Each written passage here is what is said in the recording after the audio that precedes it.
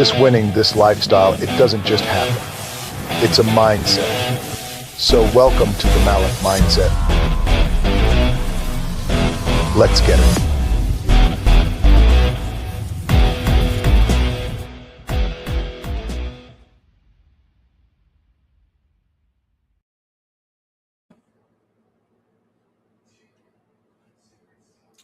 Hello, repost Stega, everybody.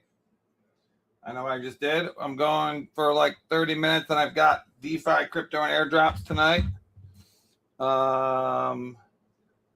I want to talk to everybody about Vdex points because we have a new credit system, and it's going to be pretty freaking awesome. I mean, if I say so myself.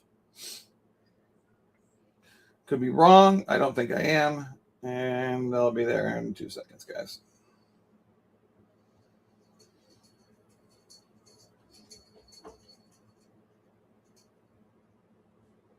In the meantime,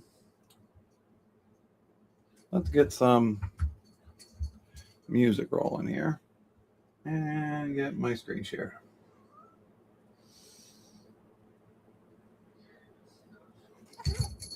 We badly need that website. Where's Spicy at? Where's Spicy? Could use a Where's Spicy token, I'll tell you that right now.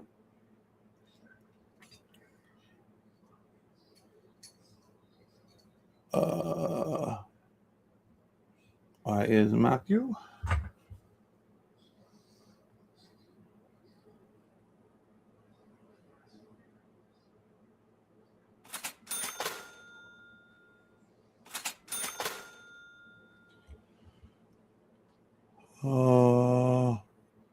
Let's see here. YouTube. Hello, everybody.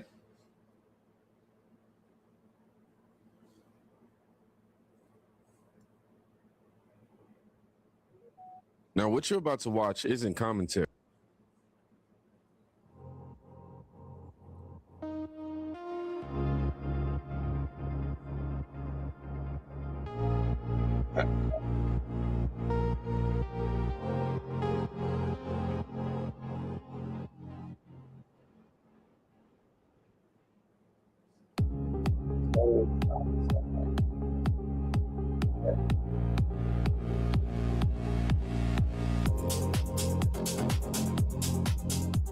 Hello, everybody.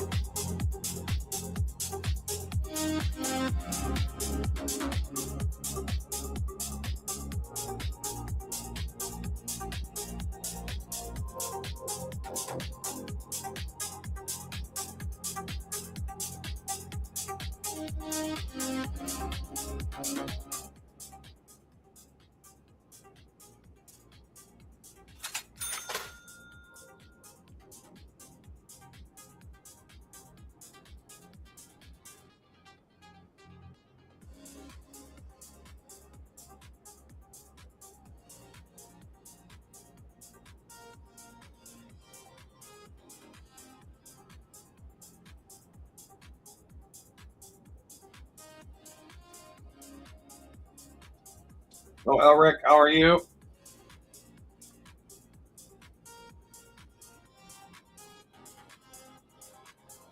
Adric from New York.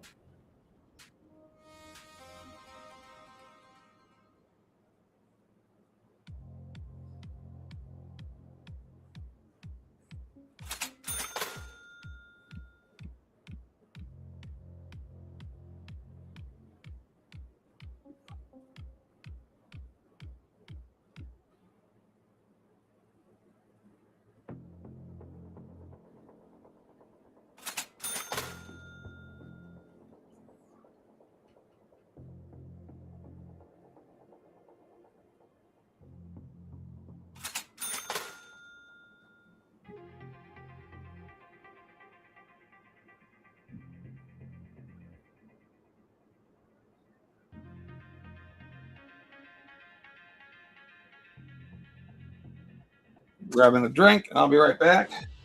Anybody need something to eat? I'll bring it down for you. Who wants food?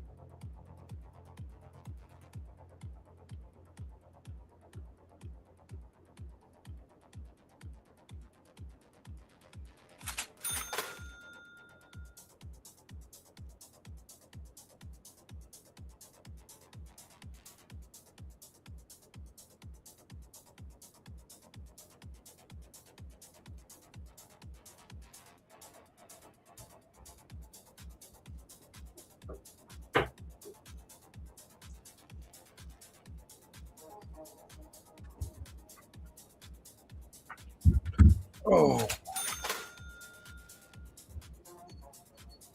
Hey guys.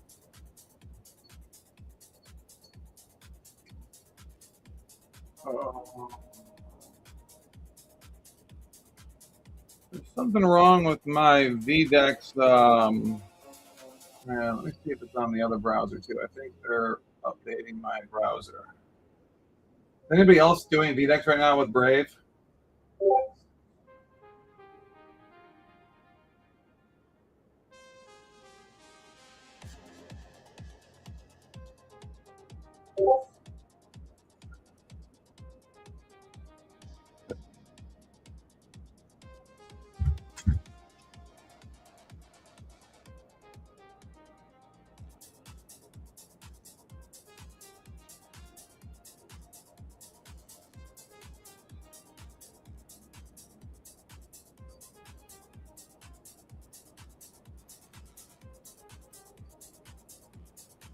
Oh, let's see here.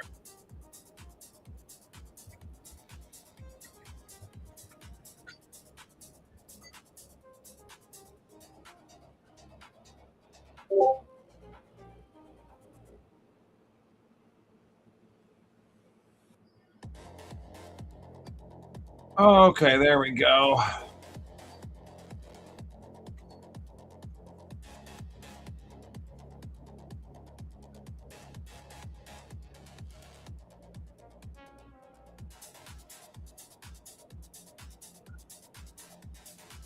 Let's see. I'm going on another show tonight. So, guys, if there's only 27 people here tonight, we can just always do it again tomorrow. Because I got to go on another show date. Oh, everybody's over on Gina's show. Okay, I'm just going to not stream that tonight, I guess. Because ain't nobody here all watching a girl. Are we on the giveaway?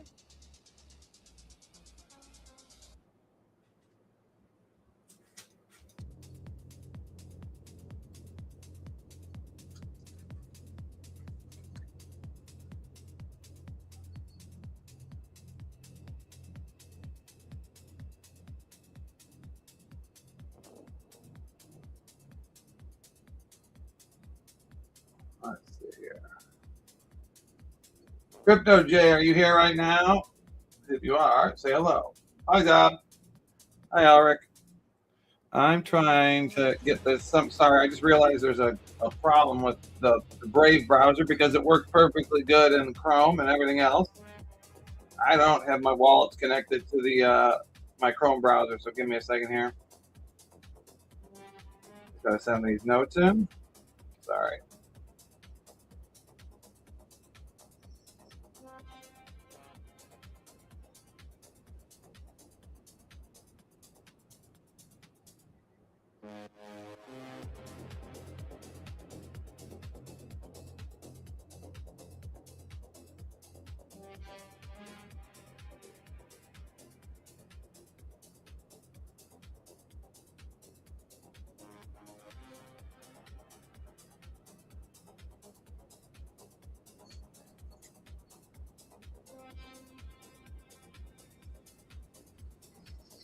The other browsers.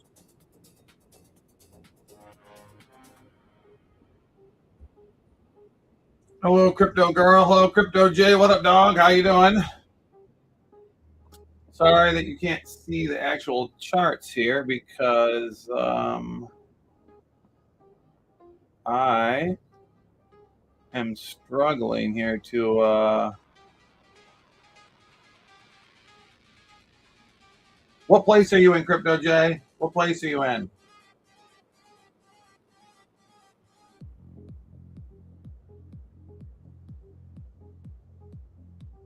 Oh my God, 24 million. My Lord, have mercy. That's just craziness. I'm good.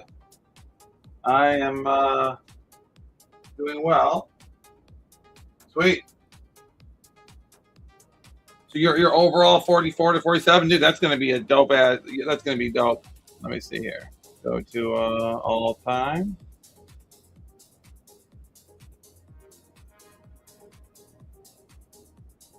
Dude, there's 150 pages of this, so 44. Got to be pretty high up there. Dude, I don't know how the heck I'm gonna get above 9. I feel like all the people that are above me are like gonna be there. I don't know. There we go. Hammerhead Shark. Dude, you're gonna probably get to 100,000. You're probably gonna get there, dude. Wait, no, we're in the last week here. Hold on, week trend. So all time, how many points? Oh my lord! Number 1 and 2 are just monster airdrops. But everybody 8, 9. I guess I can get up to 6, maybe, guys. I can maybe sneak up to 6. I don't know how I'm gonna beat 5, 4, 3, 2, and 1. No, those guys are pretty entrenched at the top. But 1 and 2 are just. What are they doing? Dude, I see no reason why you can't do it, Crypto J. Look. Okay, so 100K would right now put you in the top 25. But look at this. Because clearly people that get close to it target it because then you get the great white status, okay? So there's 24 great whites. Hammerheads, there are probably, let's see here. Yeah, hammerheads, there's probably like, what do you think? Maybe 150? No, maybe a little more. 100, 250? Oh, look at that, right on the head. Okay. There it is. Okay, so okay, hammerheads go to 138, and Alexa, what's 138 minus 24?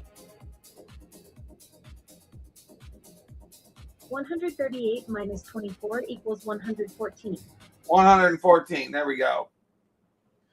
Uh-oh. Psycho Duo OX, that frightens me, but what up?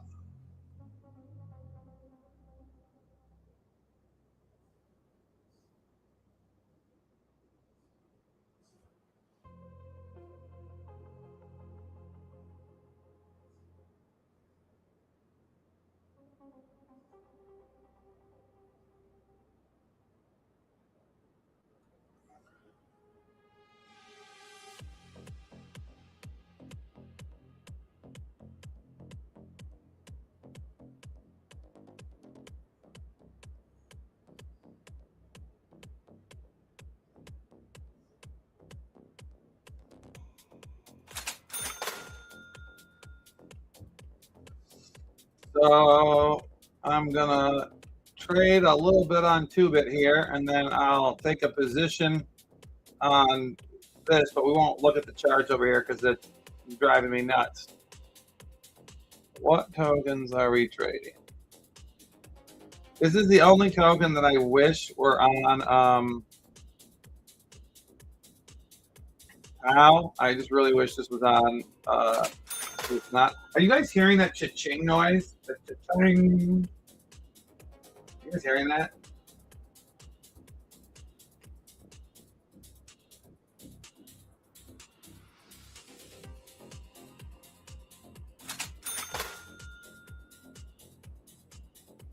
Hello, Zen Girl. How are you? Ooh, Art Wolf being pretty Jason. That sounds like a great fight. I would pay to see that, quite frankly. Hey, I think I would take Wolfie in that one. What happened?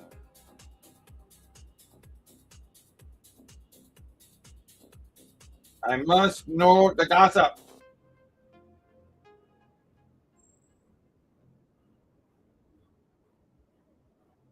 You launched.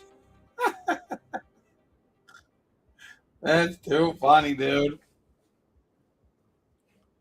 That is truly too funny. You launched a token about them? Well, let me go look at it. Hold on. Let's go take a look. Let us take a look at the arena.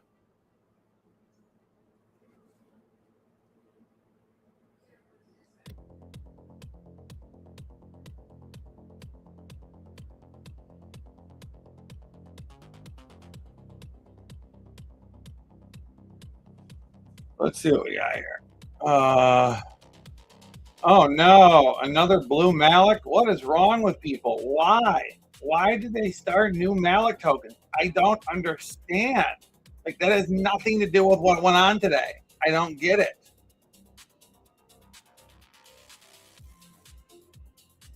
So confusing. I gotta tell you, it's so confusing.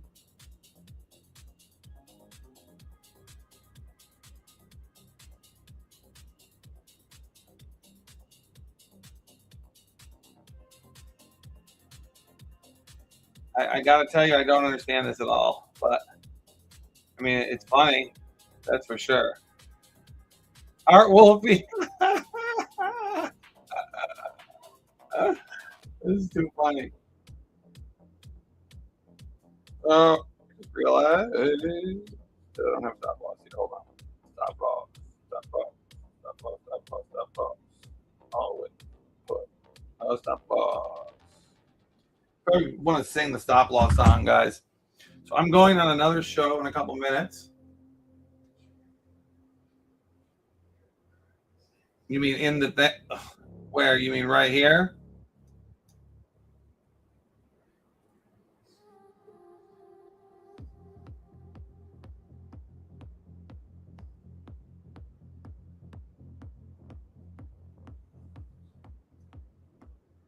That's true.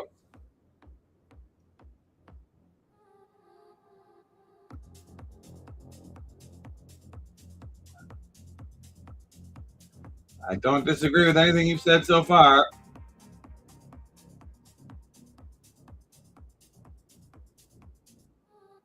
I don't really understand the pretty Jason. I don't even understand his. I don't really understand his like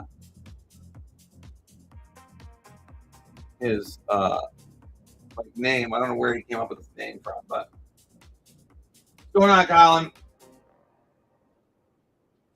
Oh God, Colin, are you serious? I think I'm on Blaze right now, but I forgot to go over there because I have an 8 o'clock show. Like, how fake are they, Colin? Like, are they really bad? Hold on, let's go take a look. Let's take a look here. Blazing.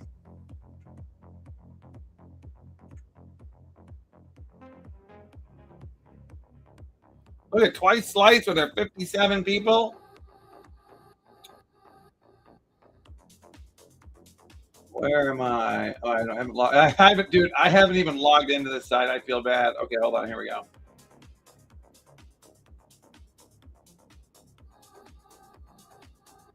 I am streaming there. Look at that. There it is. Look at that.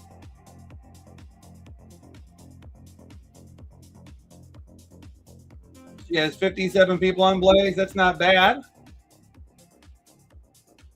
How do we go to see the accounts?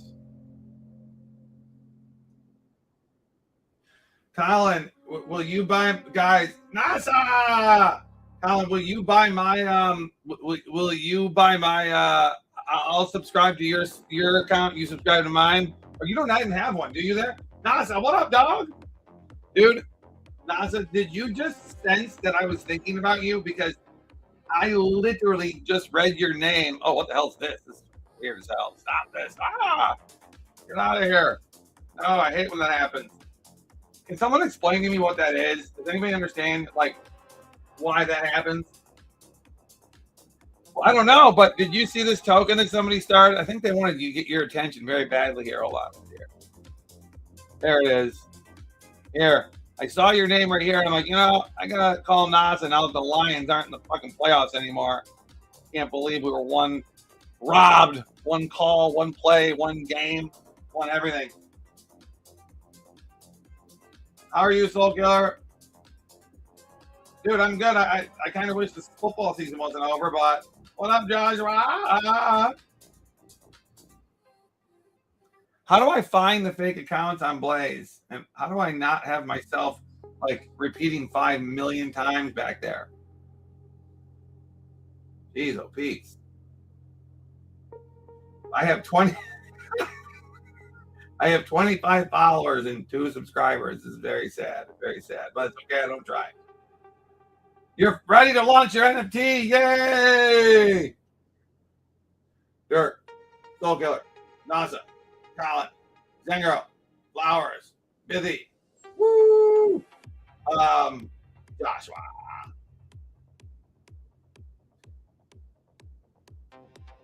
Oh, so it's an infinite feedback loop of stream on stream on stream on stream. Got it. Okay. So I don't know what time Define Airdrops wants to have me on tonight, but let me find out.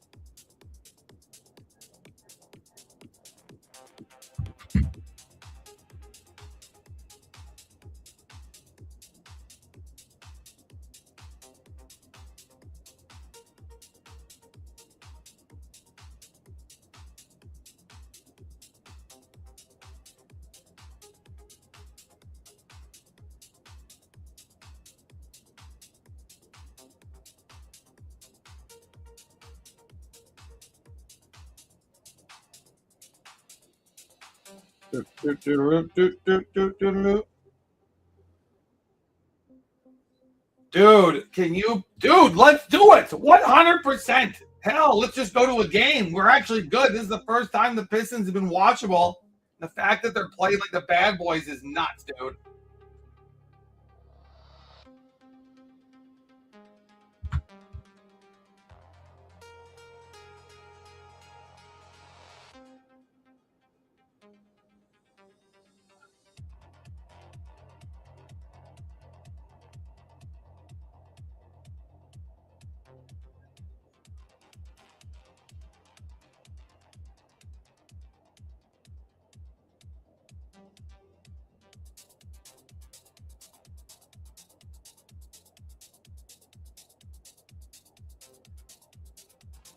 So I've been hitting some bangers on X. Some of my comments have been working.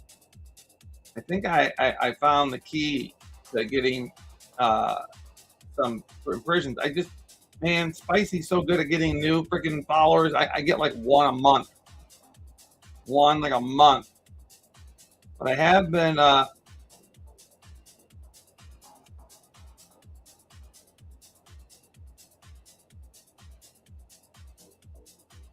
where'd it go? Hold on.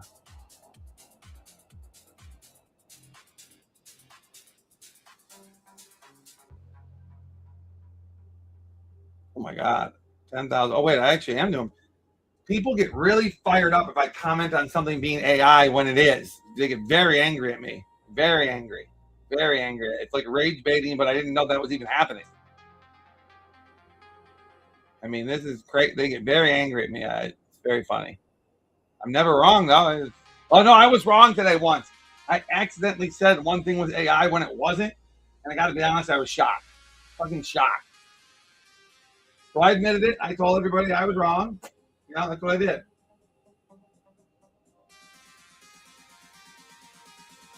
Well, Soul Killer, I can tell you I understand that, bro. How did you get suspended? What did you do? Bro, you know I have a software to stop that from happening, right? Have I never run your name through it? What's your handle? Dude, I can literally like tell you exactly what to do to get unsuspended and how not to get suspended again. Until then, I was getting wiped out. I was constantly getting shadow banned. So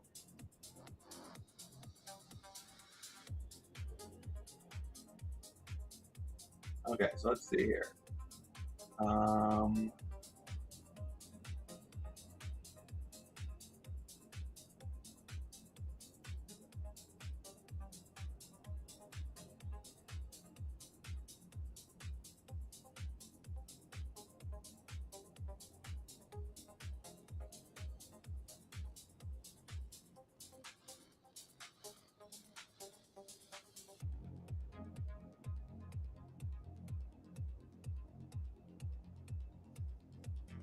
Yo, are you having me on right at 8? I mean, if you want.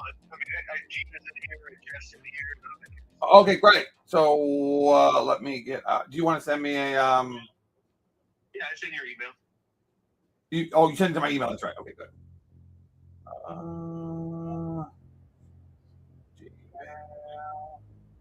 Yeah, it's just an hour straight. Oh, it's great. No, that's awesome. That's awesome. Yeah. I don't want you to think it's another 4 or 5 hours. Oh no, dude. I know that was just chaos. I mean, dude, I know everybody was blown out when no one objected to me lighting a sparkler in my own home. Okay, not one person infected. Then the next day, everybody's like, "What the fuck were you thinking?" I'm like, we really weren't. And nope, there were 5 humans. There were 5 human souls. If you send it to my yeah, I got it. Here we are. Okay, I got it. Cool. I got it.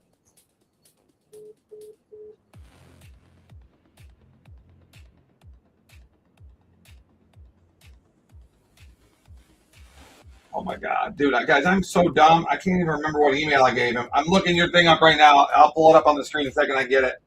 So it takes like 5 or 10 minutes for, dude, you're. So okay, it's about 5 minutes for it to go through your account and give it a. It'll tell me exactly what you did to get banned, how long it will be, everything. It's crazy. This software is awesome. Dude, without this software, I would still have like 1,000 followers on X, and I would be so shadow banned that I'd be lucky to get 10 views. But ultimately, I don't know if I have the energy to get. It's so hard to build a following on X right now. I am doing that. When it gets close to being done, I'm going to show everyone. It just takes like 5 minutes, like spinning its wheel to update and verify it. Oh, I'll show everybody. I'm not worried about that. I just want people looking at a blank screen for 5 minutes.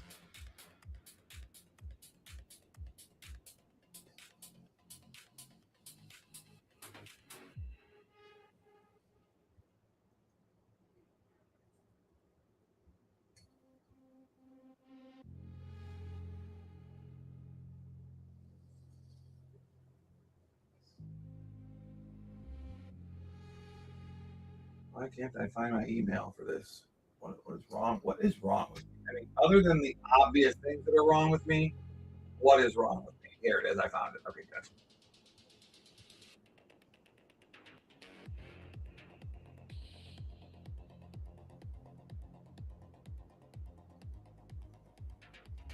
Hey guys, I'm gonna try something here. Let's see what happens. I'm gonna be on 2 StreamYards at once. I think Soul Killer, you've done this before, right?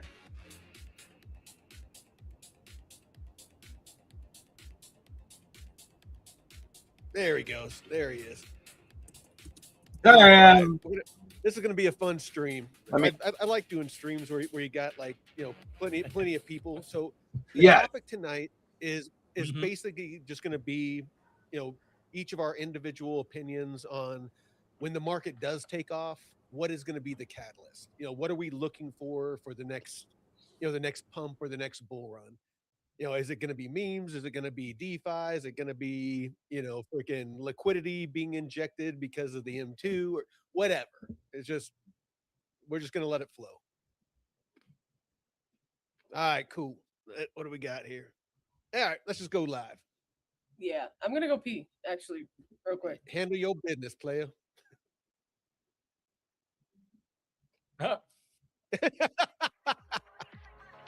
Just do it.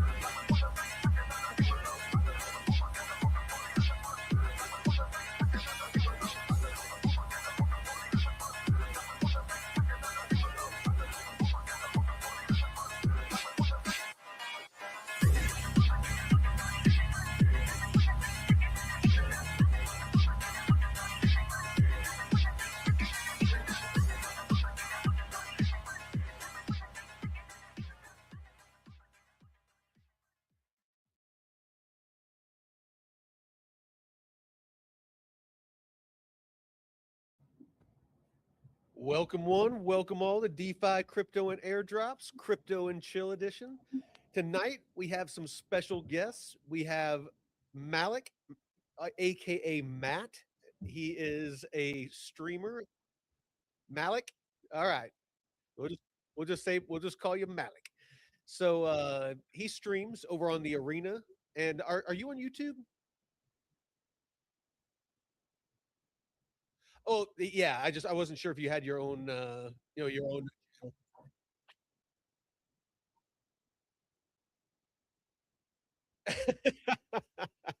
Well, how are you gonna get people to follow it if you don't mention it? All right, all right, all right.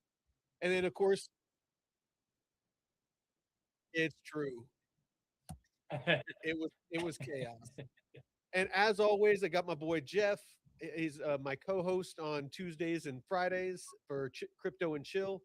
And then last but not least, we got Twice Slice, aka Gina. She is a new streamer, and we love to kind of help people try to, get if they're good people. We like to. Oh, and there's our boy. Um, but we like to try to help people out. Get good people with good content, help them grow their channels. So like to welcome her to the channel. So we're gonna go ahead and just kick this right off. Jeff, do you want to introduce the socials real quick, and then we'll just kind of jump right into it? There you go. It's funny. I'm glad I'm not the only one that doesn't wear a shirt. Nope, you're not the only one. Yes. Take it off. Ooh, baby. Free the nipple, as the kids say. Yes, we do.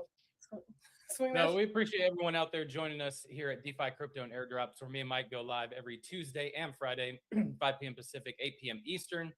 You can check us out on YouTube here at DeFi Crypto and Airdrops. If you're on Twitter, jump over in the chat on YouTube and get engaged with the community there.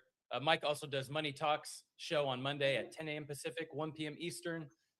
DeFi Masterclass on Wednesdays. New time is 3 p.m. Pacific, 6 p.m. Eastern.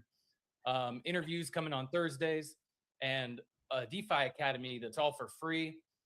Great information and bringing DeFi, traditional finance, airdrops, all kinds of great info in one place.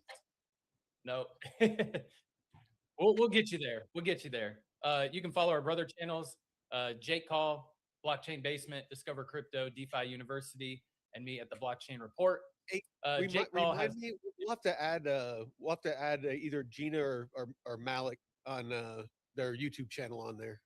Oh, that would be so cool. Yeah. I need help. All right. I doubt that. Yeah, but you know more. You know more than I do, Malik, to be honest. We'll get a scrap session going. So if you're new to DeFi, Jake Call has a great product called Metrics Finance. It's basically a portfolio simulator that tracks all your DeFi positions, and him and David are actually working on some features that are going to enhance this. But there is a free version or free subscription to get you started. And if it provides you value, jump over to the monthly or yearly subscription as you see fit. Also, David's DeFi University is pretty much all free now, and it has a complete learning path. The only thing that's paid is the daily live mentorships, which is 2 hours a day, Monday through Friday. That's $96 a month, I believe. But you can get started for free with the DeFi. Nice. Yeah. I might do that. Well, you got 2 hours a day, Monday through Friday of coaching. Yeah. It's pretty good. And Mike DeFi Wise newsletter, which is only $20 a month. So they got daily ranges Monday through Friday. You're hitting them pretty good. I saw you post something in the Discord yesterday. Well, dude, the DeFi ranges. I think we've only gone out of range once on one of the pools on the the ranges that I gave for liquidity pools. Yeah, that's great stuff, man. You're getting up early before the traditional markets open, so it's working hard for all you out there. Working hard. Absolutely. Hey, you what? No, go ahead. Keep going. I do. Oh, Mike. I'm up at 4 a.m. every morning. Oh my God.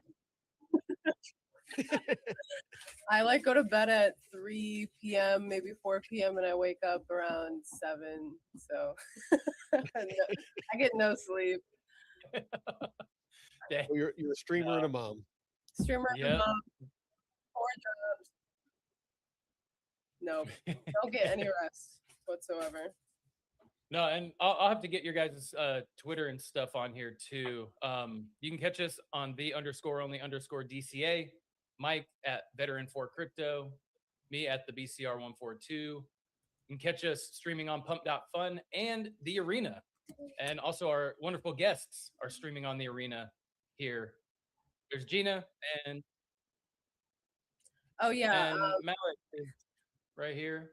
So yeah.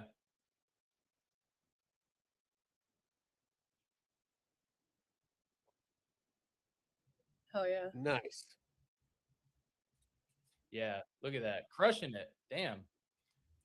Hey, go back to the YouTube channel real quick, Jeff. I want to make sure Yeah. that it popped up. Refresh. Let's check this out. Let me show you something. There we go. Yep, there's Gina. All There right. you go. I added her while you were talking. Well, Malik, how long have you been streaming for?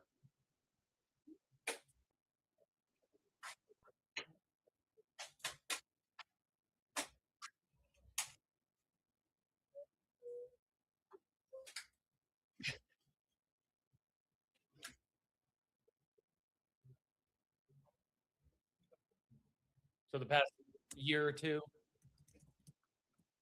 Or 3? Oh, less than a year.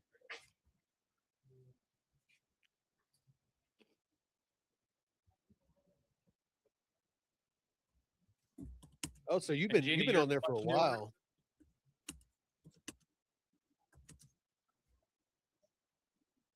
What? Streaming? On the Arena? I've been on the Arena for a month and a half. Nice. Yeah. All right. New So news. let's jump into this because I'm kind of curious to get some different points of view because I know that we all kind of have our own, kind of genre of crypto that we'd like to pay attention to. Jeff is over in airdrops. Malik, he likes racing ducks. And then you know, I heard you were saying on New Year's, and then of course I do DeFi. So the topic tonight, and we can bounce in and out of it, just kind of let it flow. But I kind of want to get each of your input on when and if this market does take off again. What do you think is going to be the catalyst? What is going to make it kick off? Because I mean, it's been flat and dead for a while now. So we'll go around the horn. Jeff, what are your thoughts? What do you think is going to kick this next pump or bull market off? Well, I've been thinking the injection of liquidity from the Fed, but after last year, I mean, I don't know what's up with these rate cuts. I know that Trump has picked, I forget the guy's name, as the next Fed chair, but I mean, looking at the Venezuela situation, the oil that's going to be coming on the market, I'm wondering how that will impact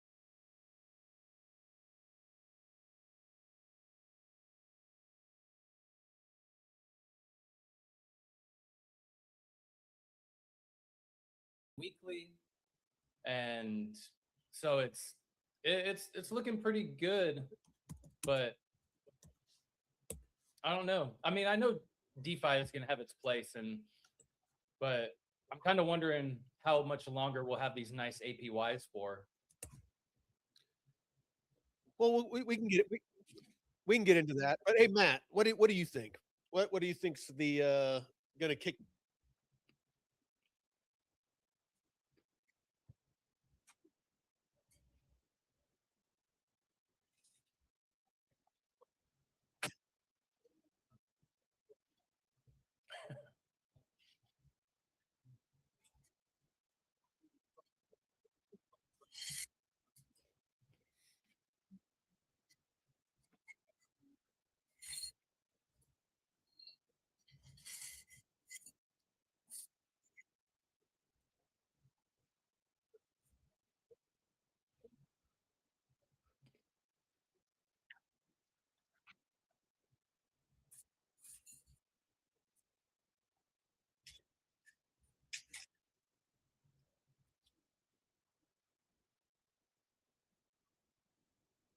Me too.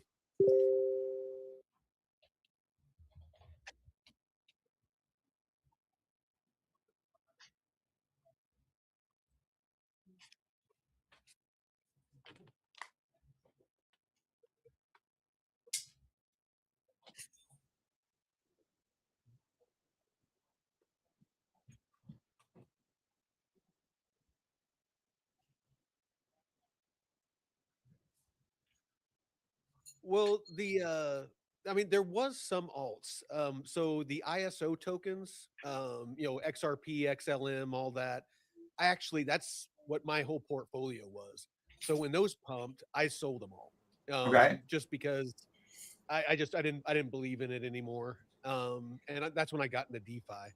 But Gina, what are your thoughts? What do you think is kind of causing this little baby pump that we've been getting, and what do you think is going to be, what's going to Hello. send us high?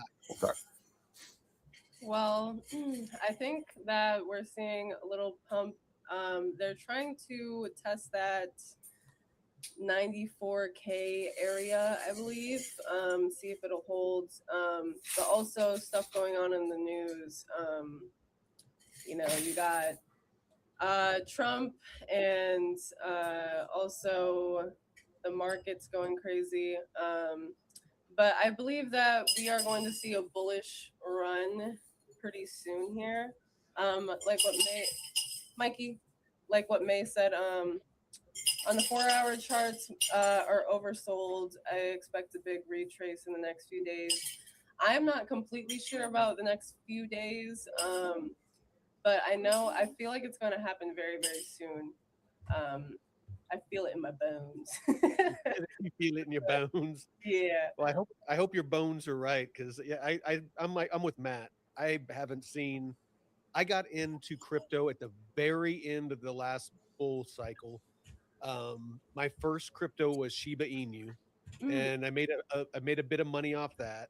I got in before it pumped, and then I spent the next 4 years, 5 years now, learning about crypto and investing.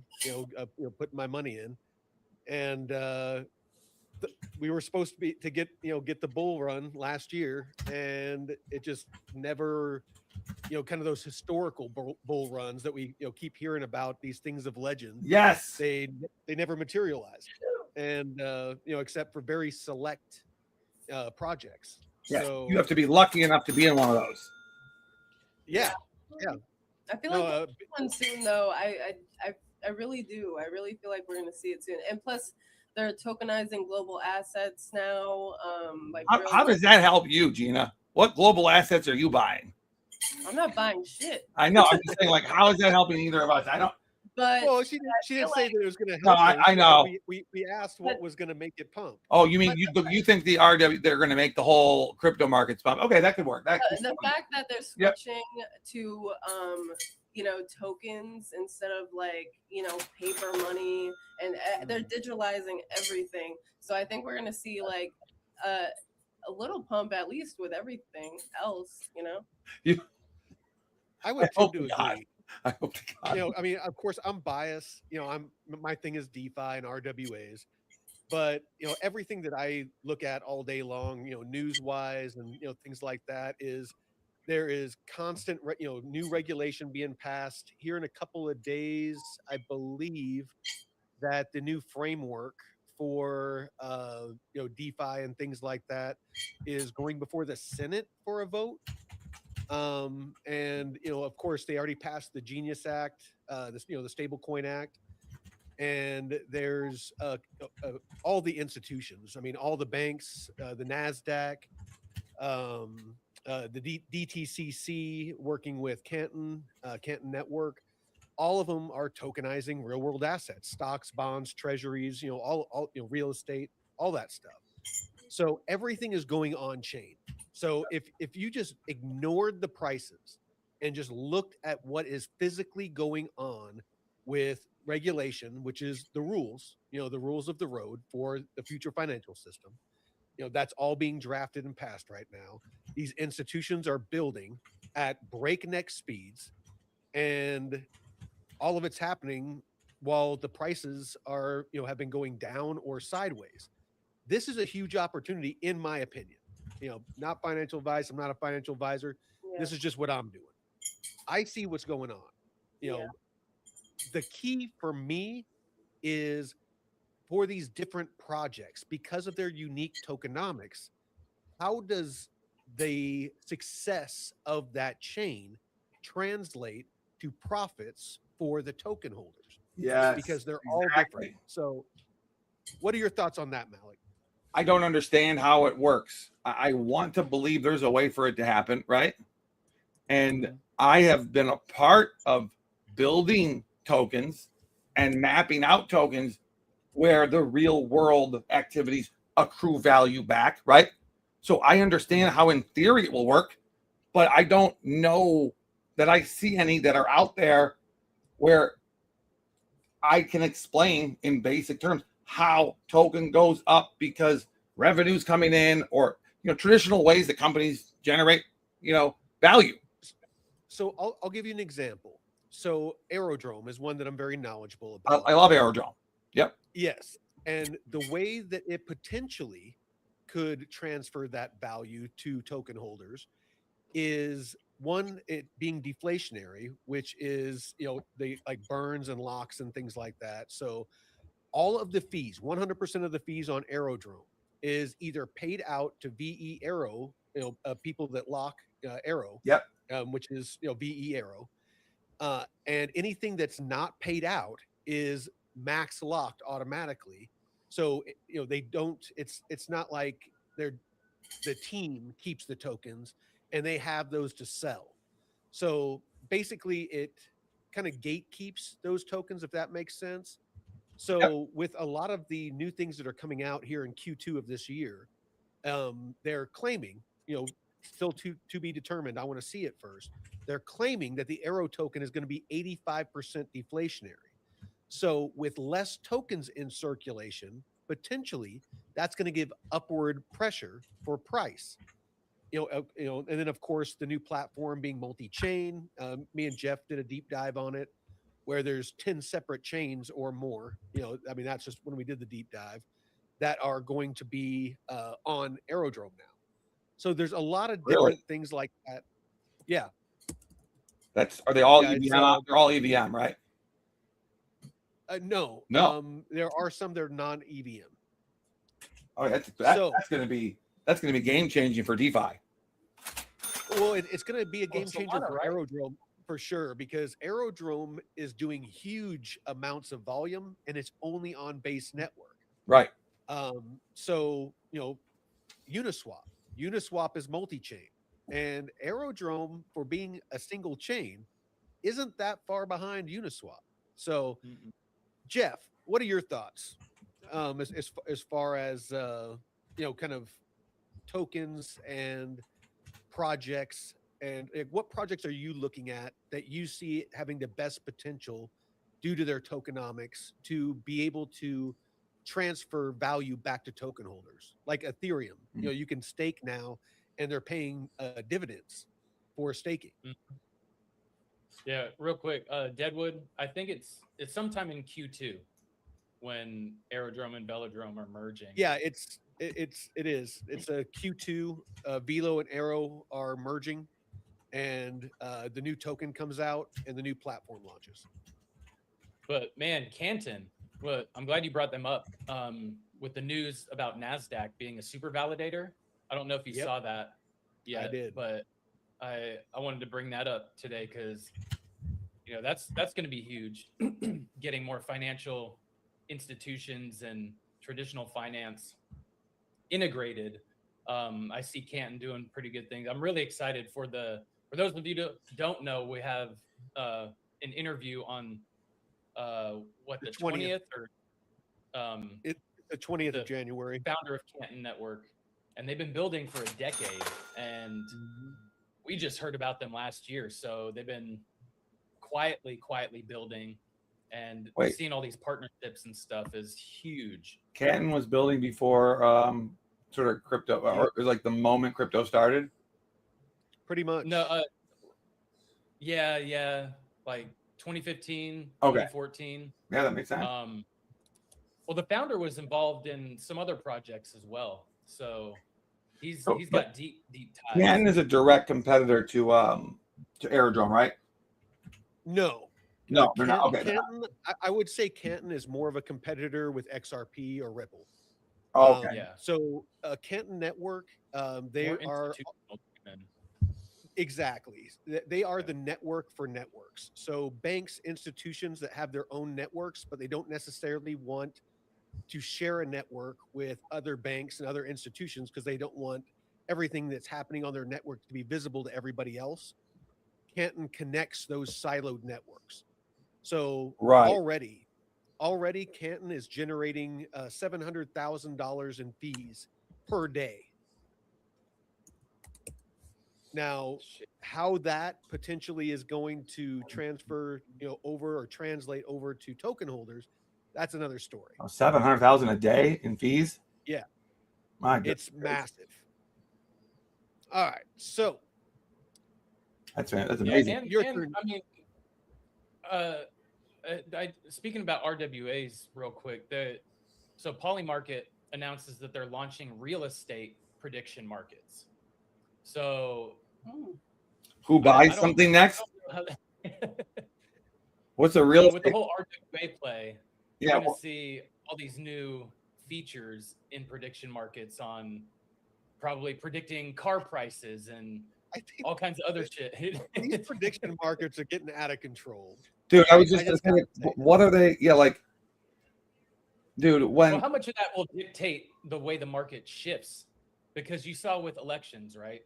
How accurate they were with certain predictions, and when things they're accurate. For politics, they're more accurate than polls could ever be because they're not asking biased questions, and people have to actually put their money where their mouth is, right?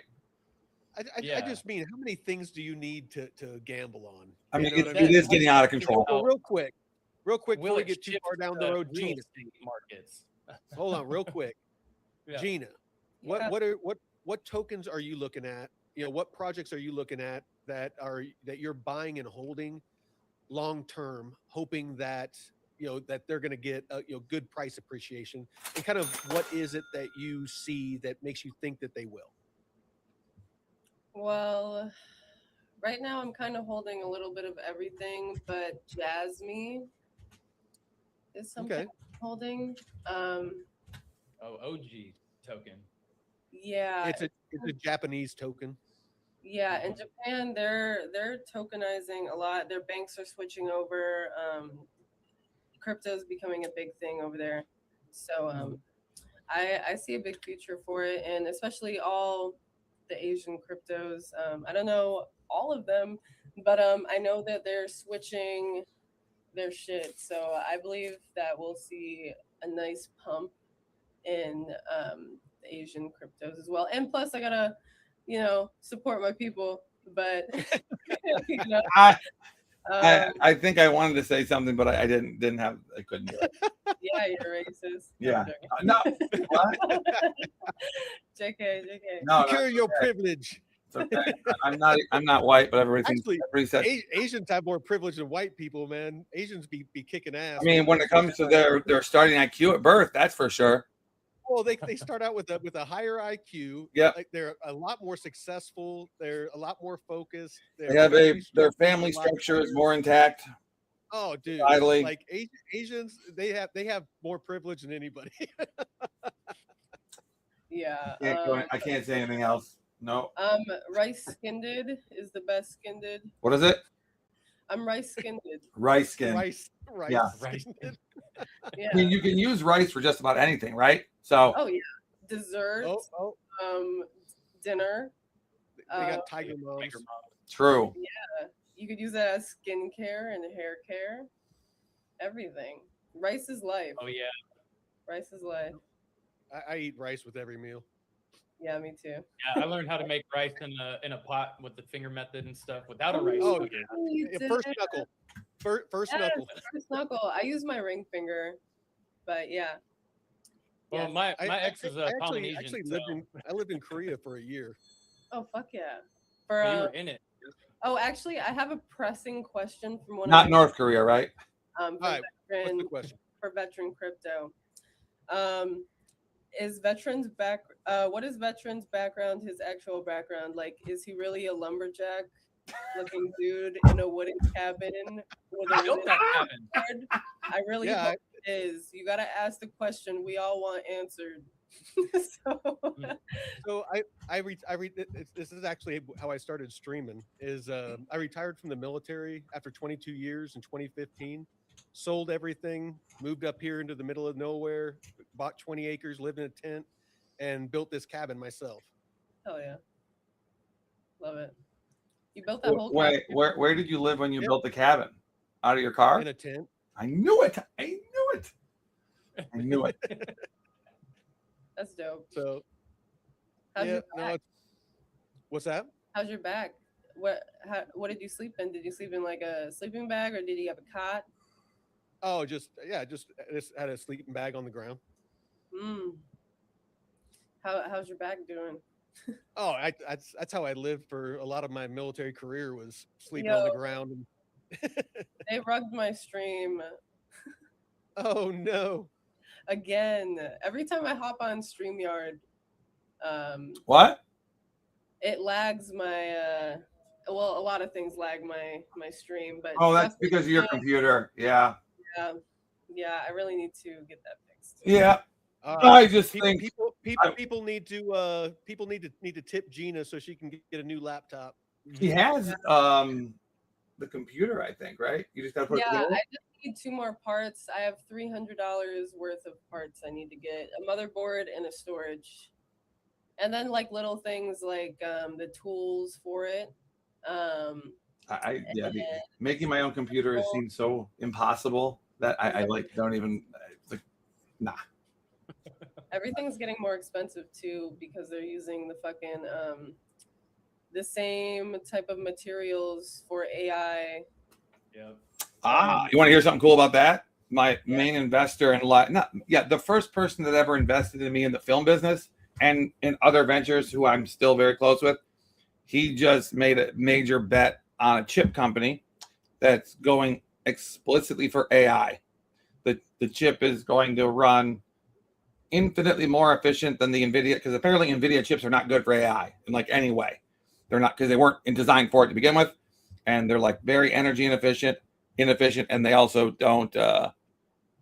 They just require a ton of electricity, right, or whatever, however you get it, and that they're going after. He kind of showed me a little bit of it. I'm technologically fuzzy. He's I got to apologize to Hapu. Yeah. Hapu. Oh, okay. Hapu. No, Marlene. I always assume that people in the chat are like dudes because there's so few like women in crypto, and so I always say like, "Oh, thanks, brother," you know, and so I misgendered her. No. I mean, guys, I should have known. I mean, it says Marlene, but I'm old. My eyes suck. Yeah. I'm trying to push everybody into your stream right now, veteran. Oh, so Matt, when is the Vdex airdrop? Well, I'm gonna assume that since everything Jose has told me so far is actually like just dead accurate, that if I don't think either of us when we had this conversation thought the market was going to run first of the year. So I think it's going to come sooner. So I think it's going to be like late January, early February, mid-February. Whereas I was thinking if the market was really slow, he'd probably, because I know there's a number of weeks, right, that he has between with the way the whole system's set up, right, with the points. So I think the end of March is sort of like was sort of like, I think in his mind, but he wanted it to launch sooner. If he would have launched in January, if he could. My guess is probably February now. So that would be awesome if it's in February. That'd make me very happy. Hell yeah. Yeah. I think that airdrop's going to be very big for people on this because we're all so early. And the competition's not going to even, I don't think the competition will start heating up probably like in 2 weeks, 3 weeks. So you're not even heard of it. Yeah. What's the Fortify? I've been meaning to ask you about Fortify is a DeFi thing on Avalanche. I'll show you if you want. I wanted to ask you two something about am I allowed to ask a DeFi question later? Oh, you can ask at any time, brother. Okay. That's why I'm here. Did I answer the question? What tokens what companies I like? Because I actually do like two. Yeah. Go ahead, Ben. I like Tau. I like, but for the purposes of Kelly's That's a- favorite. AI. That's a good AI play.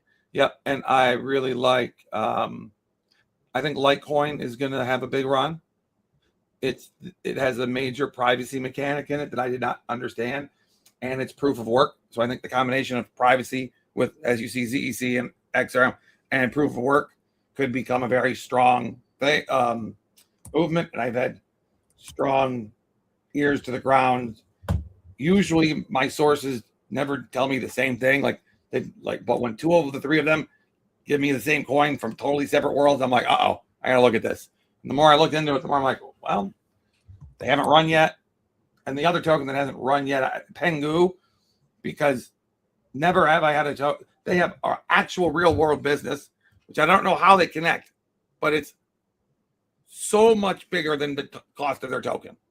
Like the Pengu I token. don't know a ton about memes, but Pengu, earlier last year, Yep. It pumped for a minute with other memes, but the other part of their business, and this is something that was actually very unique at the time that he did it, is the original founders basically bailed, and so the community, or this one individual, the guy that runs it now, took it over. It was a takeover. Okay. And he launched the physical products. So he came up with all the little stuffies and all the little penguins and stuff like that. Yep. That by buying the stuffed penguins in like Walmart, you got an NFT of one of the little Pengu penguins, and it just went viral. So just that physical, that physical, stuffy. Yeah, Luca, along with the NFT and the token. It was kind of new because before that, pretty much all the memes were just like buy the meme, hope it pumps.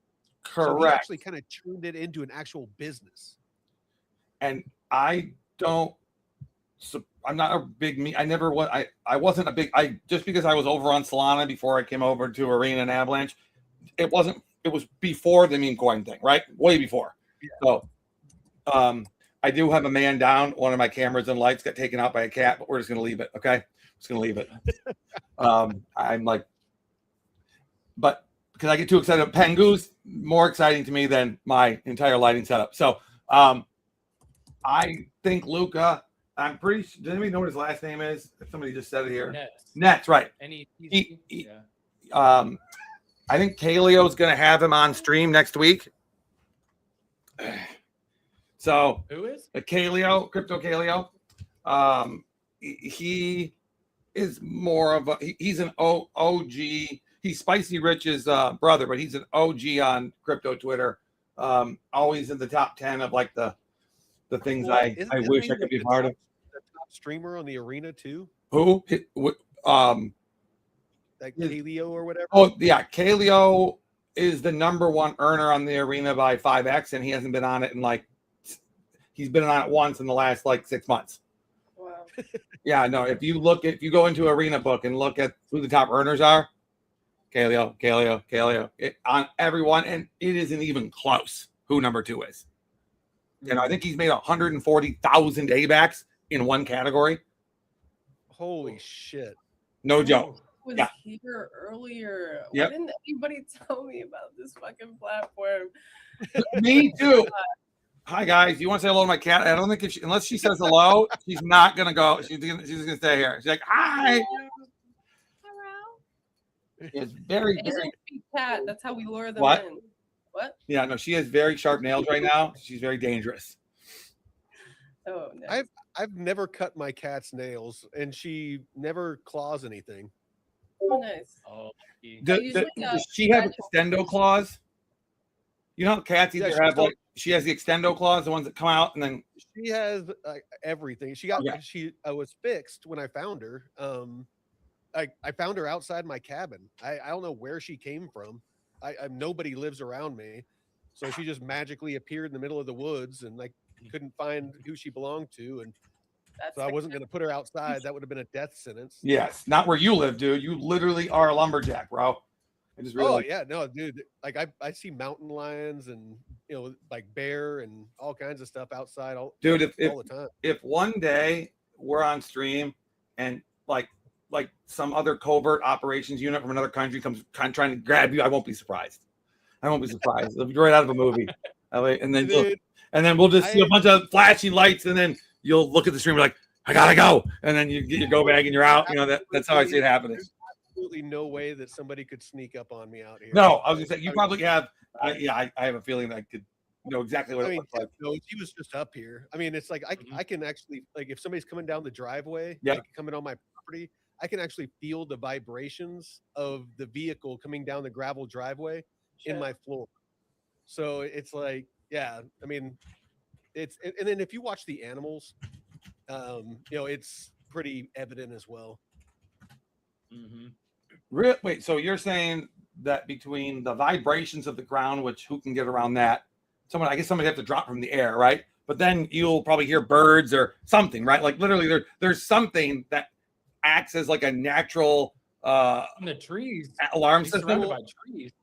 Well, animals get quiet if there's a predator around, or if they're disturbed Things by stop people. making noise. Everything stops making noise. So like it just gets eerily silent. So like if all the little chipmunks and all the birds and stuff like that, if all of a sudden it just gets quiet, that means there's a predator around. Okay, that's actually very good to know. Yeah. Okay. I mean, Sorry. and honestly, it's all things that instinctually most people know. We're just so used to so much white noise, with traffic and cell phones, and people are buried in their screen, and they don't notice. Whenever I'm around country folk, they always call me a city boy, right? There's like, oh, you're such a city boy. I'm like, I am. I'm not gonna say I'm not. I try to do things in the country, right? It's just I'm very bad at it. So it's like it's just embarrassing. So people tend to, except shooting's the only thing I can do. Like shooting, I did well. I actually had somebody bet $1,000 against me being able to shoot. So, and they thought I couldn't hear them, and I was very angry that I heard them betting against me. So I was I made sure to hit that target as much as I could. I was very happy to make that person lose $1,000. Very happy. I used to be a camp counselor. Yeah, you used to be dude. You're like a weapons expert. You've been stabbing things for a very long time. In my whole life, I'm very stabby. Yeah, very stabby. Yes. I mean, how can we get along? We're both stabby young women. Yenna is very stabby too. With a burning passion for weapons. So. I actually prefer bladed weapons. Me too. Really, they scare me. I mean, you need skill to use them, and I feel like guns.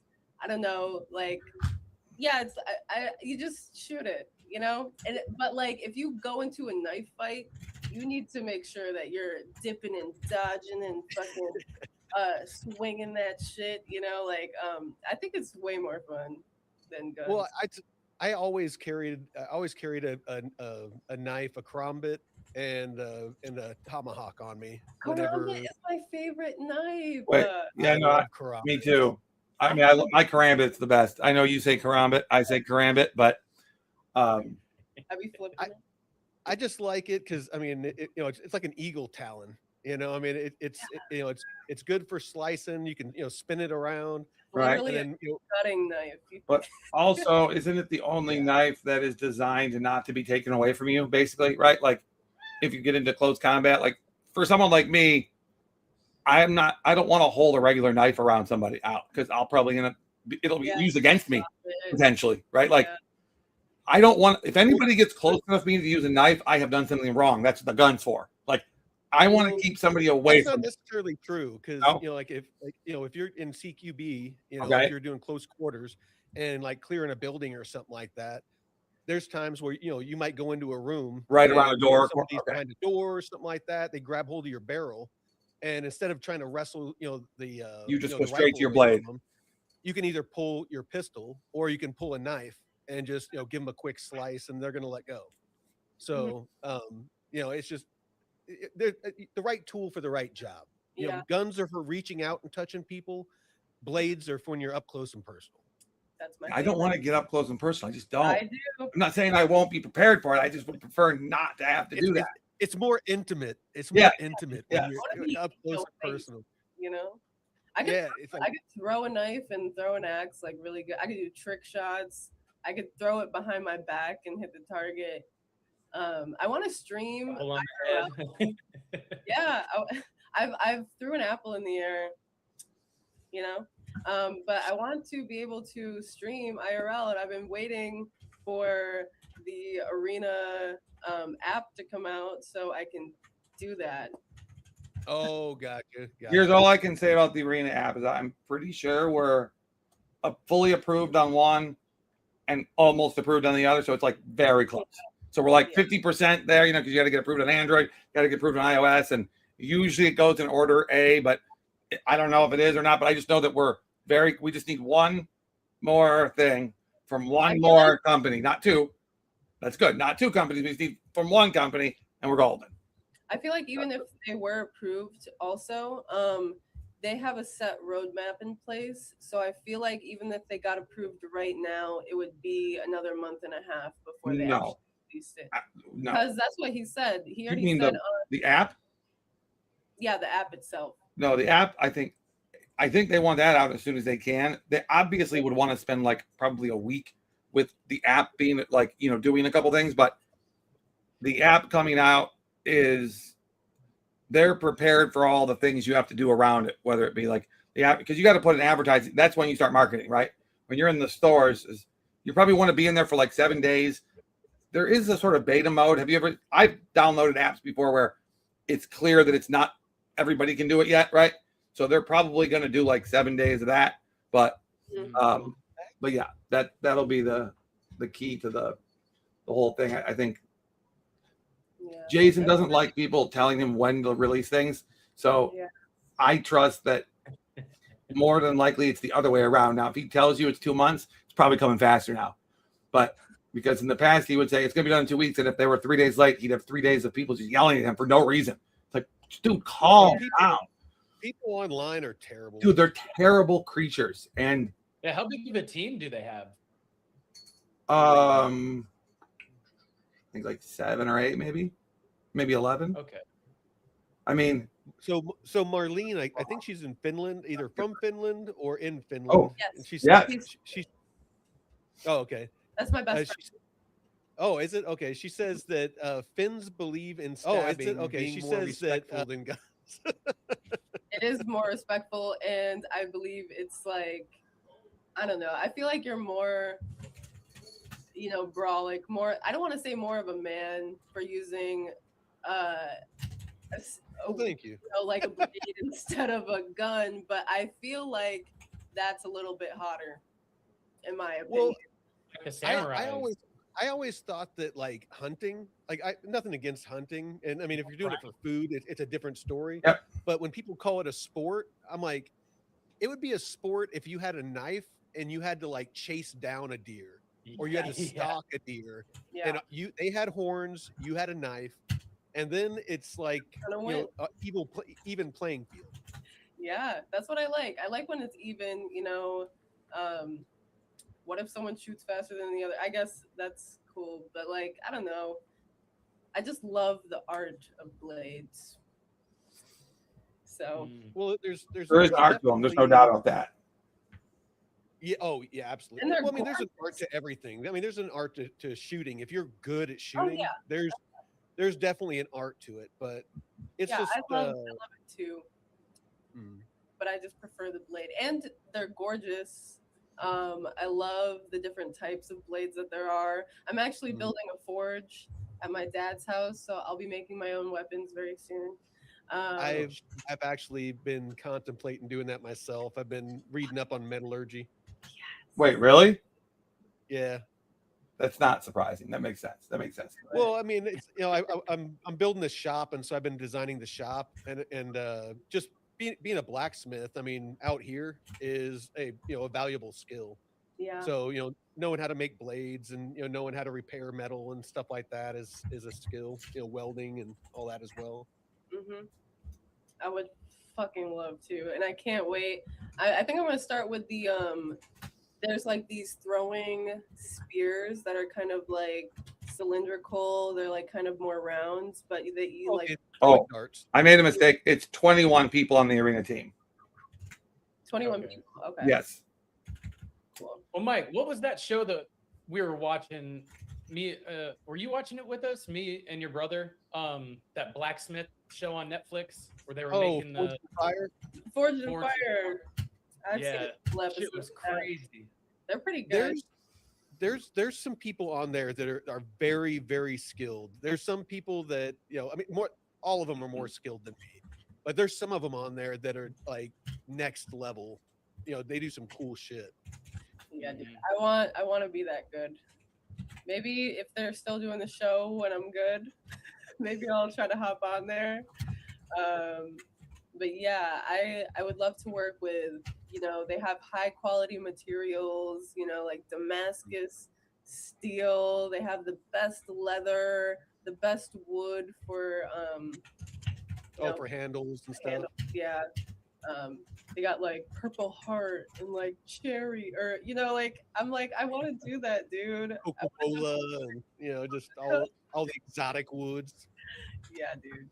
I would love that. I want to learn how to. Well, I mean, Damascus, like true Damascus. True Damascus steel, right? Very, very rare. Yeah. Yeah. I would love to. You can make it yourself as well, but it's like really hard to make some Damascus steel. You two can talk about making things yourself. I clearly want things made that are already pre-put together and don't require much assembly. Well, true Damascus, like from a metallurgical standpoint, is actually there's only so much of it in the world, and most of it's been lost because I guess it comes from Damascus, and I guess they said it was like a meteorite that had landed, and it was like this special blend of different metals, and the heat and everything else made it very unique, and it was able to hold an edge because it's very expensive. Like an old school Damascus blade that's actual like Damascus steel, I mean, people pay millions of dollars, hundreds of thousands of dollars for it. I would, if I had the money. Wait, you would pay hundreds of thousands of dollars for I guess it's an artifact at that point, right? It becomes like a piece of art, right? Yes, for just one piece, I would display it. Nobody would be allowed to touch it. Put it in a glass Until case. someone tries to kill you, and then you use it to. You have it right there behind her. Yep. Yep. I'll be like, yep. I'll have like a little hammer, break glass in case of emergency. Oh, there you go. In case of zombie apocalypse. Yeah, just in case. Yeah. That's the other cool thing about blades too, is you don't run out of ammo. No, you can use it over and over again, and if you need to, you could just sharpen it. Even with some leather, you can get some leather from an animal too. So easy peasy, lemon squeezy. True, you do have to worry about running out of ammo, but in my limited experience of situations where bad guys are coming after you, I don't think a knife would have got me out alive. I'm just saying, the gun was the sole reason why I'm sitting here right now, and I didn't even have to pull the trigger. Just the existence of it, the threat of its ability to go farther than me was enough to make all the cuckoo heads go, okay, maybe we're not going to do this today, right? And, it's definitely a deterrent. I feel like the gun is definitely more efficient in scaring someone up. Because if you're holding a knife in like a little fight, they'll be like, I could just take that knife away from you. Or what are you gonna do? I have a gun. Veteran, you live in the woods. Where do you live in New York, right, Gina? Yeah, New York. Okay, so this doesn't apply to you. But where do you live again? Wait, what are we supposed to call you if your name is the BCR 142? That doesn't come out easy. My name's Jeff. Jeff, or is it Jacob? Is it Jacob? Jeff or Jacob? No, it's Joseph. Jeff. No, I know. I was just being sarcastic. I was just being stupid. Oh yeah. He lives in Northern California. So you're Northern. Oh, they're all the big time. Yeah. And I guess you and Gina are both Eastern. Yep, we're both East Coast. You're both West Coast. I get confused when people are in the middle, right? Like Chicago time. I but it just I know those two. I know when because I lived in both. I've never lived in the middle ones. Oh, where are you at, Matt? I'm in Detroit right now. I guess I did live in Chicago, but it was a short period of time. Oh shit! I used to live in Flint. You lived in Flint, Michigan? Dude, I don't know. Yeah. I don't know anybody that lives in Flint. And I'm in Detroit. I thought it was myth. That's how I dated a girl that lived outside Flint. Then I found out where she lived, and it was basically a suburb of Detroit that was really rich. That liked to say they were from Flint, so nobody would come visit them. Literally, Dude, it's not Flint. That's not Flint. Flint was rough. Flint is no joke. You do not just What's that? Well, like you don't even walk anywhere in Flint unless you're walking with like multiple people because you are going to fight. Oh shit. Like I don't know what their fetish is there, but they love to some fight. dude. It's the water's been bad for so long. It's just poisoned their minds. That's what it is. Yeah. It must be. I don't know. I don't have any excuse for it or any way to explain it. It's just no bueno. No mas. So where I mean, you don't have to give like an exact. Oh no, location, dude, but I am so doxxed that. Well, no, No. like Gina. I was going to ask where Gina's at, like state wise. New York. I'm in New York, upstate. Oh, okay. Everyone thinks I live in the city, but No, I knew. I can tell that you lived. Yeah, I knew you were upstate. yeah. A couple years ago, I actually lived in Kingston. Okay. Nice. Okay. And I couldn't. I was the COO of a tech company out there, and so yeah, I lived out there for a year. Kingston's like an hour north of Manhattan, right? Yeah, Kingston. It's I made a movie where we definitely our hotels were in Kingston. We were technically not in Kingston shooting, but we were in the county that's just north. That like New York is like the only state that has like county by county film incentives. Where like if you shoot in Brooklyn, you get more money than if you shot in Manhattan for whatever. But the one county that what county is it? Is it Kingston County? I forget. Whatever county that one is, that one we made a movie there. It was very pretty. It's such a cool area upstate, with all the old stone houses and the history that's up there. It's Revolutionary War type ish. Oh yeah, so cool. It would be better if all the good, very like old houses weren't destroyed by ratchets. So ratchets, what's that? Ratchet people. Ratchet people.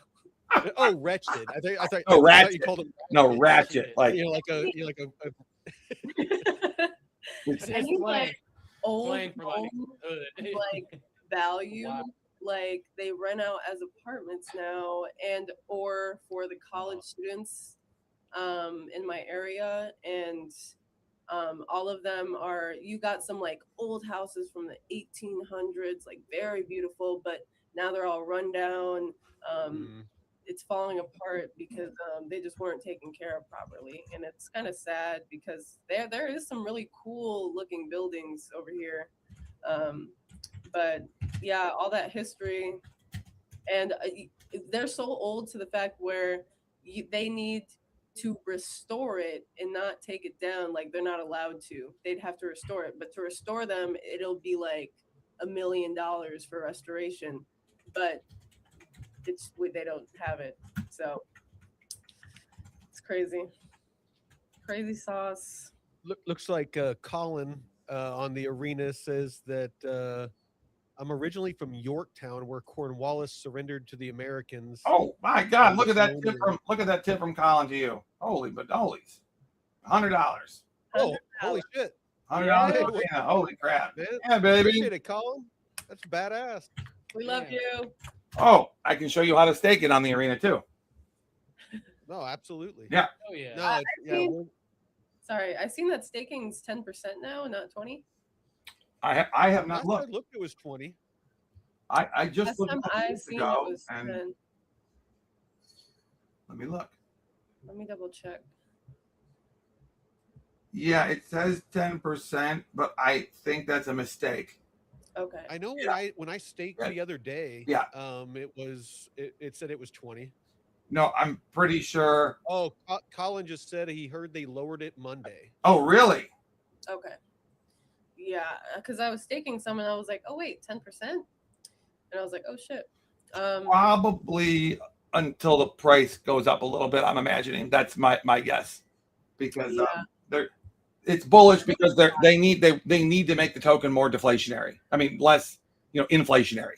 Let's put it that way. Oh, here's my boy Gary Packer. He was a guy that I enlisted in the Army years and years ago. He's a really good friend of mine in Utah. So apparently, Compton. Yeah. Yeah, he says try Compton and Imperial Ave in California. Good people, unless you're alone. I mean, try anything in Manhattan now. Like as of today, whoo. Well, was it 77th in Amsterdam is where my dad was born and raised. It's right by the Natural History Museum, just on the right off the Central Park. But super cool. I love New York, the place, and most of the people, but the politics there are terrible. I hate it here. To be honest, I'm thinking about packing everything up and moving out of the country. I've actually been looking at the same. I was actually kind of half jokingly looking at Venezuela because I figured that there'd be some good deals right now. Yeah, I'm looking at Thailand, Europe, and Bali. I think Thailand would probably be my choice. My neighbor, that's where she's from, and I've been there before. Yeah, I think it's my family. So well, the people there are amazing. The dollar goes a long way there, and if you get away from the touristy areas, it's super chill. Yeah. Yeah, my buddy was out there last year, and he was raving about it. Yeah, I heard like you can get like a skyline high-rise apartment, 3 bedrooms for like a grand dollars a month. Yeah. Oh my god. Yeah, and I was like, no, you can get a really nice place for like a grand, like $1,500. You can get a really nice place. And like over in Asia, it's not like just renting out. You're basically, it's kind of like owning a house in certain places. Like you make payments and it's yours, and it can be yours to sell afterwards. I'm not sure about all the statistics, but I think after you die, it doesn't go to your family though. I think you own it though until you want to get rid of it. That's how they do it in the Philippines. Just the little apartments, you can rent it like it's a house and lease it. So I think that's really cool. But like everything's so cheap there, food, the cost of living, the quality of life. Honestly, I'm struggling working 4 jobs, doing school, being a mom, and I still can't pay my bills. It's so crazy. I fully understand, Gina. Yeah. I don't know if we've had financial difficulty for the middle class, the lower to middle class, as bad since the Great Depression. I think we're getting close to being about as bad as it's been. And I don't want to go into all the reasons why I think it is, but we know. I think the lockdown is finally having its actual economic effect on people. Had they not given out all the paid people to stay quiet during the lockdown, right? Which is what they were doing. They were just paying you enough money to be like, all right, well, I don't work. But it's now clear to me that the independent film business is not coming back, not the way that it was ever. So entire industries were just eliminated, right? And people, when they realize, okay, this isn't coming back, then they make a transition, which is always harder, right, than they expected it to be. The older they are, the worse. And then the young people who haven't had a chance to even start yet, what is normally a difficult thing to do now becomes seemingly impossible. Yeah. Like I don't even know if I can get a house. I don't even know if I can get a house. I've been trying for years. I'm just about 30. I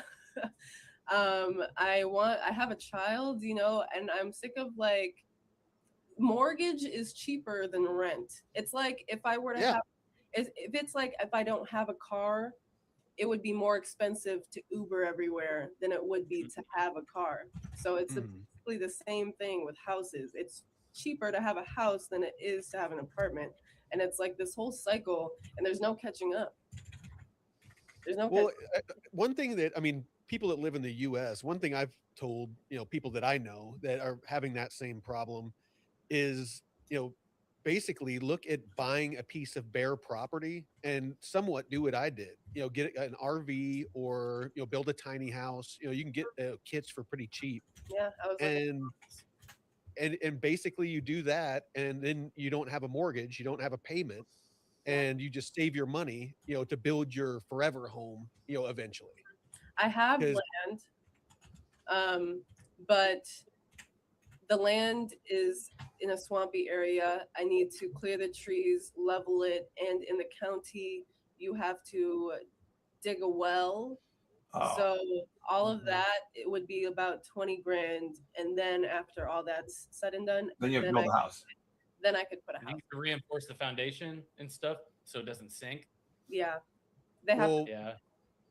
Well, and another thing that you gotta think about too is septic. Make sure that you get it perk tested before you put too much money into it, because if it doesn't pass a perk test, basically where it can run off, then you can spend a bunch of money to prep the site and drill a well and do all that, and you're going to end up with basically a dry cabin to where you can't have plumbing because you have nowhere for it to drain to. Yeah, I have about 3 acres of forest. Nice. And yeah, and I was about to just give out my location. Don't do it. Yeah. So hopefully there's. Dude, I was somewhere looking that for the we can- volume button, and I realized, oh, I'm not on. It's not my StreamYard. I can't mute her. I can't get rid of her. And I'm like, oh, okay. And I don't want to buy a house here. Wait, say that again. I didn't do that. I can't hear you, Jeff. Oh, you can't hear me? There you Oh, go. Yeah, we can hear better. you now. I was like, I'm in California, and there's no chance I'll be buying a house. And I'm an engineer. I make decent money. Yes, but- you have a real. You're like a adult professional and I'm with a almost job. 40 years old. Dude, Real adults. it's painful, bro. It's painful I mean, being I our have- age. I'm lucky enough to be able to afford my own apartment.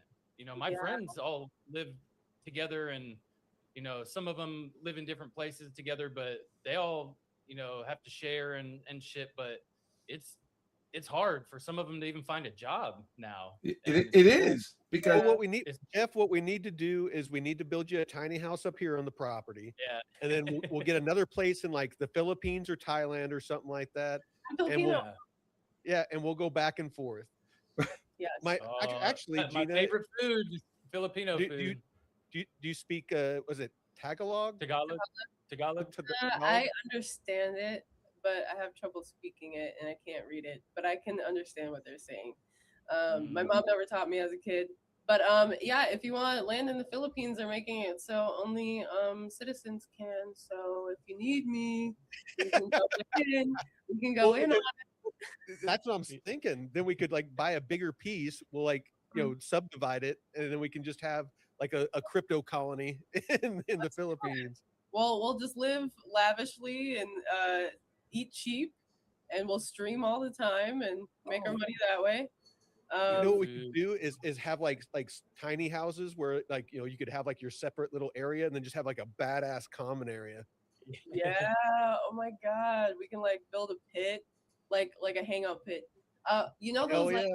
ones that kind of dip down, into like those pits where they used to have in like their the houses back in the day where it was like a lounging pit. Oh yeah, like back in the 60s and 70s where it's like the sunken living room. Yes. Oh my God, that would be so dope. Dude, I would love to have one of those. Those are so sick. Yeah. Eat lechon every night. Oh, Oh my my god. Yes, lechon. I love it. Like Get a for pig. yes, for any occasion, for every occasion, no matter what it is, You gotta have a roasted pig. they have a roasted pig. It's Yeah. like so awesome. There's a place here in just south of San Francisco. You gotta bury it. We had ordered I forget what party it was, but We got this whole pig, man. It was it was so good. You just hear the crackle when you stab into it. Oh, yeah. shit.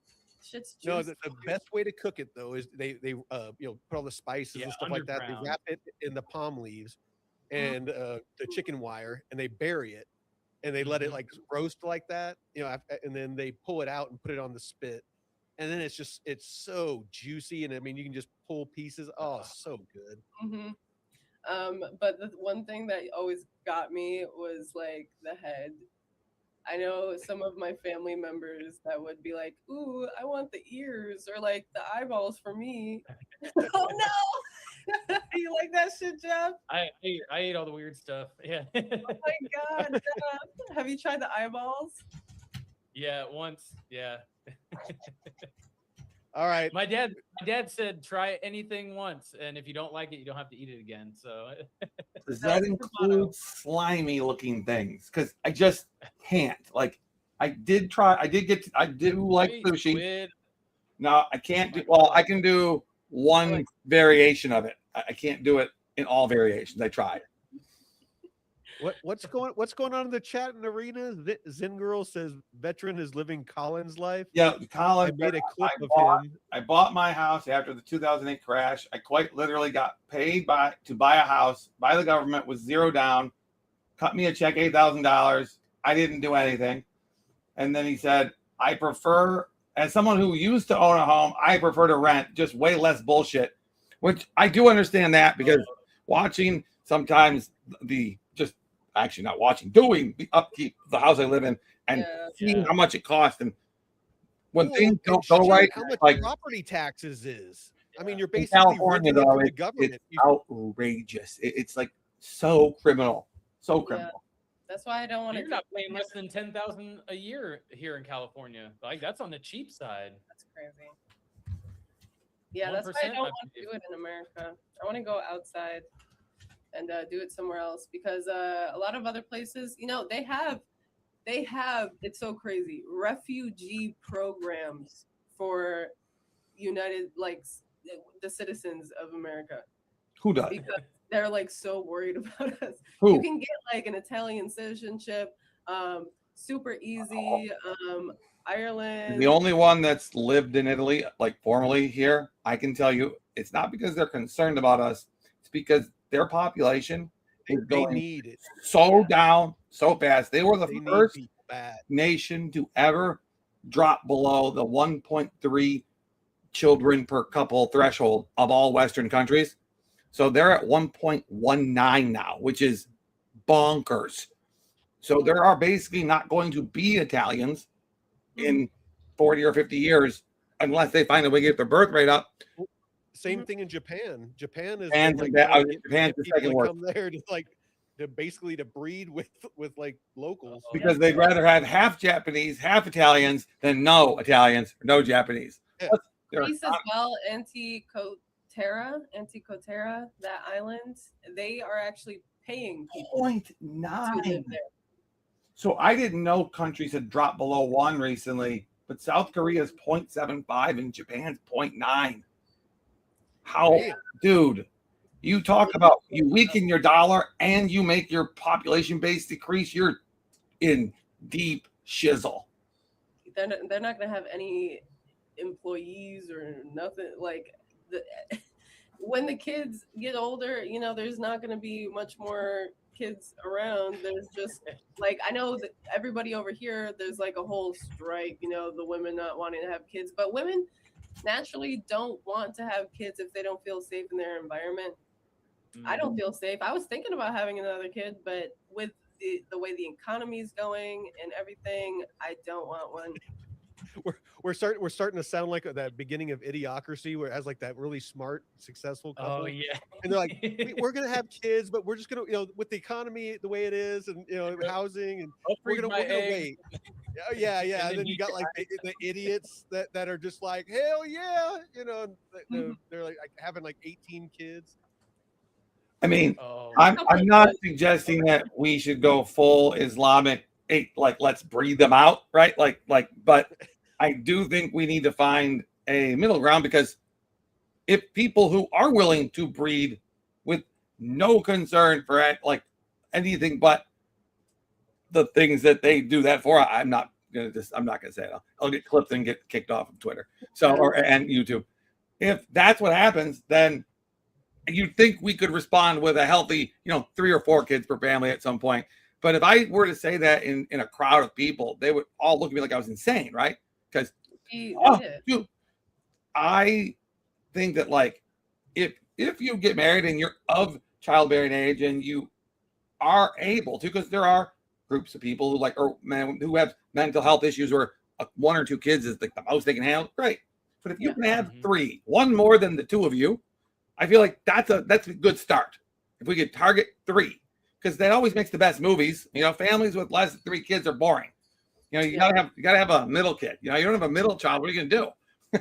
Make it spicy. Exactly. I never had kids, but it was mostly because my career. All my buddies, they were on like their 2nd, 3rd, 4th marriages, and like other dudes were like raising their kids, and I'm like, hell no, I am not letting some other random dude, raise my kids while fucking I get to see him on the weekends if I'm lucky. Yeah, I wouldn't mind going to Korea or Japan to help increase. Hey, it is my civic duty to It's have lots of sex with hot Asian women. Italians, South Koreans, and Japanese, and Chinese are having problems too because that. Oh yeah, but they did this themselves though. They did it themselves. The one birth, the stupidest thing was ever done in history. I don't even understand. Had to be a boy, like now they're running out of women. Yeah. Oh God. Great. That's crazy. Your veteran, your chat in the arena has just become unhinged. I do want you to know though that the 2 they met on the arena, and Colin is in Finland to visit her for the first time ever. Yeah, really? So yes, cute. right now. This could be the first wedding in the arena. Wait, who is this? Hapu and Colin in the chat are physically together right now, but they met in the arena, DC and Finland. Yeah. Oh man. So well, that makes the chat even more unhinged with some of the stuff they're saying. Exactly, because you can't kick them out for it because it's totally acceptable if they're together. If they didn't know each other, it would be ban.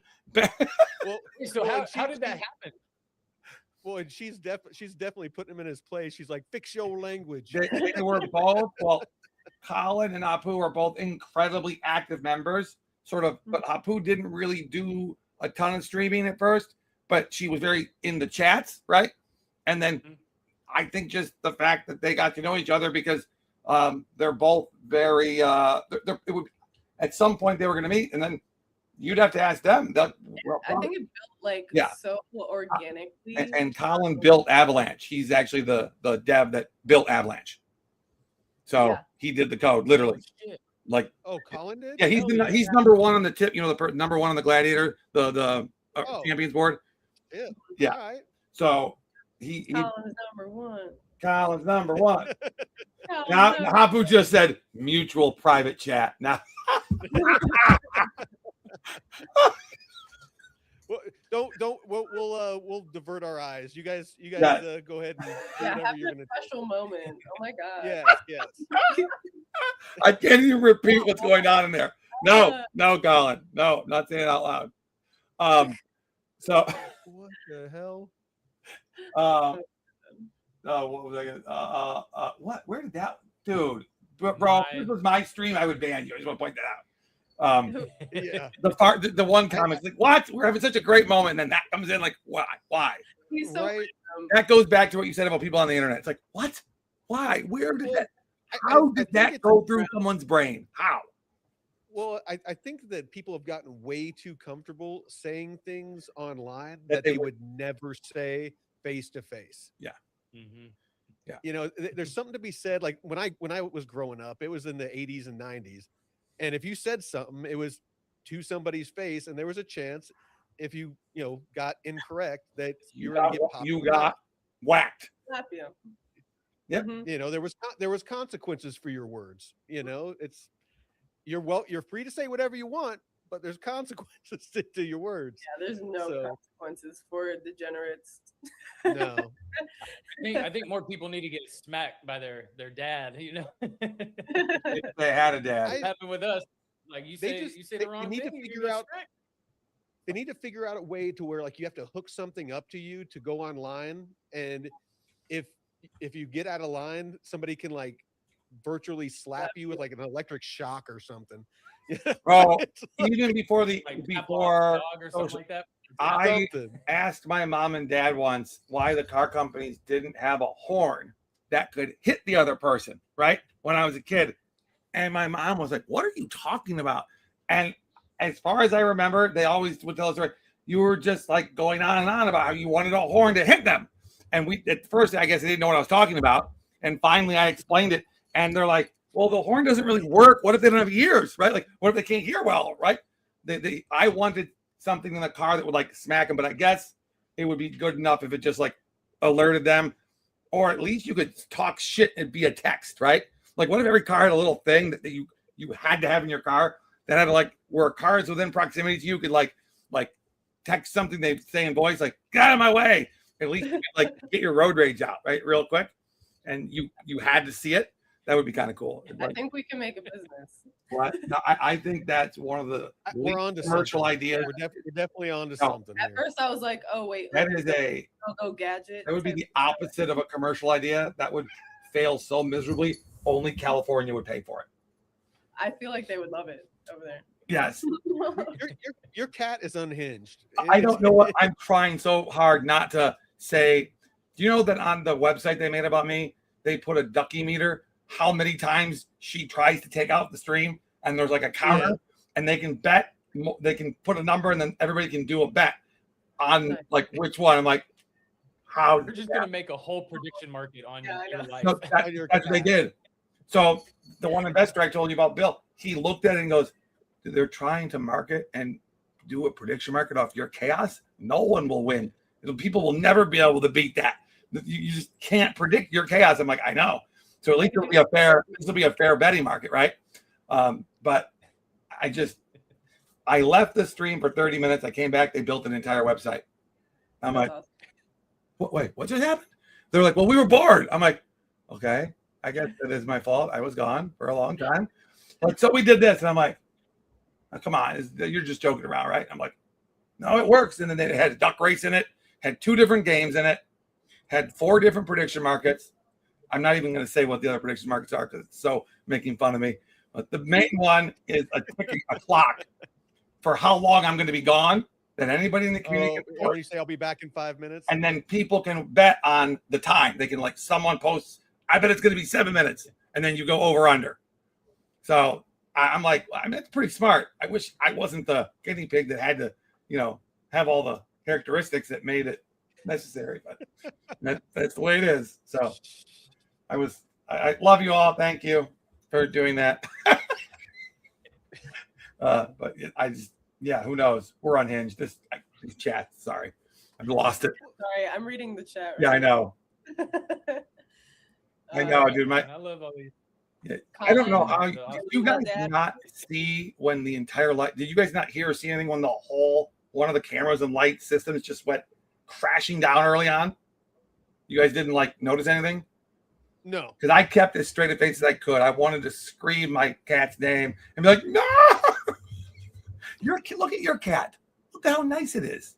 It just my cat is like super chill, dude. My cat has anxiety. This one has anxiety. It is constantly shaking. It gets so excited. Well, I will say this: pets usually their mannerisms and stuff are a reflection of the owner. Wendell has always been mine. Ducky is her mother's daughter. That's all I'll say. Okay, Ducky's her mother's daughter. Wendell is definitely my cat, the big fat one. So yeah, the one that needs to lose some weight. Animals, I find that animals are very sensitive to energy.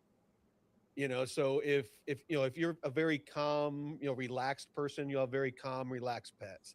If you're very high strung and a lot of energy, your pets are going to be very high strung and have a lot of energy. Malik's ADHD, so is Cat's ADHD. Yeah. So I wanted to say thing. I've been trying to respond to Jay Likes Crypto's comment about the abortion rates in Gen Z, but I can't. It won't work for me. I don't know why. And number two, someone has a question for you about: did you really sell everything you owned and live in a tent? So before you lived on a tent and built your house, you sold everything you owned? Yeah, I had a rental property, and a house in downtown Salt Lake. I had just built a couple of years before a 5,000 square foot house. I had the wakeboard boat and all the stuff that you're supposed to get to be happy, and that you're always told that. And I was miserable. Life sucked, and so I was like, you know what? I need to shake things up. So I sold everything, jumped in, whatever I could fit in my truck. Was like my guns and my gold and silver, and just family heirloom type stuff. And I hit the road and just road tripped up to Montana and Idaho and Washington until I found this place. And as soon as I walked on the property, I got like a big creek that goes through the property and a mountain, and it was just heaven. Into the driveway, I have one neighbor. One side is all like just thousands of acres of national forest, and then a cattle rancher's on two sides. So I have one neighbor, and it's my buddy John, who's an old hippie that used to grow weed during Prohibition, and his wife Weepaw from Thailand.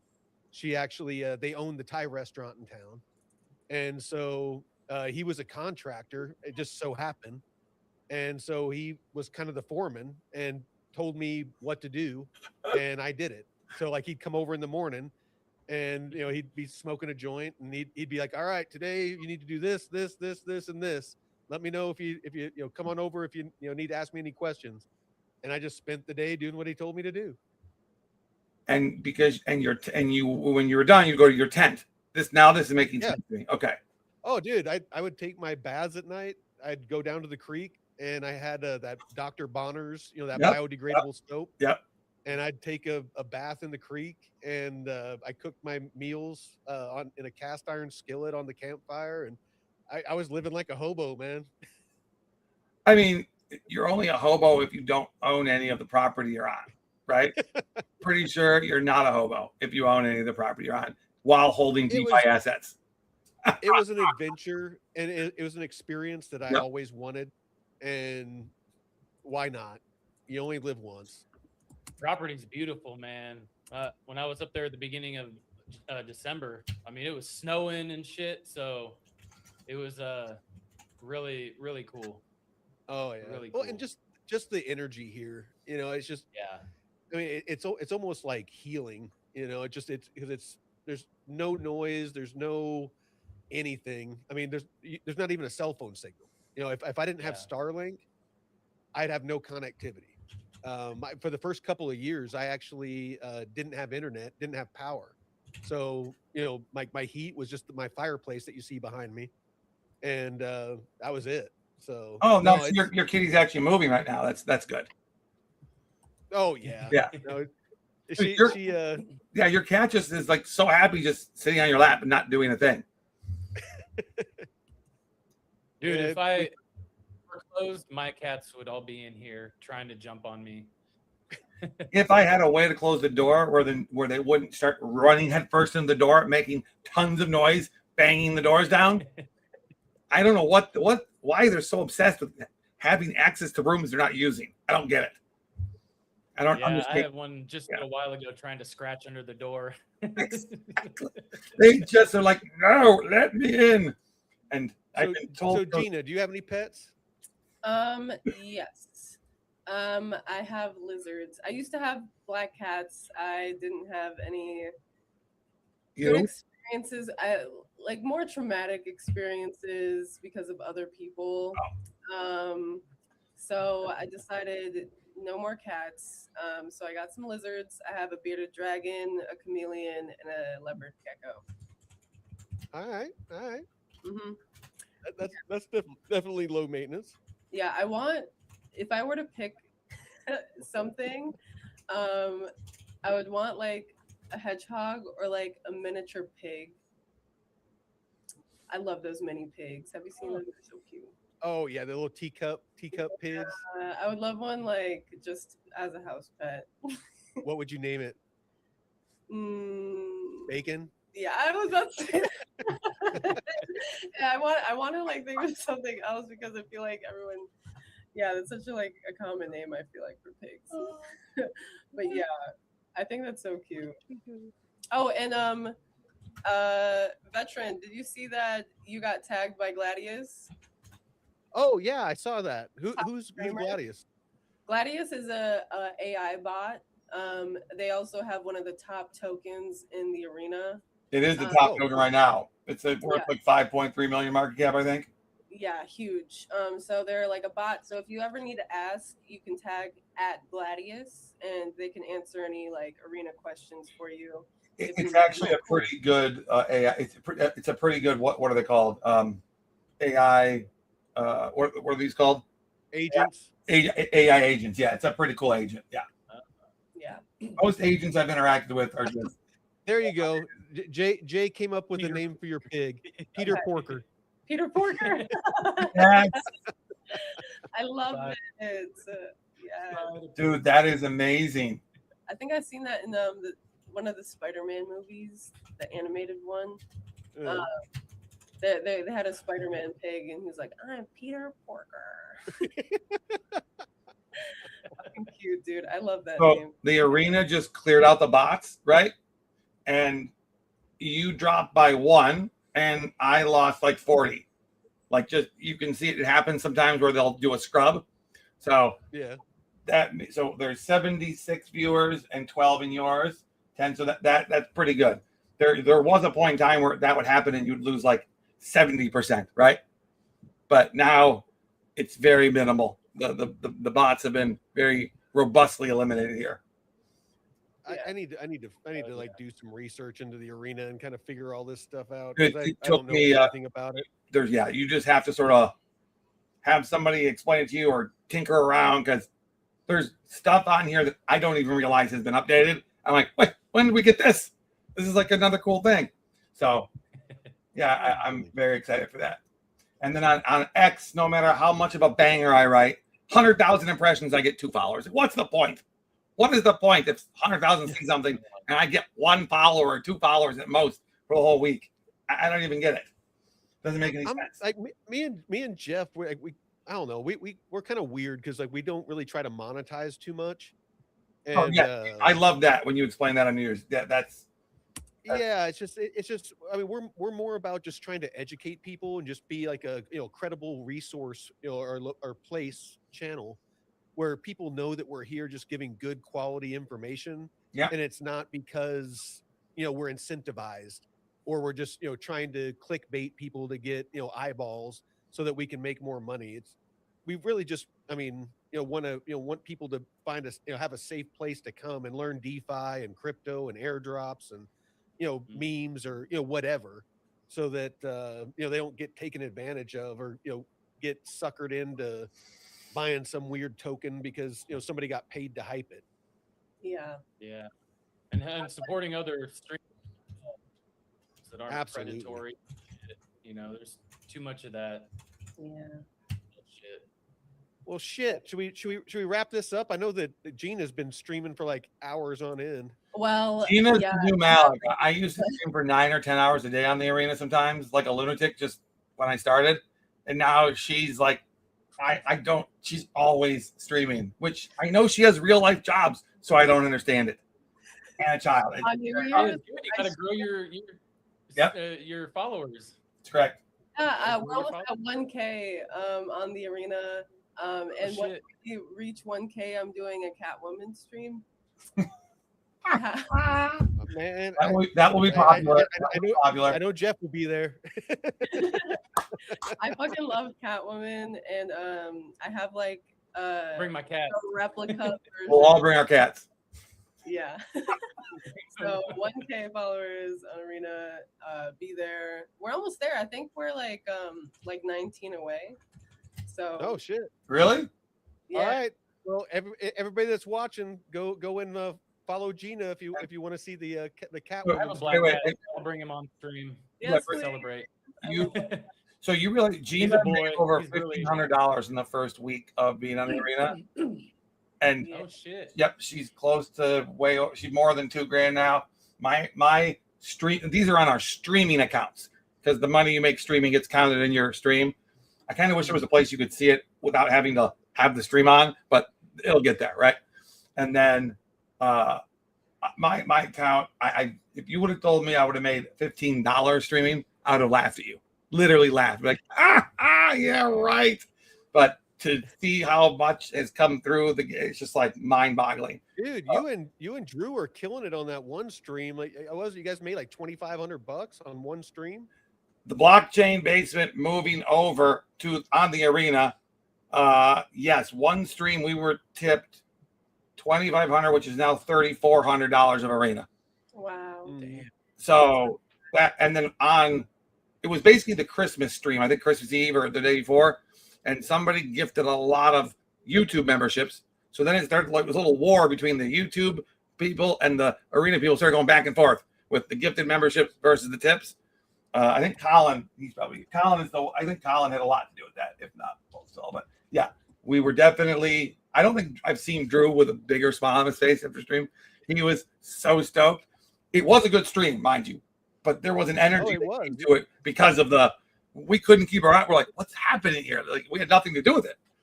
Literally, I would have told you that was minorly like impossible, but that was pretty great. No, it started out like there was a couple of people that tipped you guys, and then one guy came in and like tipped $1,000. That was who gave you 100. That was the guy that gave you 100. Oh, cool. Yeah. And then after that it was just like freaking rapid fire. I was like, holy shit. Yeah, no, that was True Chaos. I kind of wish we had that on like a couple clips of that one, but yeah. So everybody here uses StreamYard, right? Yeah. You do agree that they've added good like the features they keep adding are great, right? Gina uses that OBS or something like that. I have a little MacBook. I can't even get StreamYard on it. It won't work for some reason. I actually had the same issue on my old laptop whenever I would try to join Drew like on Blockchain Basement and stuff. So yeah, I mean, getting an upgraded desktop or laptop will definitely help. Yeah, hopefully I'll be able to afford it soon. I have full faith. I have full faith. Well, it looks like you have a good community. Yeah, really good. It's been a little slow money-wise lately. So I've been trying to. Everybody spent their money on Christmas. Yeah, That's what the market's been down too. That's considering true. the sentiment, it's when things pick up, shit's gonna really start rocketing for you. Yeah, I was really surprised in general that I made a decent amount with the market being so bad. And thanks to Malik, I didn't think we were gonna bond the token, but I was like worried about bonding my token like so bad because of the market. It was like Christmas, and we bonded it on Christmas Day because Malik. Yeah, I can't believe it, but we did. Best Christmas gift ever. It was. Well, me and Jeff will share some of Colin's tip with you as soon as I get off this stream and I figure out how to do it. Thank you. Spread the love. That's great. Well, just share it with her. You're good. Share Colin's tip. Oh, that sounds bad. Yeah. Just the tip. Just the tip. Just for a minute. Just the tip. Share your tip with us. Dude, the Gina token. Well, Colin gave us the tip, so we might as well give you the tip. Yeah, the Gina token has a much higher market cap than the Wear Malik token. So, your token's doing great for a creator token. Hey, I don't know if Marlene would appreciate that though. Well, that's what she said. She said, "I'm not sharing Colin's tip." But will Colin share you? That's who I really want. Oh, yeah. You guys are saying Marla for Hapu. Okay, because I call her by her last name. I'm like, who's Marla? Me met another girl in Finland. I was. Marlene. I'm calling her Marlene because I was just looking at the first part. And Oh, yes, there it is. It's always been there. It was a guy. Yeah. And that's why when I was like, "Hey, thanks, brother," and she's like, "Oh, I'm a woman." I'm like, "Oh shit, sorry." That is Oh, the she goes best by both woman names. Okay, I've good. ever met. Best woman I've ever. She's so freaking sweet. If you like pop into one of her streams, she's like a great artist. And her voice is like super cute She's and very so chill. She's very she's relaxing. so chill. Yes. Yeah, she's adorable. And she's super nice and kind-hearted. Just like Colin too. They're both really nice people. So Yes. Cool. Hopefully we'll have the arena first arena marriage live on stream, everybody. Who knows? Let's see. Oh. See, it's such a good idea. It has to exist, right? This is meant to be. Well, I'll tell you what. If this market ever takes off, I've been saying it for a while, but if this market ever takes off to where we all make a little bit of money, we really should plan some kind of get together. Like freaking 1,000%. Yeah. There's a couple things that I wanted to do. I know I talked with Jay on his stage about an arena con. He says that we need a little bit more people on the platform, but also I kind of wanted like a little get together. I think me and Franklin were talking on it about it on Zenny's stage, but we would like make a drama series on based off of crypto and like make it like really fun and maybe like comedy. And Franklin was like, "Oh, I know how to find executives." He was like, "I could probably contact Netflix, shit like that." We were gonna meet up in Bali. I don't know, a bunch of like cool stuff. And I would just love to meet IRL with the arena people in general because they're all really cool people. And Malik is someone I want to meet because he cracks backs, and I need my back cracked. True. True. I just had this conversation, but it's been a while since I've been to a party where I get sucked into like a room of 70 people in a line. I'm like, oh man, you do it to one person. It's like your night is done. You're done. Dude, my friends always come to me for back cracks. It's so funny. Dude, I would definitely I'll help you out with that. My neck and back is trashed from. Yeah, your left shoulder is like highly elevated. It's hard to tell because you have your hoodie on, but yeah, you're jumping out of planes and all that shit. There are no 22 years of carrying like 120-pound packs and jumping out of planes and it's just freaking. I worked on an Air Force paratrooper once who they're the crazy ones that jump out of planes for practice, right, into the trees and stuff, right? His chute, he fell straight to the ground because whatever happened with the chute, it hit a tree or whatever, and he went straight down and broke like 6 vertebrae, but they were like clean breaks. But when he got to me, I was just like, oh Lord, it was some of the craziest sounds you've ever heard. Like I was just like, oh dude, I've watched one of my buddies. He landed and he didn't land properly, and it was like uneven ground. And when he landed, his knee folded the wrong way. It just makes me cringe thinking about it. But those are the worst. No, it's I was in airborne units like for years and years and years, and then I was a competition skydiver for about 15. Wait, really? So, yeah. Okay, where you do all the tricks and flips and all that stuff in the while you're dropping. Mostly formation. I mean, I can do all that stuff, but most of what I was doing was formation. So like you do this sounds sexual, but it's called a 4-way and stuff like that, to where you all jump out, like you come together, and then you basically just do different formations and stuff like that. Head to tail, things like that. Human centipede. Yeah, human centipede. You were going like this, and I'm like tips touching. Yeah. Oh yeah. It's called docking. That's you're docking. I seen something about that. It was so funny. Well, it actually is called docking. Whenever skydivers come together and do it's called a point or a docking. Oh my god.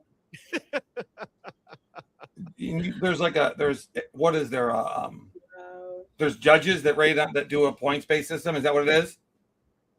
Yeah, well, basically what it is like you come together and you have to everyone has to grab hold, and then you all release, and then you have to do a maneuver, and then you have to like basically grab hold of each other again, and that's considered 1 point. And so basically you're trying to get as many points as possible, in the time that you have. And Right. So but yeah, so there's definitely an art to it. Do you still jump out of planes for fun, or is it like boring to you? It got to the point. Adrenaline is a drug. Anybody that's like been like an adrenaline junkie knows. And it gets to where you have to do like crazier and crazier things to get that bump. Yeah. And it got to the point to where we were just doing stupid shit. Like, we were, basically like jumping without altimeters and freaking throwing parachutes out, and you like jump after your parachute and, things like that. So yeah, it gets stupid. Dude, that's nuts, bro. Yeah, dude. That's crazy. I mean, you have safeties. There's other people there, Right? And, you're not alone. There's there's a bunch. Yeah, of yeah. Still, the whole thing is just frightening. I want to do it, but I just, I'm just need the right. Well, like I did backcountry skiing for a lot of years. Like I worked at ski resorts. It's like a ski patrol and things. So, used to do like a bunch of backcountry stuff and rock climbing and pretty much anything to get a rush. But yeah, it gets to be too much. You start doing really stupid shit just to get that rush, and there's only so long you can do that before something bad happens. Either you break or they break. Something breaks. Yep, and I almost died with all the shit I've fucking tried to do. Catching, because there was a point in my life where, well, most of my childhood up until I'd say about mid-20s, where I didn't feel anything. Like I was very numb, emotionless, and like adrenaline was like the only thing that would just give Snap me you out of it. No, it just give me something to feel, So, and yeah, I was a dancer for a while, and that was very, very a ballet dancer, that is. Yeah. You're like, yeah. Ballet, super fun. Yeah, even when I was a teen, I used to do some crazy shit. I almost broke my neck. I tore tendons in between my C7 and C1. Had to wear a neck brace. Dancing? Flipping. Oh, flip. Yeah. Okay. Yeah, I used to be a cheerleader as well. So that's dangerous. People don't realize that. Yeah, it really is. Tossing girls 20 feet in the air, about 2 stories, sometimes even 3, if you do it right. Oh, Marlene says my cousin climbed Everest, drives enduro, and is a firefighter. Oh God! I never climbed Everest or rode. I rode dirt bikes, but not enduros. And I did wildland firefighting for a season. But what's an enduro? Wait, what is enduro? Is one of those motorcycles that you can go on the street and off. God, they're both. Oh, okay, it's like we would call them what do we call them in the States? It would just be basically like those BMWs that have like the hard cases on the back, and they have the knobby tires, but they can drive. They still have all the lights, and they're street legal. Nice. I got a bike. What do you got? I got a 883 Harley Sportster. Oh man. Oh wow. Her dad was a world championship enduro driver. Holy shit, dude. That explains a lot, actually. That does explain a lot. Wow. That's awesome. That's another level. Like climbing Everest and like freaking competing at at that level is like a whole nother. I wouldn't climb Everest. I hate the cold, and I like being able to breathe. I don't think I would do it just because it's gotten way too popular. There's like way too many people that do it. I don't like mainstream shit either. Yeah. But I'm asthmatic. I don't think I can handle that altitude. So, and plus, I just think it's crazy those Sherpas do it without oxygen, and then you got all these people that brag about climbing Everest, and they're up there with oxygen tanks and shit. No. You know, and you got Sherpas. They're just I like, can't hey, watch this those. is Why? Wednesday. Why are they there? I don't understand anything. Yeah. Sherpa means guide, right? Is that it's all? I don't know what it means. Okay, But yeah, they're the guides. Yeah, I wouldn't. I don't understand the whole thing at all. I would jump out of a plane though. I haven't done that. I would do that too. I would. We just have to do with people that like were fun. Maybe that's what we'll do. Like if we have like a freaking meetup, we'll like That would be great, actually. A little GoPro. Oh my god. She's thinking about content still. I have my old camera helmet, so I can videotape it all. Come on, that would be so legendary. Like all of us jumping out of a plane, you know. I mean, it would be awesome. There's no doubt. Yeah, gotta do it for the content. You know. Yeah, we got for the likes and for life. For the likes, yeah, for the likes, for the lols. Likes and life, because it is on my bucket list, and it's something that I've always. It's on mine. Yeah, I guess if I have one, I guess it is. Yeah. Mm-hmm. Yeah, and bungee jumping too, but I heard that's more dangerous than skydiving itself. Well, skydiving, you have a reserve chute. You know, bungee jump, if something goes wrong, you're just fucked. Yeah, dude. I heard hang gliding around. Well, hang gliding and that parasailing, I've heard is pretty can be pretty dangerous. I did the second one. Wait, which is the one where you have the parachute and the boat pulls you? I think the one I'm talking about is like the ones where you know they're kind of in that harness. And yeah. Okay, got it. And they actually catch updrafts and thermals, and you know that's kind of how they keep flight. But yeah, the ones that you're talking about getting towed behind the boat, those are pretty crazy. I've actually seen videos of people dying on those. Yeah, no, there's no doubt. I'm at a point where I don't want to die now. Yeah, that's a good that is good. That's a good point to be at in life. That is no, I'm very happy. So that's dope. Definitely different than before. But now, yeah, I have a child. Gotta live. Yeah. Gotta live. I have something to live for. I do. He's got to see his mother, and I need to see him grow up. All right. Yeah. He's autistic. I don't trust anyone to raise him, especially not in my family. My mom's an old whore. No. No, I'm serious. Yeah, if anyone wants to date my mom, she's freshly single, so shoot me a DM on X. So keep that in mind. PBL, she's got her tits done.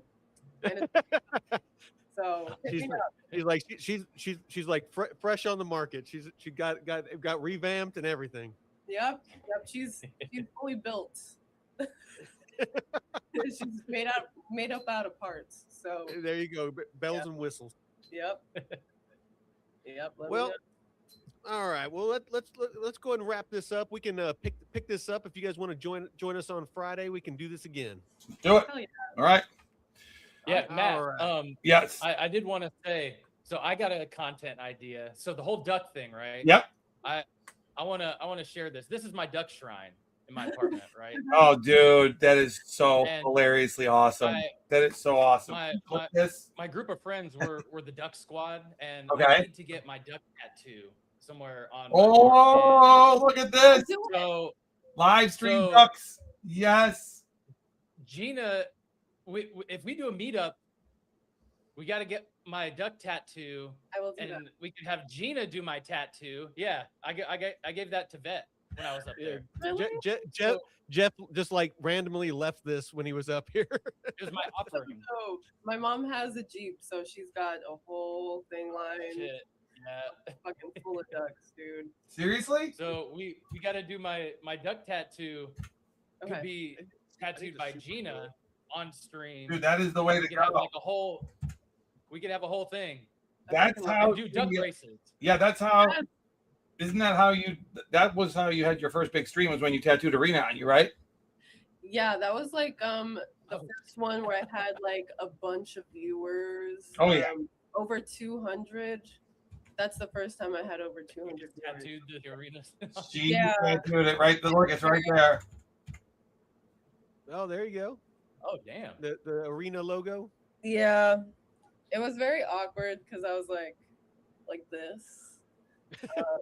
Because you usually have to like take your other hand and stretch the skin. Yeah. I didn't have Yeah. another hand, so I kind of just like stretched my wrist. Yeah, but it came out pretty good. Yeah, it looks no good, blowout. yeah, for you. Yeah, I was very surprised. I was very worried also because it was such an awkward position. But yeah, I would love to do more tattoos. Also, Boff was saying that he is going to try to get me a booth at Summit. I didn't even know where that is or when It is. hasn't even been.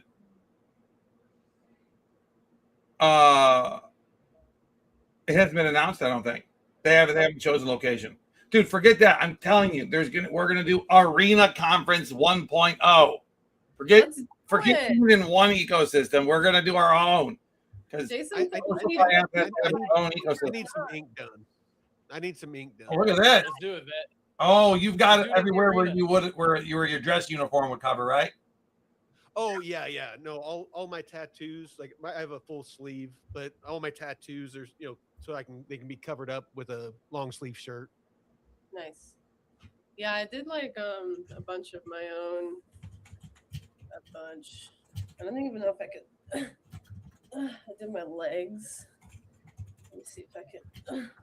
I heard the feet are really bad. Holy Benoli, here we go, guys. I haven't seen this yet. This is, dude. It is up. That is crazy. Yeah, and I did my arm. Yeah. It's like my friend did that. As long as you don't add a septum piercing to that. No. Is that a Squirtle? Yeah, Oh, Squirtle Squad. Yeah. Oh, look at that. Yeah. That's my baby. That's Jeff's crew there. Really? Oh man. I grew up on Pokemon, so I love it, and I love anime. I don't even watch regular TV. Everyone's like, "Have you seen this show or like Stranger Things?" And I'm like, "Oh, Food Wars." No. You watch Food Wars? Oh my god. Yeah. It's so good though. It's so good. Typical Japanese cartoon. Very just a touch, just a step before hentai. It doesn't show any nudity, but it's pretty close. Yeah, dude. They're like, do you watch TV show? I'm like, no, I watch hentai. No, but like super good. I think we were talking about Dr. Stone last time. Was that with you? Oh, where they're trapped for like 1,000 years and yeah, where they all turn to stone and it's very scientific. Yeah. I couldn't imagine. No. I love it. I love how they brought like real life, like, and it's like accurate. Even Food Wars, like, it's accurate in the way they cook. It's accurate in the science on Dr. Stone. Like, you can literally, it teaches you how to rebuild society if it were to go down. Yeah. And that's really fucking cool. I love anime. It's the best. Wait, anime teaches you how to survive the end of the world? Yeah. Okay. The Asians, they be doing some crazy shit. Okay, anime, best action scenes, best comedy. You got titties.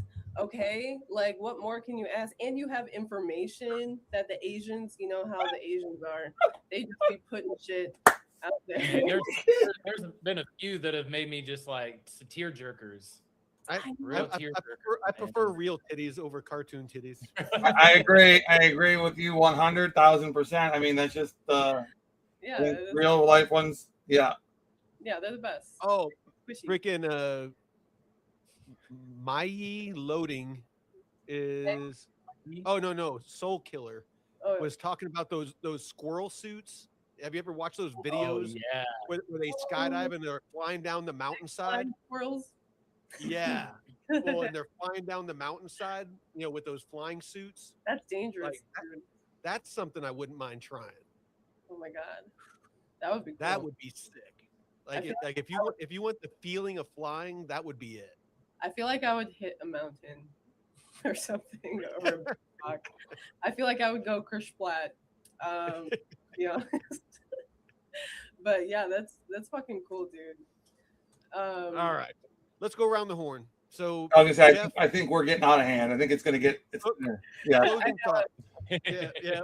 We're talking about like cartoon titties and squirrel suit. So, all right, Jeff, closing thoughts. Give these guys a follow. Jump on the arena.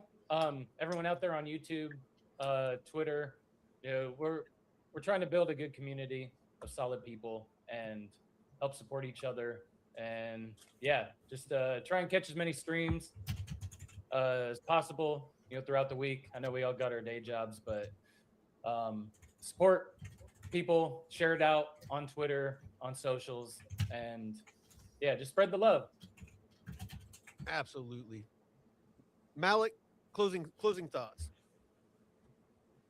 This better be the return of the bull market and not a fake out, or I'm going to be very angry. Okay, I'm going to be very angry, and I'm going to just be very frustrated. But that's about it. Just let's pray to God it goes up, not down. Okay. Sorry, that's Fuck yeah. Until I know this is back. I'm a little bit like gun shy. I've been traumatized for so long. You know, it's like a never having the good times. You know. Cautiously optimistic. Gina, closing thoughts. I love the arena. I wish we would all come together a little bit more. That's why I think like the con is a great idea. But I feel like we should all be working together and build each other up, and we can go up together. And I think that's my point. I do concur with that sentiment massively. Yeah. So I'm just happy to be here, and I love you guys, and thank you for having me on, Veteran. Absolutely. Yeah, it was very nice to meet you. Jeff. Jeff. Jeff. Jeff. A real person. Yeah, but I love you guys. I love Arena, and you guys are stuck with me, so fucking get used to it. Awesome. I love it. Oh, Peace in the Middle East. I'm actually digging the arena quite a bit myself. I really want to grow our channel on the arena over YouTube. I mean, I know that YouTube has a lot more people. Yep. But it seems like it's just a better quality over on arena, and I like that there isn't the risk of building a channel and having it rugged by Google or something like that, because you say something that's not politically correct at the time. The truth is there are one or two streamers on there that we probably wish could be removed, but it just and for reasons that probably 99% of people will be justified, but it won't happen because they haven't done anything illegal. There's just not, and that's the best way to protect everyone else is talking, right? So this is my final thing before we cut this off. Everybody that either is currently watching this on YouTube or X, I want you to, if you would, please come over to the arena, get on the arena, make sure that you're following, Twice Slice, Malik, and me. I can do one better. I can offer them the first 5 people that join your chat next time can get $5 of arena. Oh, there you go. Okay. So we'll be on Friday, 5 p.m. Pacific, 8 p.m. Eastern. That's the next stream. But if you could help arena grow, let's start getting off of YouTube and getting off of these monopolies and get these up and coming social media platforms that are much more about liberty and freedom and free speech, people being able to say and do and be creative without worrying about again getting their channel rugged. So or the greed. Thank you, Gina. Thank you, Malik. Thank you, Jeff. And I'm sorry, Gina, did you have one more thing? No, I'm just saying YouTube and all the big platforms, they're just greedy. Yes, they're greedy. Oh, greedy and controlled corporate. Yeah, come to the better side. Come to arena. Jeff, hit me up on X. So about the Ducks, I have an idea. Okay, goodbye. Peace out. Just kick me off or I'll keep talking. Oop my ass. Thank you. Bye. Peace. All right. I feel like you're looking at this from the other.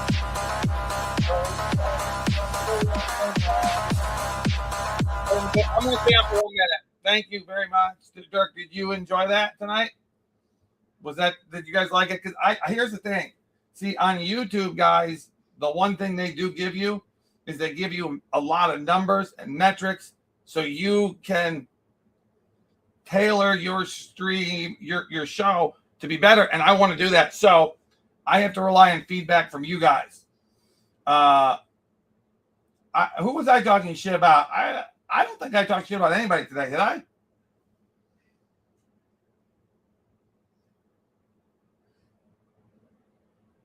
Yes, Nicole. If you could give it to me one more time so I don't have to go all the way back up there, that'd be great. But I'm okay. Oh, okay. Got it. I understand. I don't think it was probably May or somebody. I don't know. Hello, Gina. Sorry. I don't know why your stream. Gina, just so you know, I had a computer just as bad, if not worse than yours for like 3 months. And it was brutal. The ruthlessness, the anti-boomer sentiment. It was bad. It was, dude. I like had heartburn. It would like ruin my sleep. It was horrible.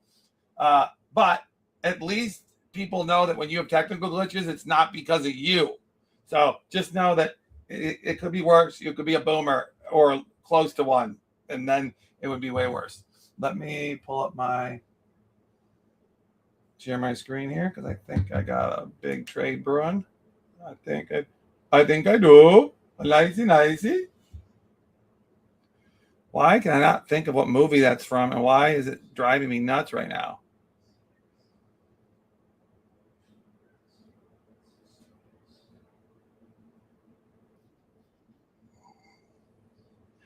Banger, 100% right there. Oh, I forgot to show you. Shit. Sorry.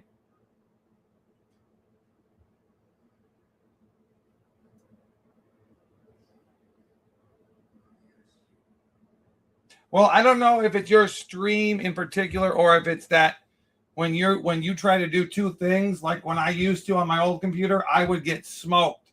When I tried to do two things, when I tried to combine screens on my laptop, the one that's right here, the MacBook Air, which apparently is just not meant for anything other than it's a giant brick to surf the internet. That's all it is. You're not supposed to do anything else with it. It's just a pile of refurbished poo is what it is.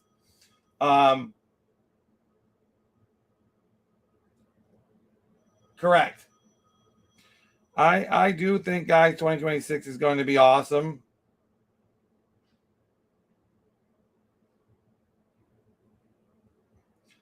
Does anybody have a question they can ask T-Unit to guarantee we know who it is? I just want to know if there's like, does anybody know anything about certain people so they can like actually like do like a some form of like a search? I know I just made a noise. It doesn't make a lot of sense, but I'm sorry. I'm sorry, not sorry. I'm sorry, not sorry.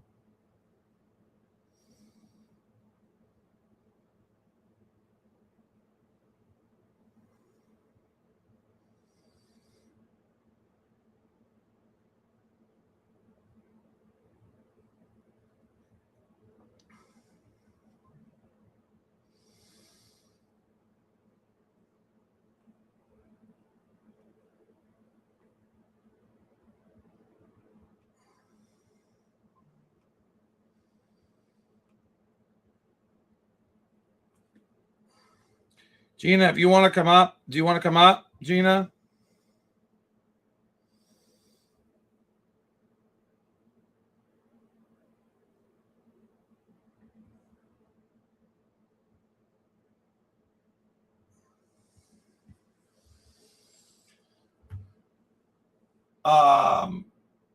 Gina, do you want to come up?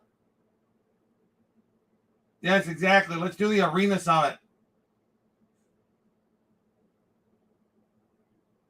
You're not streaming, so I don't got to worry about lag. Okay, that's appreciative.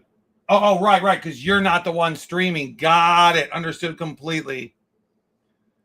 I got it. Good. Let me get a.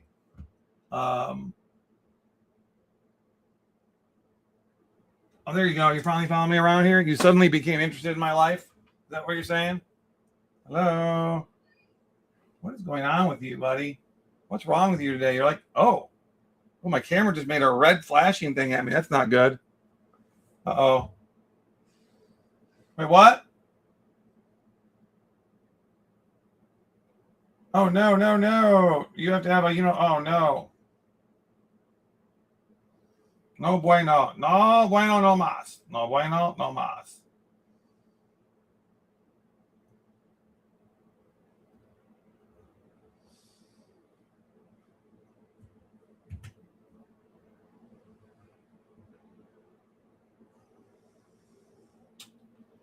Okay, I am going to the chat.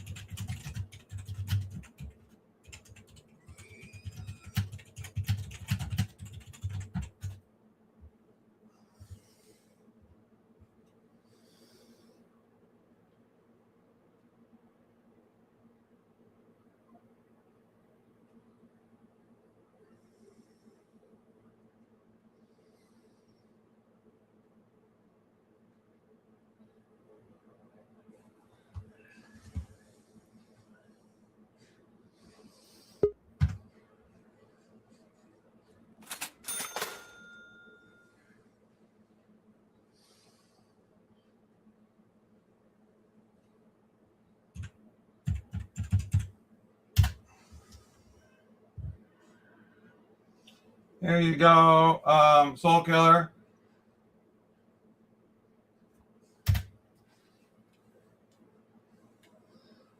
Dirk, if you want to come up, please come on up, dude.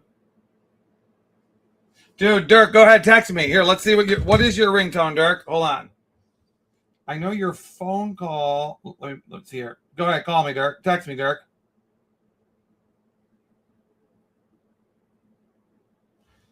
Isn't it funny, all the different people's ringtones? I really do think that's kind of a funny feature that we have going on here.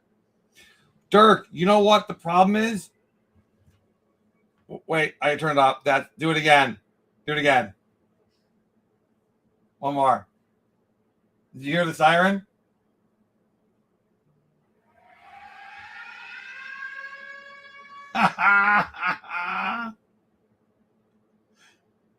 That's so good. That's so good. What up? Let me get Gina in here. Oh, it's her chair. Yay. Gina's chair. Gina's chair is here. Is here.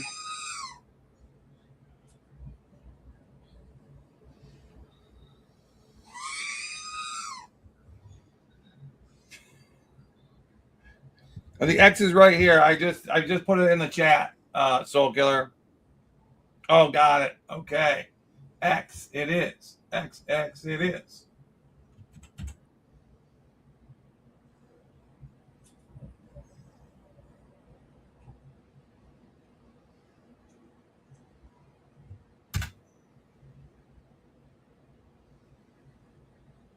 There you go, dog. Yep. Where Gina? Oh God, the lore may start. This may get crazy. This may get out of hand.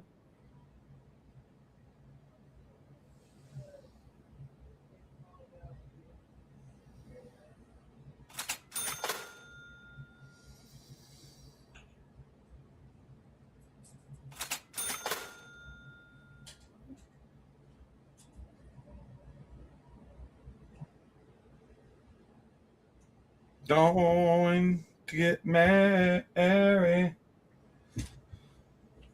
T-Unit. T-Unit. Hi. Hello. How are you? I'm good.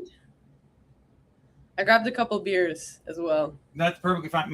Okay, what the is happening? My camera is giving me a sign that it's not healthy. I don't understand it. It's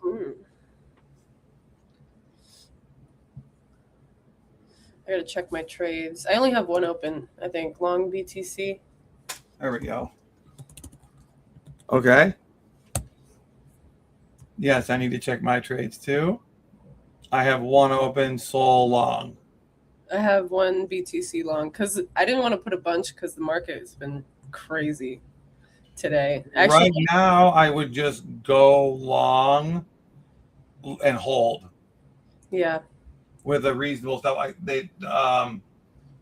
Because I believe. Ooh, I think. Oh, wait. Can I change the stream name? Because I just realized. Yes, I can. Right. Yeah. Where do I do that at? Right here. I think I'm gonna give a watt. Give a watt. Oh my God. I think I'm gonna go long hyper liquid. Hyper liquid has been very, very good to me all day. Nice. What's the price right now? 27. Yeah, it seems to be just going. It seems to be going giga cent. So guys, I can't wait to tell you guys about the new Vdex credit system here. It's pretty badass, if you ask me.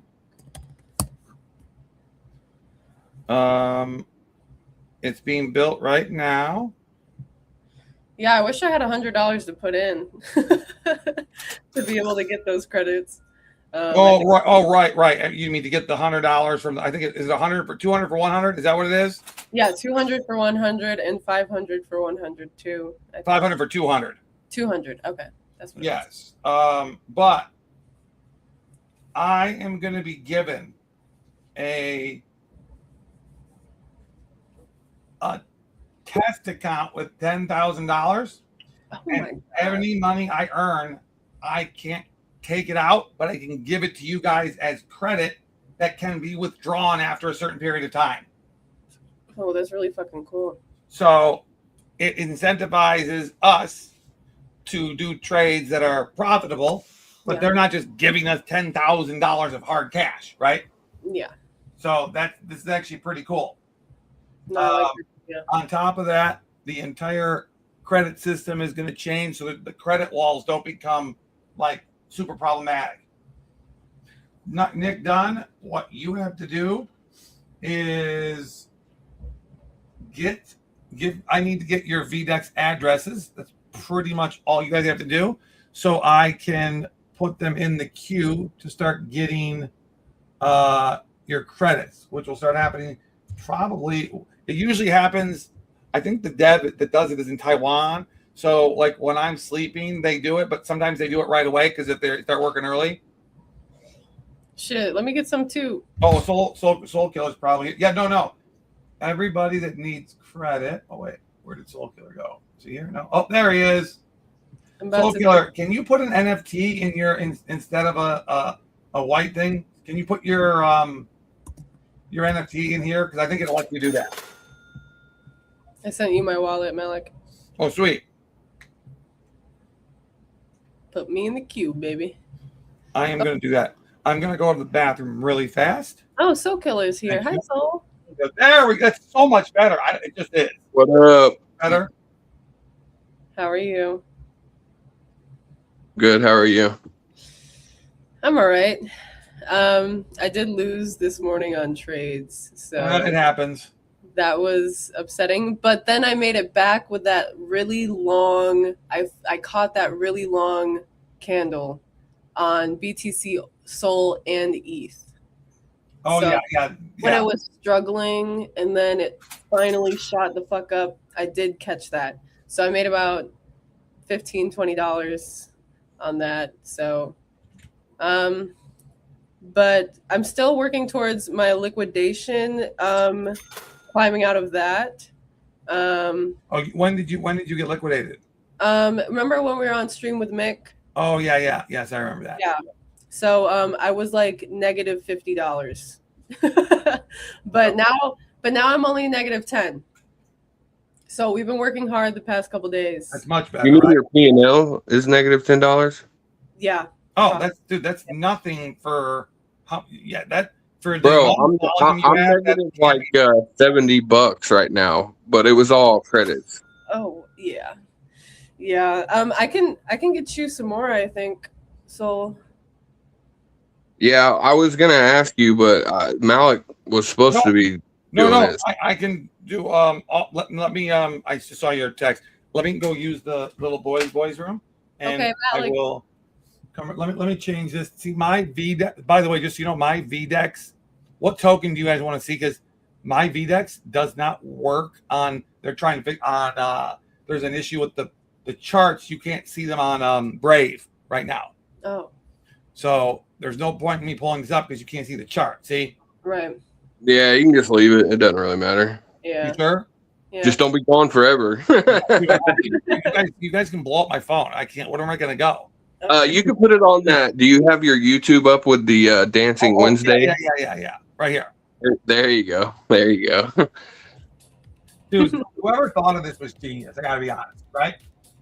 It really was. Bro, I scoured the internet looking for that, and I couldn't find it, so I had Michael B. send it to me. Oh, Dirk, you want the because I sent it to him that one day. Oh, that's Right. why you guys wanted it, because it's actually not easy to find. Yeah, no, it's hard to find, bro. Dirk, here you go, buddy. I sent it to him. Oh, you did? Oh, you sent it to him. Okay, good. Yeah. Albert. That's actually true, Albert. Actually, that is true. You don't. Unless you're not the best trader, which some people are learning, you know. My account is like $100 up. Nice. My volume is insane, so I should be down something because I've done too much wash trading. I mean, not like purposely wash trading, but I've closed a lot of trades that I could have left open. Yeah. So, okay, I'll be right back. Okay. Okay. Albert, 5 minutes. Okay, let me get my modes. Pay me my modes. You're welcome. Oh, yes, exactly. Thank you. He always be forgetting. It's been like 3 weeks. Yeah, you got to stay on top of him, man. He's a scatterbrain, ADHD like the rest of us. I just feel bad. Like, I don't want to bother him. I know he's got like a lot going on. I don't know. Everyone does, you know. I never want to bother people. Like, I've never personally messaged Jason when I could have a bunch of times, but and even Colin, like, I don't want to be bothering Colin either. Like, I feel like everyone's blowing up his fucking phone. So I just don't true. want those people. But yeah, I could really use the modes payment though, because I have to pay $764 in bills this week. Cha-ching. I feel you. What is that noise? Is that you? Nope, I think it's Malik. It has to be, because it was going on when you guys were live streaming with old dude. So Yeah. I didn't know if it was if it was you or him or what. Yeah, no, it's him. I wonder what it is, because I was thinking maybe like it was like something that happens if you got tipped, or you know, like maybe one of those alert systems, or maybe it's somebody's text ringtone. Yeah, I'm thinking it's a message notification ringtone from how often it's going off.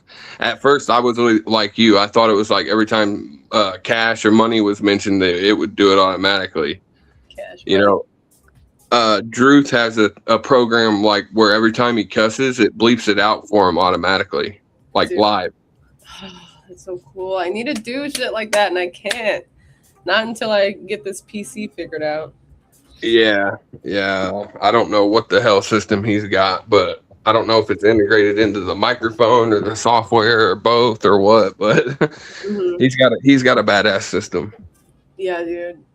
I need to hit him up on that. Be like, give me the sauce. Exactly. Hit him up. He'll let you know. Yeah, Drew's actually pretty good at answering his DMs, more than Malik. Oh, yeah. 1000%. Yeah, me and Drew be texting.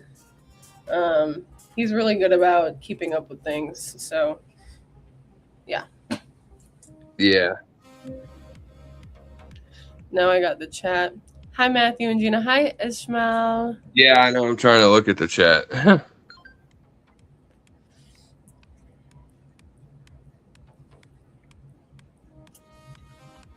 Soul's X is, I'm pretty sure it's Soul Killer as well. Yeah, I put it in the chat. It's soul_killer90. I think she messaged me. Okay, already.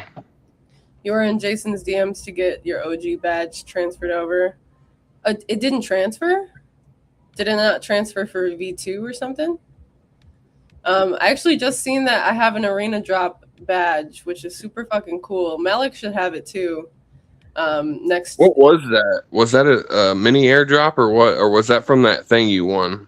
Yeah, it was from the arena drop competition. Okay, So, okay. Franklin, me, Malik, and Zenny, and like one or two other people. Hi, May. How are you, buddy? Buddy boy. I'm up BTC, about 7%. That was from a while ago.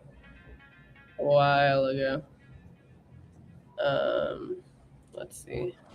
So are you not scalping? Are you just doing regular trading right now?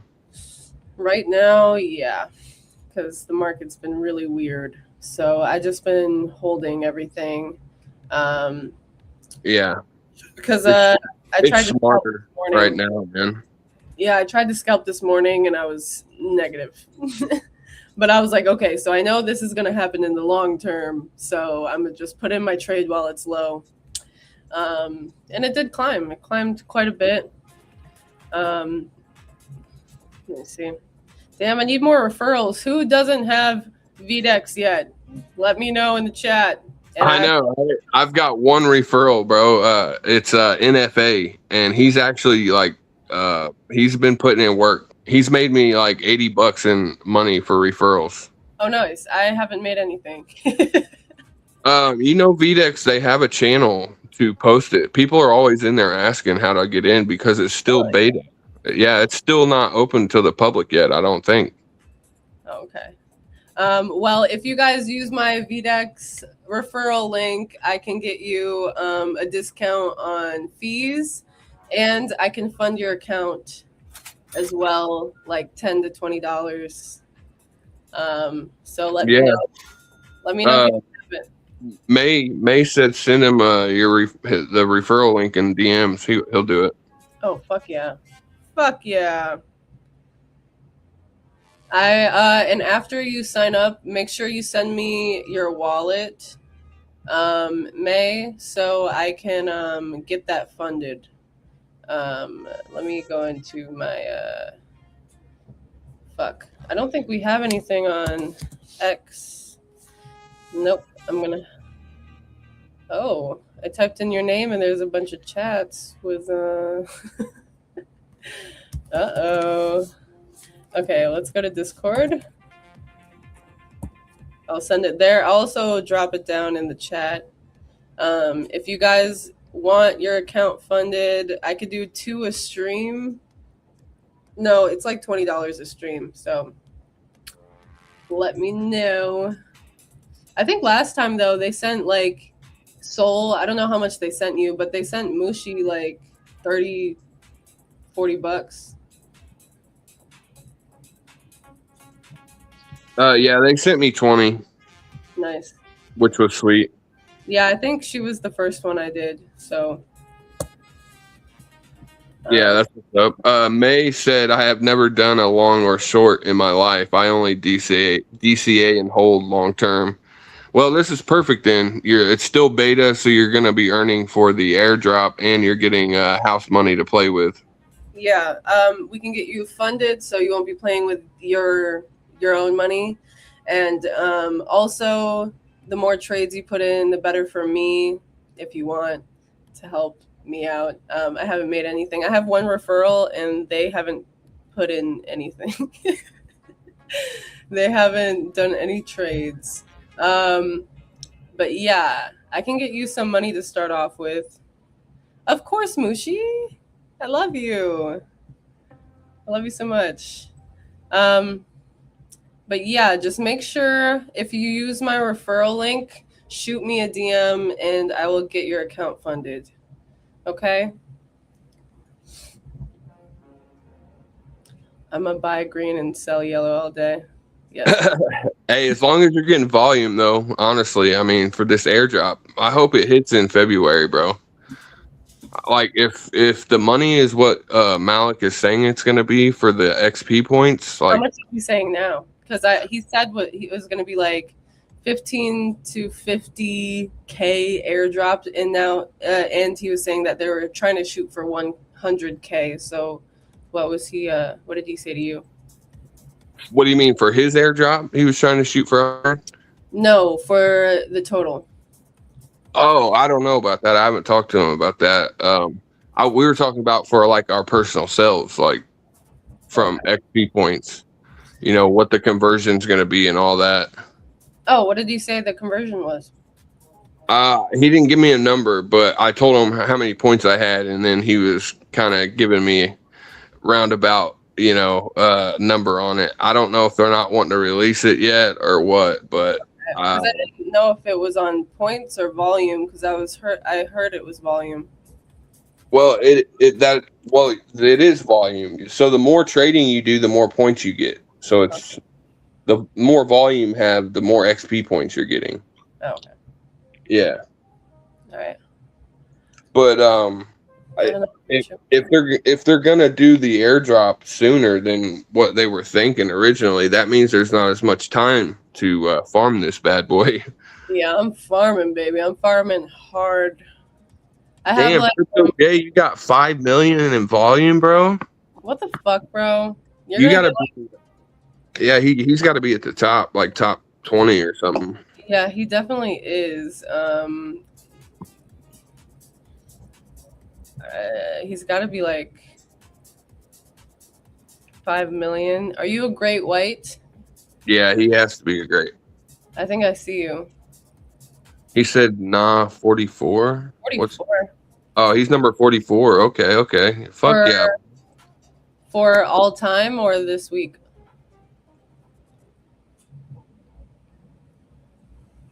Because I'm all time, I'm 416. I'm not that close. I need to put in some more work for sure. I don't know how much I'm getting. If it's a couple hundred bucks. You got to put in more work, bro. I'm like 120, or I might be top 100 now. I don't know. What? But yeah, overall, yeah. What? I'm 416. I started 2 weeks ago. I got thousands of XP points. What? Yeah. How long have you been doing it? Almost since it started. Malik made sure we got in super early because he knows Mick and them. Oh, nice. Yeah. I didn't know. I didn't start until 2 weeks ago. You're still in early. It's still beta. Like I said, people are still asking for referral codes in the Vdex chat. There's a special channel to put your codes in. But make sure you put all your codes in and space them out in one thing because it's on slow mode. You can only do one post an hour or some shit. Where is that? Is it on X? Because I'm on the Vdex. No. Discord. Yeah, I can invite you if you want. Yes, please. Yes, please. I burned about 500 to 600. Not gonna lie. Damn. Crypto J, you burned some of your own money, bro. But I mean, still, you're gonna like quadruple that money for sure with that much volume. Yeah. I wonder how much I'm gonna get, dude. That's what I'm like. I'm trying to do as much as I can because if it got into like 4 digit, like over 1,000, holy shit. Oh, it is for me. I mean, if you have over 1,000 XP, you'll probably. I mean, I don't know. Actually, I'm not even going to say any numbers because I don't want to get nobody's hopes up or say the wrong shit. I have about 235,000 in volume, and I have 1,146 points.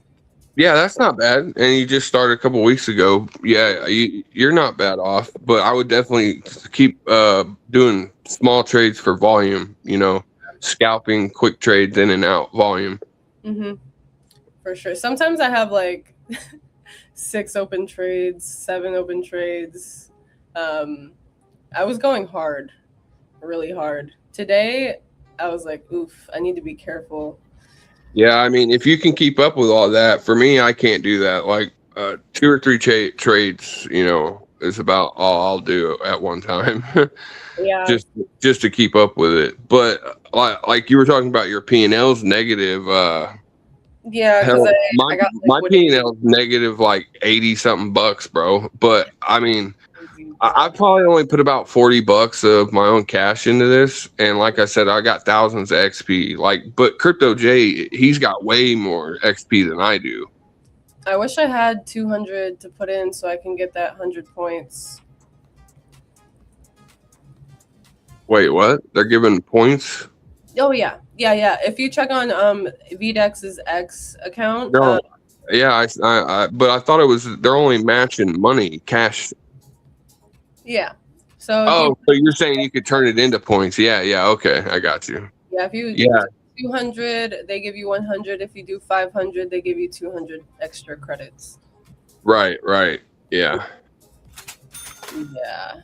I wonder what. As soon as Malik gets back, I'm gonna ask about that cash money. Damn, bro, Crypto J, you need to sign up under me if you're doing more than one account, dog. I need some of that referral money, bro. Me too. Oh, Dirk's in the. Fuck! I wish I could pull you up, dude. Yeah. Oh shit. Damn. Malik should be back. I'll message him. Yeah, please. Sorry, Dirk. I don't have the power. I don't have the power to pull you up. We can message him, Gina. Did you know that? Who? Dirk. There's a chat for the StreamYard. Yeah, I seen he said stop. Yeah. So we can talk in there like privately and shit. It's pretty cool. Yeah, I really want to get StreamYard. Every single problem I have is to do with my fucking computer. Yeah. Fucking God. If I could, and I got 2 monitors and I only use one because I got this one fucking computer. But if I had, and I'm not even using my 2 monitors. I'm using my little fucking MacBook. Oh my God. Yeah, that's the thing. Like you gotta have like a good amount of bandwidth and processing power to be doing all this, you know? Yeah, I don't. I don't at all. And that's why I keep getting rugged on my stream. Like every time it lags and like there's about 15 minutes of lag, they take my stream out. They end it. So yeah, that sucks. Yeah. Yeah, Crypto J, bro, that's a great strategy, man. You're gonna make bank for sure. I'll win 100 to 200 on purpose. Oh, nice. Dude, He's saying he'll win some and then lose on smaller trades on purpose just to raise volume, you know. Dude, fucking sign up under me and Soul, please. See, I've only got 2 accounts. One, my main account where I've got a lot of points, and then I've got a secondary account that's got like 2,000 XP on it. But the only reason I made a secondary account was because I had gotten so much credits that, like, I explained that to you before about the credit wall. You know, like if you don't keep your balance above however much credits they've given you, then you can't withdraw. Yeah. So say you've gotten $50 in credits total. So if your shit drops below 50, you can't withdraw until you get it back up to 50, you know? Yeah, that's why I'm trying to get it back to like no negatives. Right. You know? That's why I meant, well, make a second account if you just want to try and make some quick money, you know?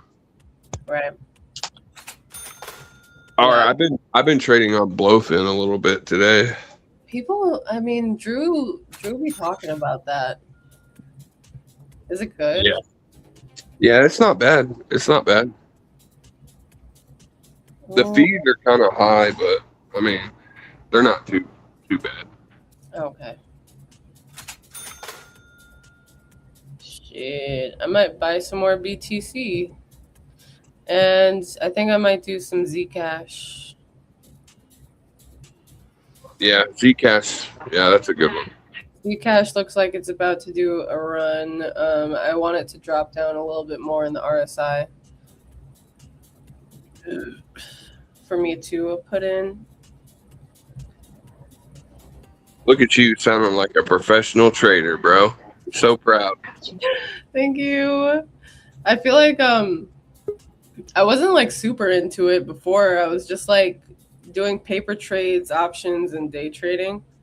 So like now I'm actually putting in trades, which is a little nerve-wracking, but it's less nerve-wracking than day trading, I think.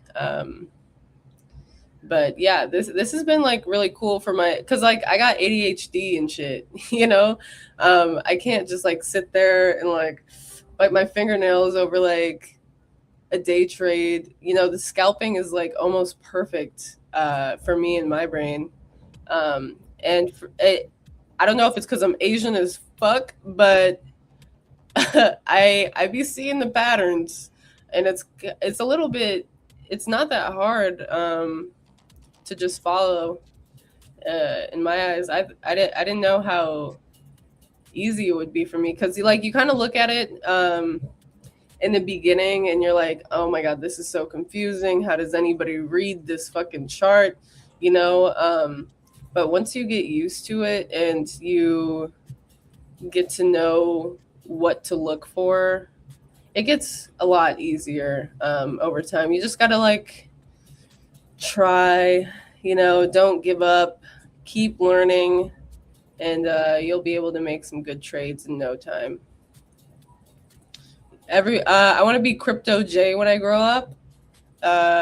He seems like he's got his life together. You're probably gonna get a couple grand for sure from that drop, Crypto. Oh, he's gonna get more than a couple grand. I'd say he's gonna probably get like $5,000 at least. Dude, that would be fucking sick. I would love to get a grand over. If I can like pay off my debt, I would be so fucking happy. Oh my god, I would get my PC in a heartbeat. Just put it on credit.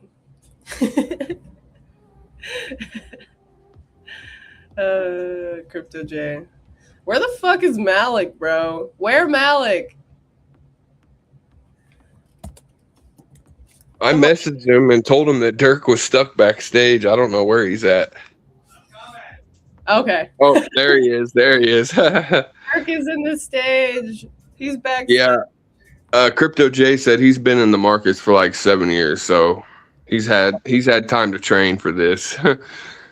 Yeah, I've only been trading just paper trades really for about 1.5 years, maybe less.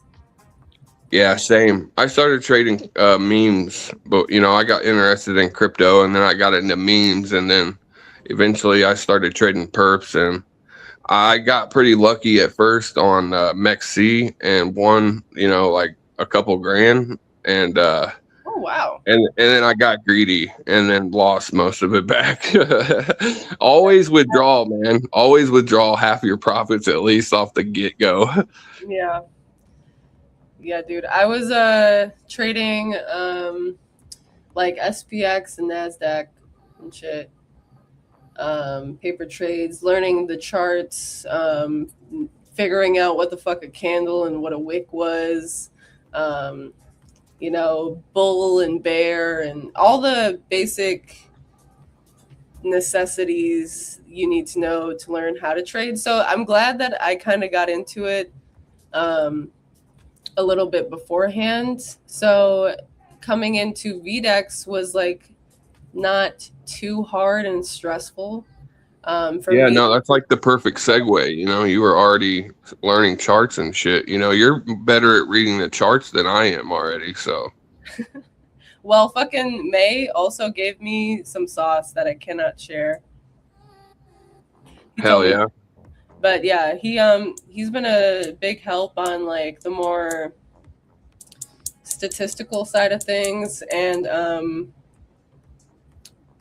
giving me a more in-depth read on the charts that I didn't have before. It's like I don't have like a mentor or anything, so I just be doing shit by myself for everything. Yeah, same. That Mike from Adoption Podcast has helped me a lot with hell yeah. He's really cool. The RSI and the smooth moving average, and flipping the chart upside down for shorting and stuff like that. Yeah. So it's been nice to have someone kind of like break things down, even though I don't fully understand everything he says because he's so technical with the way he, the charge. No, fucking May. But yeah, Mike is really fucking good at it too.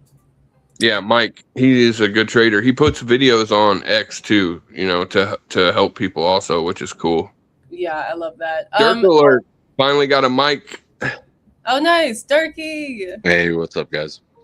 What's up? Sorry, what were you gonna say, Gina? Go ahead. I already forgot. My bad. I have ADHD too. Oh shit! And I got a burp. Damn it! Beer burps.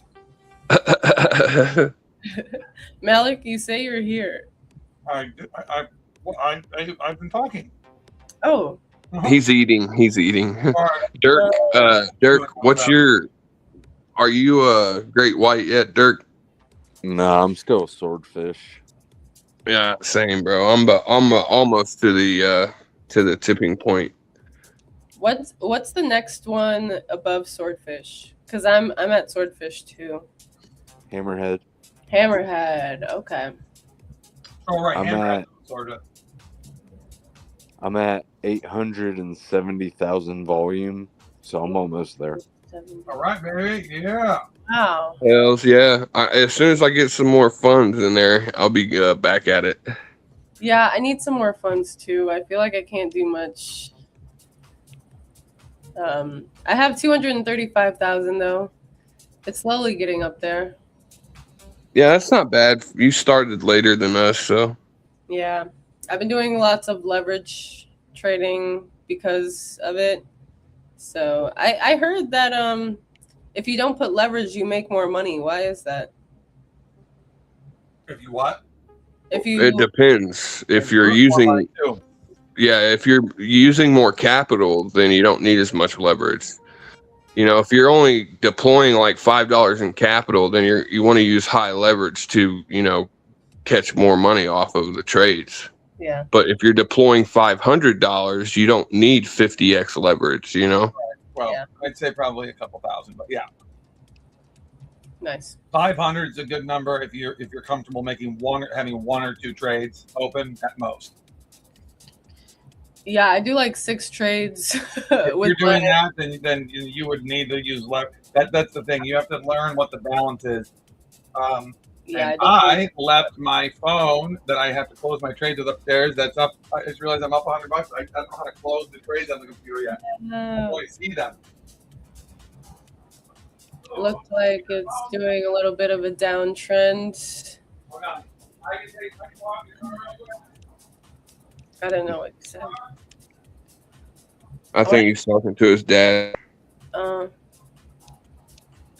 I want to see if he knows how much I would generally be getting from my points conversion wise. Yeah, he can probably give you a general idea. But I mean, it's not going to be accurate because you're going to have a lot more, hopefully, by the time it's over. But I'm thinking in my head, I'm getting one, maybe 200. That's what I'm thinking in my head. So I just wonder what he thinks. Yeah, definitely. Yeah, ask him when he comes back. And we got to ask him about that fucking enjoy. I love you, bro. Love. How you doing, buddy? Come on. Shift. Am I not doing this? Oh. Enjoy.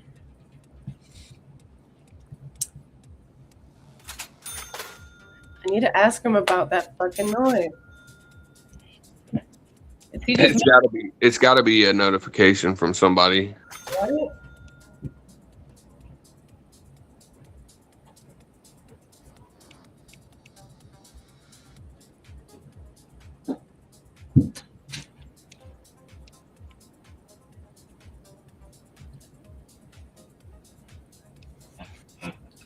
Enjoy Secret Agent. I don't know. Oh yeah, enjoy Super Spy, man. He travels the world. Enjoy. What do you do all day? He's I just want to know. I need to know. Enjoy. Like how are you everywhere all at once? I know. It's magic. I mean, Enjoy. You don't really use X, right? Because you're on the arena so much. CIA. Are you like exclusively the arena? Are you an arena exclusive? Are you in an arena exclusive relationship and contract?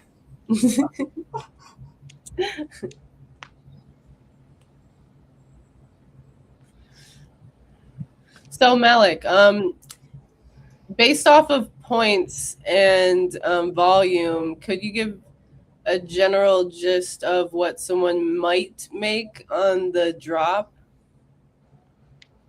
Let me look how many points are. Do we know what the total points are, right? I think. I don't know. I just want to know because in my head, I'm thinking points are $100 or $200 from the drop. 10 million points divided by.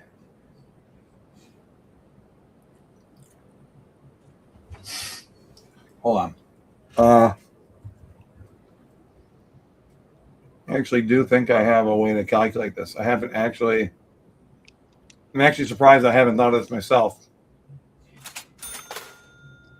Because like in my head, I think I'm getting like 100, maybe 2 from the drop, but I just want to see what you. How many points do you have?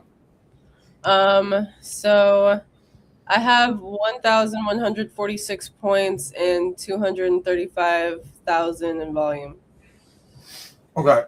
What I'm trying to do is calculate the person that's in first place's or drop the airdrop. Oh, Right. Oh, this is even easier. Number 2 has exactly 1 million points. Okay, perfect. Okay, so if I'm right, and no, that can't be right. There could be 10 million. No, there can't. Maybe 10 million's wrong. Wait, points or XP? XP points. XP. Okay, one. XP are. Oh no, the points. Okay. Your airdrop is going to be based off your points. You Okay. earn points based off your weekly XP. Okay. So, the weekly XP right now, like this person on the top, is just an absolute beast monster. 24. I think that's the most I've ever seen. 25 million XP right now. That's craziness. Yeah.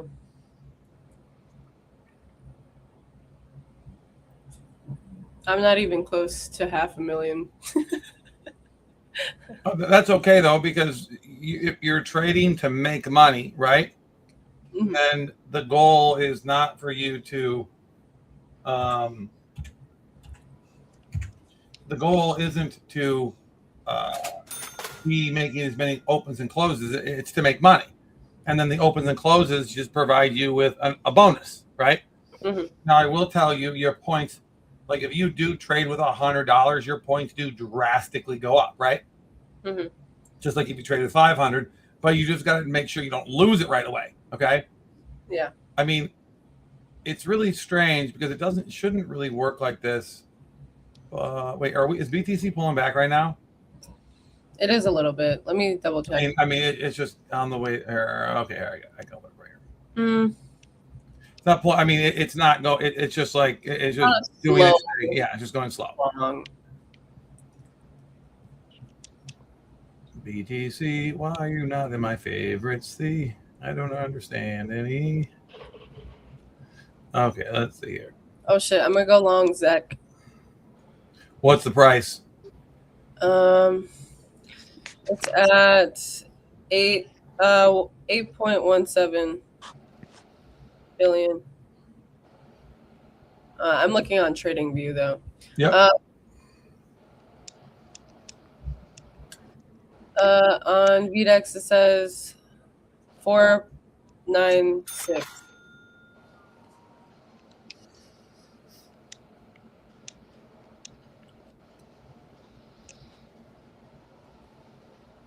I've been shorting this River coin for like 2 days on Tubit. It just launched. It's a what I call a volatility monster, and you just track the highs and lows. And I had one of the biggest trades in my life a couple days ago, and then lost half of it because I fell asleep and I didn't put a stop loss. But this still was a monster win, right? Because I won I think I made like $2,300 on it or something like that. From like $500, and I think I caught it at its all-time high, like literally right at its all-time high. Now the people that made a lot of money were on my New Year's Eve stream, Gina, that you were on, that shorted the Litecoin. That I should have made 3 or 4K on that trade, and I got liquidated by the exchange I was on. I will never go on that exchange ever again. It makes no sense at all. Where would I even? No, I'm using Tubit just to help Drew's company a little bit. Oh, okay. And because I can't see the charts I'm just taking one big position on Vdex because I can't see the charts. So I just picked a token. I think that it has 40 or 50x leverage, and then I either use BTC or Sol, and then I usually put a 7% stop loss in right away. And then if I catch something, I can get. Usually I'll lose like $30. Then I'll hit one for 200. You know. Right. But that's just because I'm playing with credits. It's not my money. Mm-hmm. Yeah. So, ZEC under 500, it could be very interesting. Yeah. I put along my RSI gave me an indication it was going up, and it is. It is oversold. Yeah. It went to what is that? I don't know how to convert the numbers, but my RSI has been really. May gave me like a code. What's the RSI? Can you share your screen or no? Can I? Yeah. If you look down, there's a present or share screen. Yeah, share your screen and put Vdex up, and then show us your indicators. All right.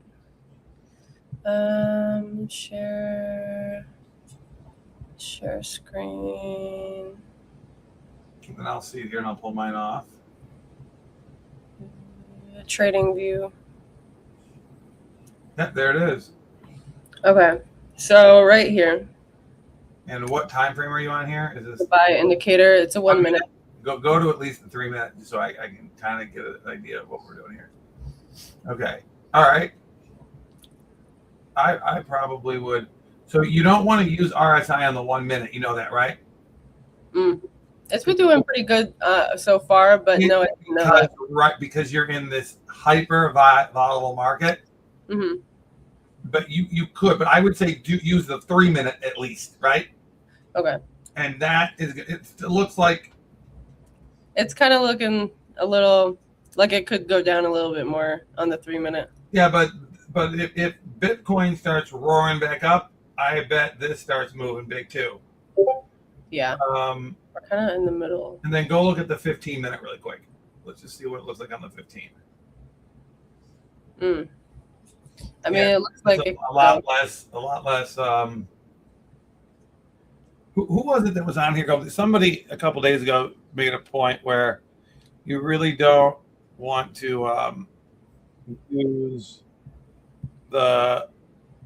you don't want to, when you're trading like we are, you're not really looking to use time frames bigger than the 15 minute, right? Yeah.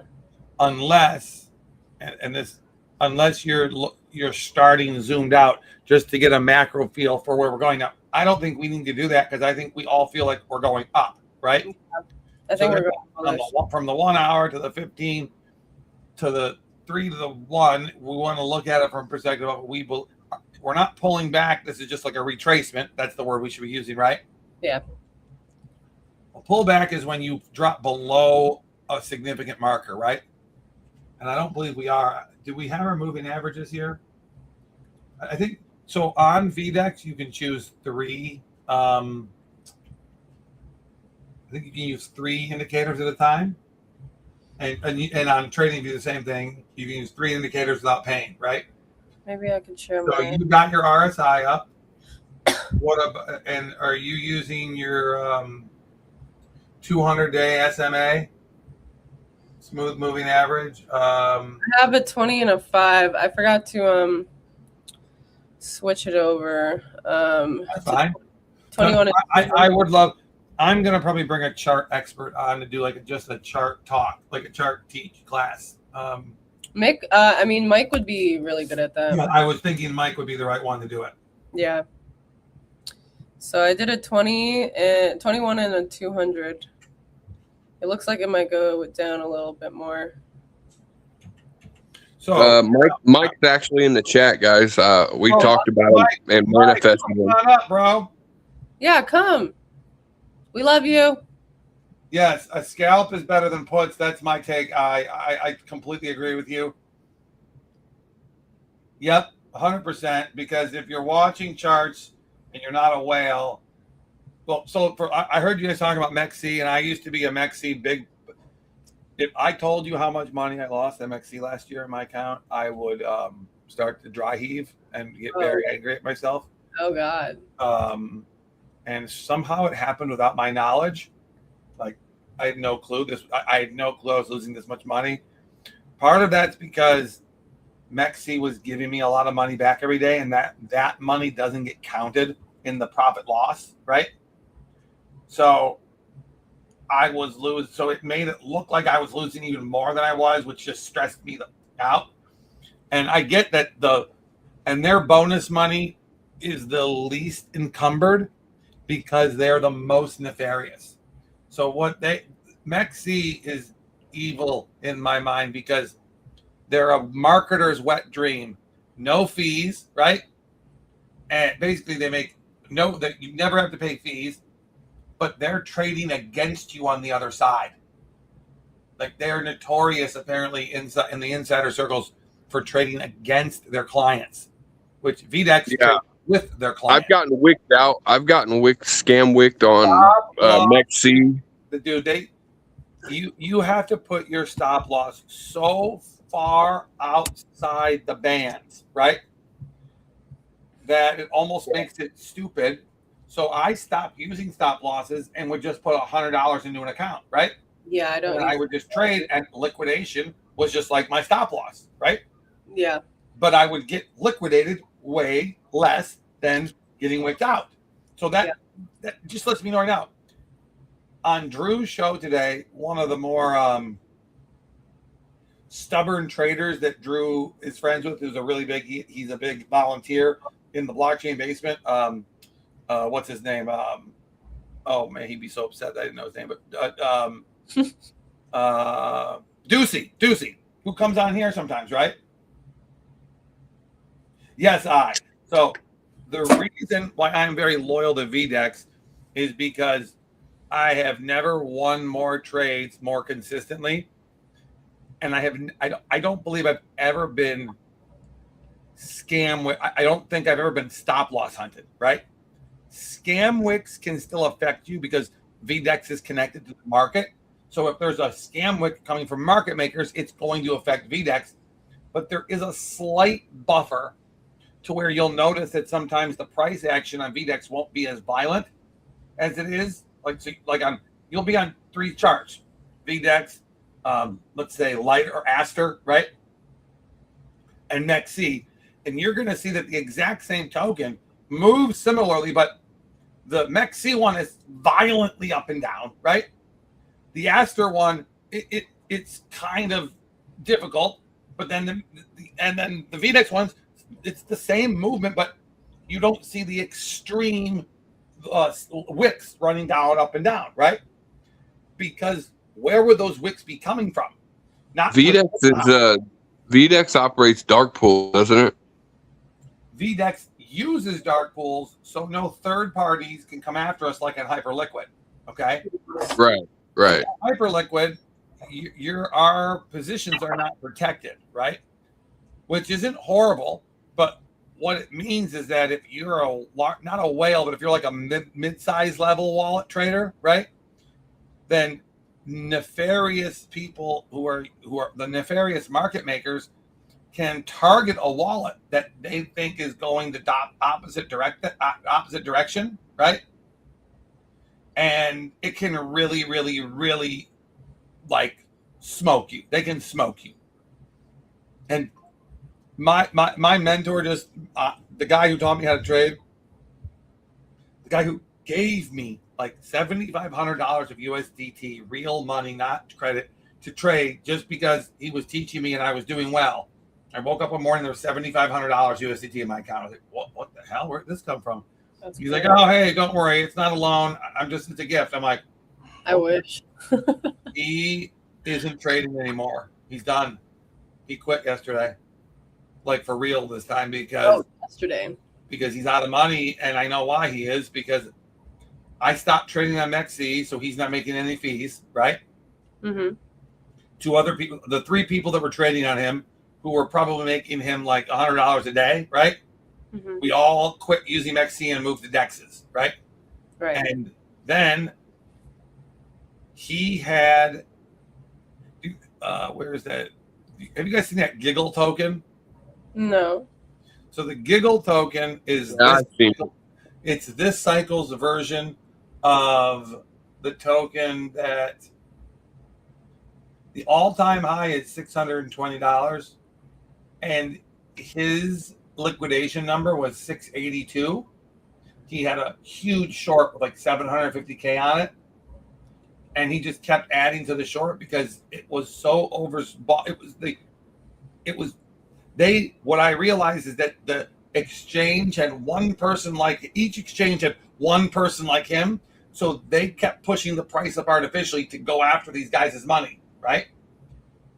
And each exchange you'll see has a drastically different all-time high, which is when you have an all-time high on CoinMarketCap of 620 and you're 680 and you get liquidated at 682, where did that come from? How did it get to 682 on your exchange, right? Yeah. It's impossible. Let Mike up. I did. Hey, Mike. Yo, what's up? I'm just talking about the perils of centralized exchanges. Oh God, I only trade on Vdex now. That's it. Like I used to be a Weeks ambassador, and I'm done with Weeks. Yeah. And I'm just. That's what we were just talking about. I finally realized that Vdex finally realized that I wasn't a bad trader.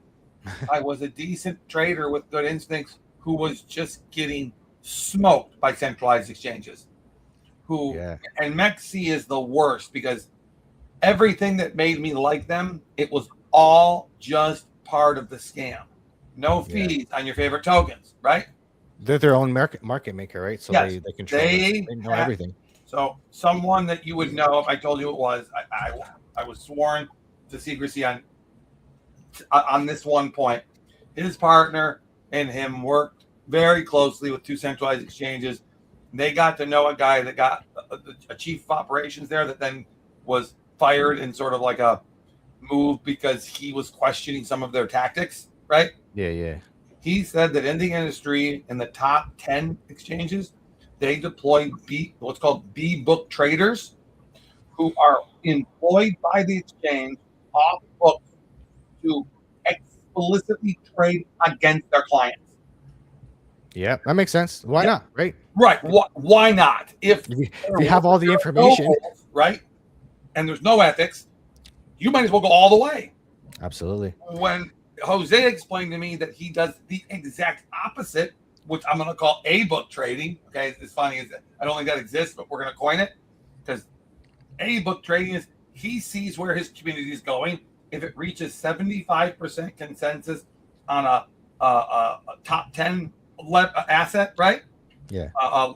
Or if it's on a top 20 and it's an 80 or 85, he takes a position in the VMM with us.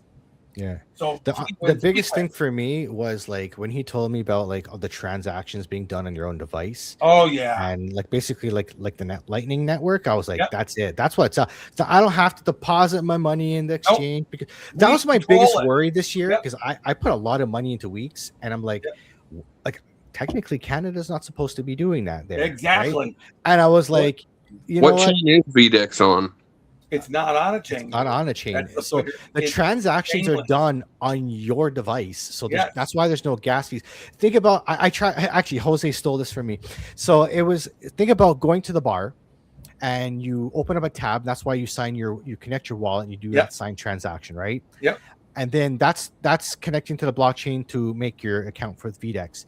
Every transaction you make is like a bar tab, and then you're just gonna do all these transactions on the bar tab. And when you go to withdraw, that's the only time you talk to the blockchain again to settle up your bill. So you get all these transactions, all these trades that we're doing until you withdraw, you're not actually talking to the blockchain again. It's like an IOU. It's its own separate ledger. You don't need to be. You don't need to be. No, you only need to settle up at the end and just verify with math that all these transactions are legit and everything like that. And that's why we have to avoid an exploit or anything like that. That's awesome. Yeah, I'm a nerd. I cannot tell you how excited it makes me to hear you say that you've only been trading with Vita. And I know that Mick's your partner on the stream and everything, but you were an ambassador for another Dex. I was. Yeah. I am just like I'm no longer with them anymore, and Correct. I'm just Vdex. But dude, I did not believe that would happen so quickly because there are a lot of people that have showed me a lot of giving me a lot of crap for going with Vdex. What? Oh yeah, no, dude. It's just you know what the only gripe I have is I just can't. This doesn't have all the coins that I'd like to trade on there. Yeah. Yeah. But like that's just a matter of that time. is literally one still issue. beta. It has all the important ones. All I'm trading now is Bitcoin. I'm really not trading anything else but Bitcoin because Bitcoin It makes sense. Bitcoin and Sol are the two I trade mainly on there because they 40 and 50x for the points and also because they're the tokens I know the best, right? Dude, the last 2 weeks I've gone up I'm at 532,000 in volume. I've been killing it this last 2 weeks. What are you at this week?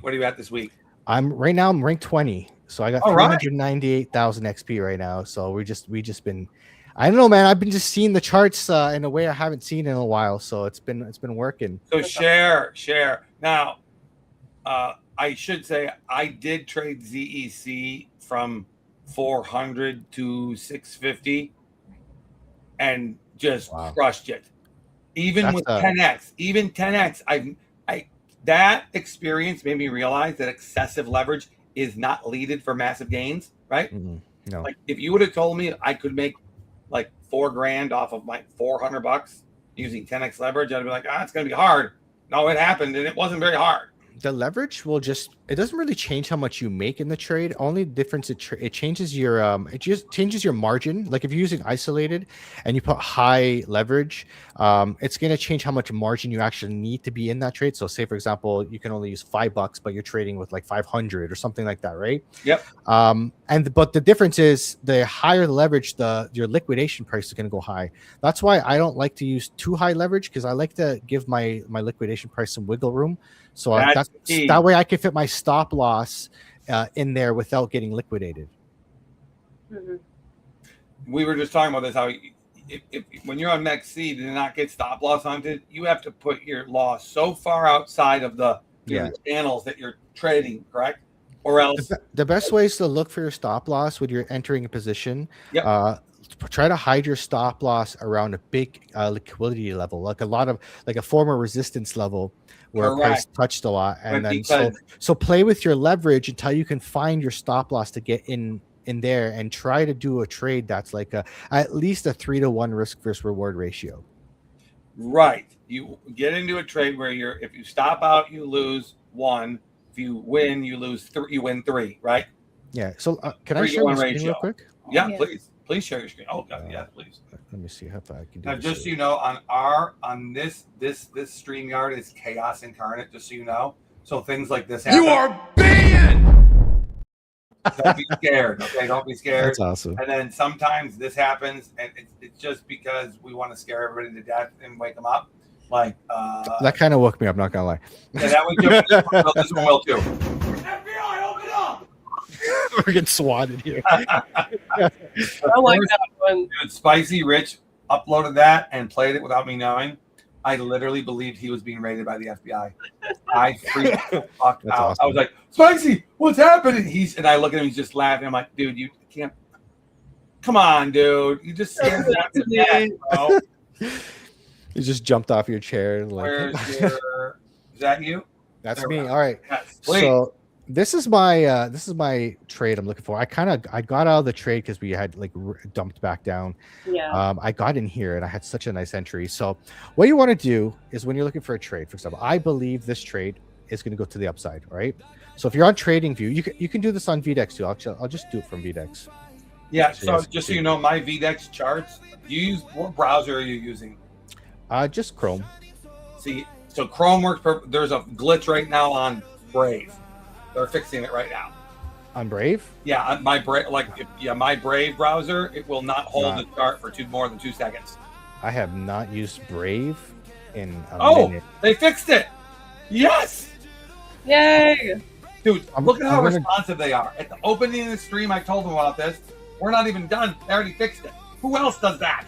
All right, I know, so this is my play here. A little bit of a higher time frame, right? so more likely to win this trade. And also, I have the low stochastic curving up, which is like Yes. gold. This is nice right You here. know, the stochastic, I think, is better than the better indicator than just Stochastic is a little bit more sensitive to price, so it'll start curving up first, and then the RSI will curve up after it. But I see a bull flag here. I see low stochastic curving up. I see a target up to about 99, about 100,000. Dude, So this is Kalio's chart too, by the way. Exactly what he sees. it's a lot of traders are going to see the same thing, right? Yeah, Like, but that's a good You sign. use the stochastic or the stochastic RSI? stochastic RSI. Yeah, stochastic RSI and normal RSI. And then I use the moving averages, moving average multiple. I take off plot 1 and plot 3. And honestly, you only need 2 moving averages. All you need is the 200-day moving average And 21. and the 21. That's it. Forget about the other ones. 221. Yeah. Yeah, so when you go Alex, to the Alex, can you turn that music down just a little, bro? Sorry. I didn't even know the music on. Sorry. So when you go to the moving average multiple here, just go to settings, and then the last one, which would be number 6, plot 6, is your 200, and make sure your method is on exponential, because for some reason Vdex will just like tank it; it'll just go straight down. So you got to go to exponential, and then I choose whatever color you want, and then the 21-day moving average is the SMA, smooth moving average. So it'll be right here. And then you add that, and then you change the settings there, and you got to go to I like to go to high, and then change my to white, because I like to make it a little easy to see, because I'm old. And then and yeah, so that's where you would go here. So that's now you can see clearly. And my model is when the white line, which is the 21, crosses that 200, and we flag in. So that best entry would have, like the safest entry would have been right here. And then you would have just rocked that puppy up. So we can just trade this pattern here. And then, so I'm hoping that we You want to bounce get off the the bottom entry of at the the channel bottom again. line. That bottom line is where you'd like to get an entry, right? I would love to get it. Like we're fighting right now with this middle line here, this Right. resistance, which is kind of lining up with these 3 tops right here. I see That these. 92.5. Yeah, somewhere 92.5, anywhere down to like 92.6. I was thinking about opening up a Bitcoin long, but in small, like not all at once, like just start a little bit of it right here, and if it keeps coming down, dollar cost average to 95. Yeah, you can. Every time it touches the bottom of the channel, you can add to the trade and build your trade over time. Because sometimes it just goes up, right? Exactly. Like so, this is why like I would have like this position for my long-term position, and then I'll keep like another position in for like scalping, if I want to scalp the And small time frames. There is a way you can open up 2 positions on the same coin. On Yeah. Cross and isolate. Cross. Yeah. Yep.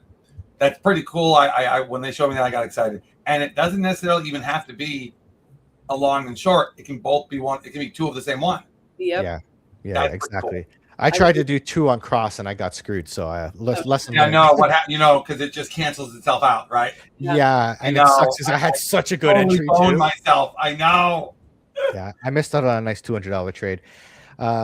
So this one here, if you want to forecast your trade and calculate your position size, your risk, you go to on the side here, you go to these lines here, go to project. Oh no, so this one line here, go to projection, go to long. So say for example, if you were to enter this trade here, the target is up at 99,422, and your stop loss would probably right down here, back at this last liquidity line where we kind of consolidated. So I would go maybe down to the bottom of that line, and that would be a 3.7 risk versus reward ratio, right? So you're what's the stop loss at? The stop loss here on Vdex would be about 90,852. Got it. Which would coincide with this liquidity level and this top of this wick right here. And with what leverage?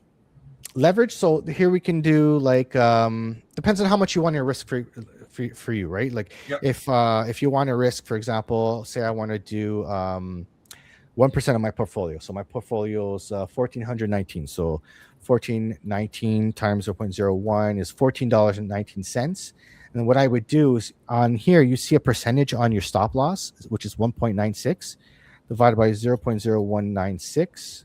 So my position size is $723. So I go 723 in position size. Stop loss would be at 97.90, and then my take profit would be 99.5, and then I would be $52 for risking $15. Nice. That's what you want. So that's how you calculate. If you want to use risk management, you're only risking like 1% of your portfolio, but that's a 3.7 risk versus reward ratio, right? If you lose your trade, you lost 1%. You got to lose 100 trades to liquidate your entire portfolio. Right. So that's it. That's what I teach. that's the whole thing, right? Like, so I take little stabs at the market. If this fails, I lost $15 and I go at it again, and you hit one, you're gonna wipe out all those losses because that's the key. That's what I call shark bites. I call little shark bites. Take little shark bites out of the market every day. As long as you're getting, even if it's only a little bit of wins every day, your account is growing. That's all that matters. Yep. I'm trying to find which one you put for those couple lines. It's not fib retracement. No, you got to go to it's a forecasting and measurement, so projection. So it'll be 1, 2, 3, 4, 5 down, and then it should be projected. Oh, I can't see it. Okay, there it is. Thank you. No problem. And then you put you would basically do long here. Click on the price line, and you can drag and drop. You can drag your entry, even if you want to do like a limit order. Yeah. You drag and put your limit, and it would give you your risk reward ratio, all that kind of stuff. Oh, it's not working for me. Fuck. Make sure it's highlighted on the left side. Yeah, projection, right? Yeah. So go to projection once. I actually put a dot down. Oh, okay. Now I can't pick it back up. Let me refresh. It's all good. Yeah. So yeah, look, we're kind of fighting with that level right now. So we're like the 1 minute charts, like we just lost the 200 again. I feel like we're gonna chop out for a while. What's the resistance? 94. Right now we're kind of fighting with like 92.8, 92.9. 92.8. Okay. To go below it, or you mean to bounce off it? To go above it. So on the 4 hour, we've been sitting around the middle of this for a while. So if you go Alt H on the chart, you can put a horizontal line, and you can, but it puts a horizontal line across the entire chart, right from the beginning. So you can go and see. You know what I'm seeing right now? Actually, God, we can even see a cup and handle potentially here. Yeah, that's what people were talking about earlier. Yeah, I'm just looking at that now. So so we can have like a cup and handle here, and we can consolidate down, which kind of lines up with my thought process on the handle right there, right? Yeah, so my thought process on the daily here, if the 4 hour doesn't consolidate sideways and it comes down, the daily to me looks like we're gonna come down a bit. So we need to come back and tag that 21. So either we touch the 21 by just consolidating sideways, or we make something like a falling wedge, and we consolidate down this way. So we need more time to confirm this. So I wouldn't rush into a trade now, to be honest. I agree. I already put one in like a couple minutes ago. Oops. Yeah. You're doing it for volume too, so we have a tight stop loss. Yeah, I went long BTC and long ZEC. Entry price for BTC 92,857, which was not amazing. You're 10x leverage on both. 30x on BTC, 10x on ZEC. Okay, that's good. I find the sweet spot is between like 30 and 35x for me, where my liquidation's not too crazy. For BTC, that's 100% accurate. Yeah, but the thing is, like, you got to use a lot of money to go in, so that's why I really pick and choose when I get in, because I go hard, but I'm only risking like, you know, a couple percent, but I'm pretty confident on like the stop loss. But if I lose it, I lose it, and I take another stab later, right? Yeah, I made like $20 earlier on that really long candle. Nice. I don't know if you guys are in the Vdex Telegram, but I put out that Head and Shoulders on the hourly, and it hit the target perfectly. Which one? Did they open up the new one for us? It wasn't the elite one. It was the regular one in the trading tag. I put some couple setups this morning, and then I put up a Head and Shoulders on the hour. So you said the Telegram? Yeah, the Vdex Telegram. Okay. I'm gonna need to get in there. Yeah, once in a while when I see a setup and I can, when I'm at work, I was like, oh shit, this is a Head and Shoulders. I gotta put this in. And it's funny because I didn't even take the same trade because I had to go back to work and actually like do some work. I was on the charts like half the day. Oh man. Yeah, that's the tough part. Like I had the day off yesterday, and I was in the charts all day, and I just like I think out of 8 trades I won 5. It was a good day to trade, man. I'm glad it was a snow day. Yeah, dude. That's me today. Yeah. Yep. Honestly, the more you're in the charts, the more opportunity you're going to see. Like even if you're just scalping the small time frames, because there's always money to be made.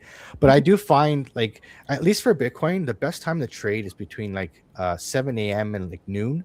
I feel like there's a lot of in the market. 10 a.m. It usually like pumps for a bit.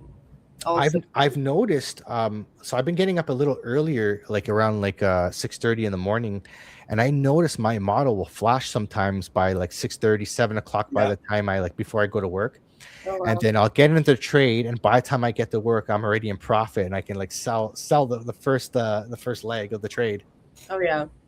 I just realized the other day that you can get Vdex on your phone, because like one day I was like worried about leaving my trades because I had to go to work. Yeah. And me and this other dude call it investing spreads. We talk about the market, and he sent me screenshots. I was like, are you on mobile right now? Like, you don't have to be on a desktop browser to go on Vdex. It blows my mind how many people don't realize you can do that inside your Rabby wallet or wherever. You can open the DApp.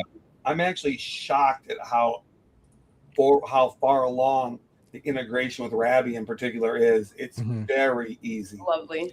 Yeah, honestly, I do most of my trades from my phone. Yep, only when I'm at work, I'm able to sit on the computer and do it. Like I just go to my MetaMask. I use the MetaMask browser and just do it all from there. Yeah. Looks beautiful with Vdex. Yeah. So what I'll do is I'll set up my trade on TradingView. I'll map it out there, and then I'll go to Vdex, find the same trade, and look at the numbers, because again, sometimes the price is off just a little bit. But like even if it's off like if you're in an altcoin and it's off like $1, like that could, or a couple cents, that can be your stop loss right there, right? That can wick you out. And that's the one thing. That's actually what's, I think my last 2 weeks have been really good, because I've been using the numbers on the Vdex chart. Because what I was doing before was I was setting up my trades with TradingView, and I was getting wicked out and all that. And now using Vdex, I've been killing it because I've been using their numbers and just using their chart more often. To determine what you're. Yes, that makes sense. Yeah. I mean, just the whole aspect of how they're using the VK rollups to create, and the dark pools to shield all of our trades, which, as you said, they're just bar tabs, right? Absolutely. Is there a coin you guys want me to look at? Hype should be good for a long. Hype right now. Let's look at Hype. Yeah, hype should be good for a long soon. And then I want you to look at bid 10 or Tau. Oh, I'll pull it up on another chart, another thing. Whoa. Hype what on is hype this? on Vdex. Don't look at the 1 minute. That's a weird chart. You love the 1 minute. Jesus. I love the 1 minute. For real. You know what? You can just see there's like no liquidity right now when you have these sideways lines. Like nobody's trading Yeah, it right now. I could argue that hype looks like it's in a short position right now. Yeah. Honestly, if you're gonna like, this is so weird. Like I would just more look at the stochastic right now. Yeah. Just follow the waves a moment. Like we just had a big dump, so we're technically in it. Looks so weird, like a stair step down. It might actually, yeah. I would wait if this stochastic RSI starts to curl up. I would look for a long. Yeah. But let me look at a bigger time frame here. Let me look at like the 15 minute or something. Can I? Oh wait, do they have them? Just there it is. I don't So know. let's look at the hour. Has this? Okay, so the hour looks better. The hour looks like we're just following the trend. We're pulling the 21-day moving average with us. As long as that stays up there, that's good. Let's see here. Let me flip. Sometimes if you can't see something, flip the chart upside down. Press Alt-I, and you might be able to see something. Say something. Yeah, this might dump. Yeah, that's what I'm thinking because it's been going up. It's been outperforming all day. Yeah, I kind of see something like this happening. I kind of see like the chart's upside down right now. I kind of see this. We're like a rounding, and then back up to this 200-day moving average here. Whether we get rejected or not and come back down is a different story. But I feel like that's going to happen. Where's that 200-day moving average? What's that? 30, 227. I mean 29. 25.92. Oh, right, because you're upside down. Right. Yeah. Yeah, I'm upside down. So that's kind of what I'm seeing. So you might see some sort of topping pattern here. Let me look at trading view, see if I can get, because just so I can get more time frames. Hype. Oh, they are adding more time frames, by the way. Yeah. That's honestly helps me a lot. All right, so let's look at hype on the 15-minute. That's what I want to see. Okay, so the 15-minute again is above the 200-day moving average, because you might make like a topping pattern, and that's what I want to see if I can find.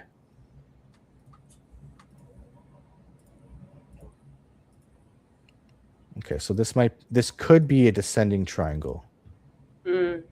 Possible. Like again, I'm not going to tell you it's going to go one way or the other, but when you got a flat resistance line on the bottom and you got a sloping down like this, like what you would like to see if we were going to pump would be a flat top, like it was below, and then price doing this. So if we believe we're in a flag, we want to see this.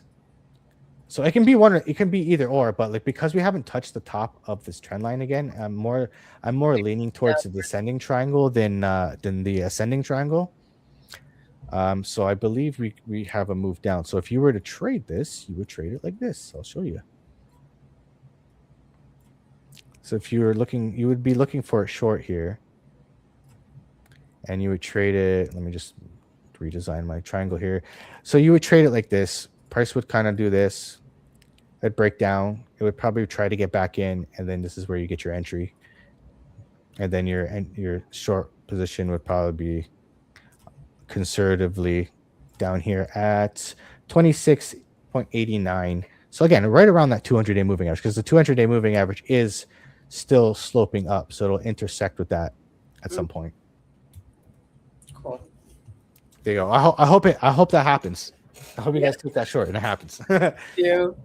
But I wouldn't trade it until you start to have like a break of that trend line. Mm-hmm.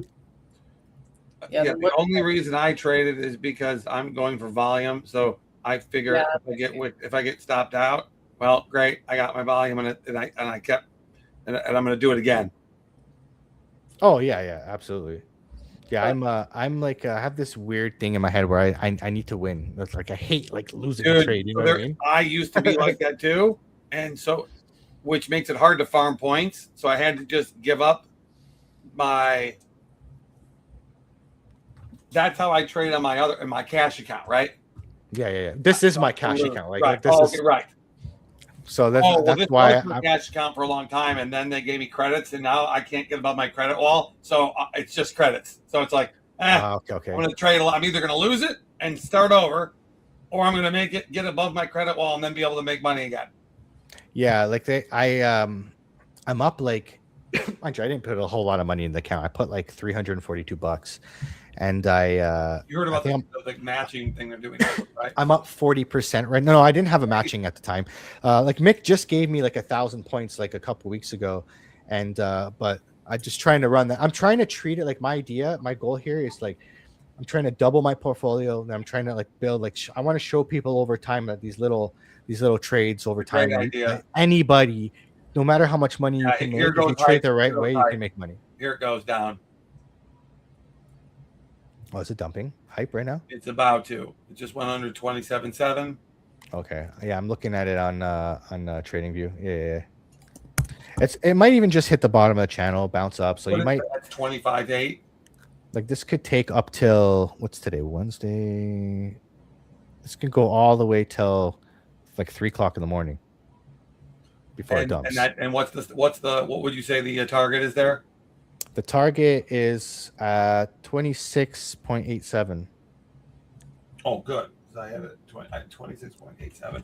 And if you wanted to be really safe, you could just do 27, right? Yeah, all you really do is like when you make the triangle here, you just take from the top of the bottom of the triangle, and that's it. Boom, boom. And then you just put it on the line. So mind you, it depends on if it breaks here, you put it here. Right.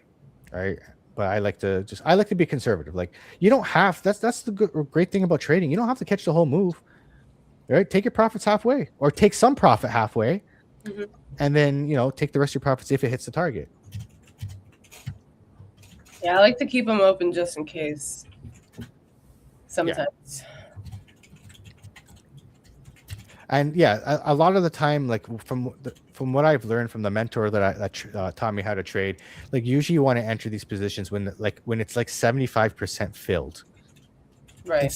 That way you're not, because it's going to be a roller coaster right in this whole thing, and you're going to get emotional. Or if you just like you're trading the end of it, like first of all, your stop loss is going to be super tight, because like you would go like this. You go short position here. Say you get in like right around here near the end. Did I go short? So hold on. Short position. So you enter somewhere around here.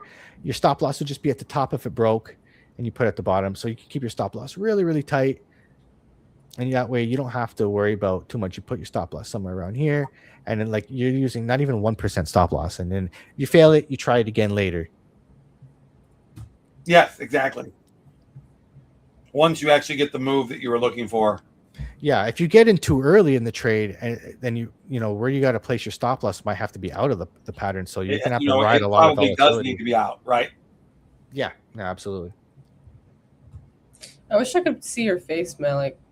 Oh, sure. Wait. No. Oh. He's got the arena. So easy, dude. That's so easy. You just do that. You are the arena. Dude, that's so ridiculous. He's got the orange arches.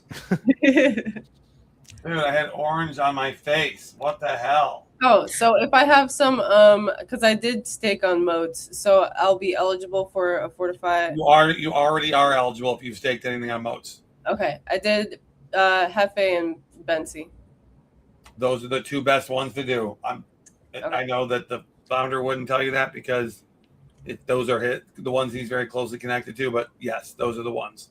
Okay, cool. Crypto J, you are absolutely correct, my friend. Yeah, stop loss is important. Like proper risk management is really the key to grow your portfolio over time.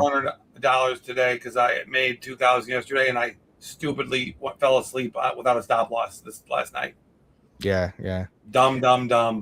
Just like so stupid. I would have lost $20, not 400. Damn. Whew.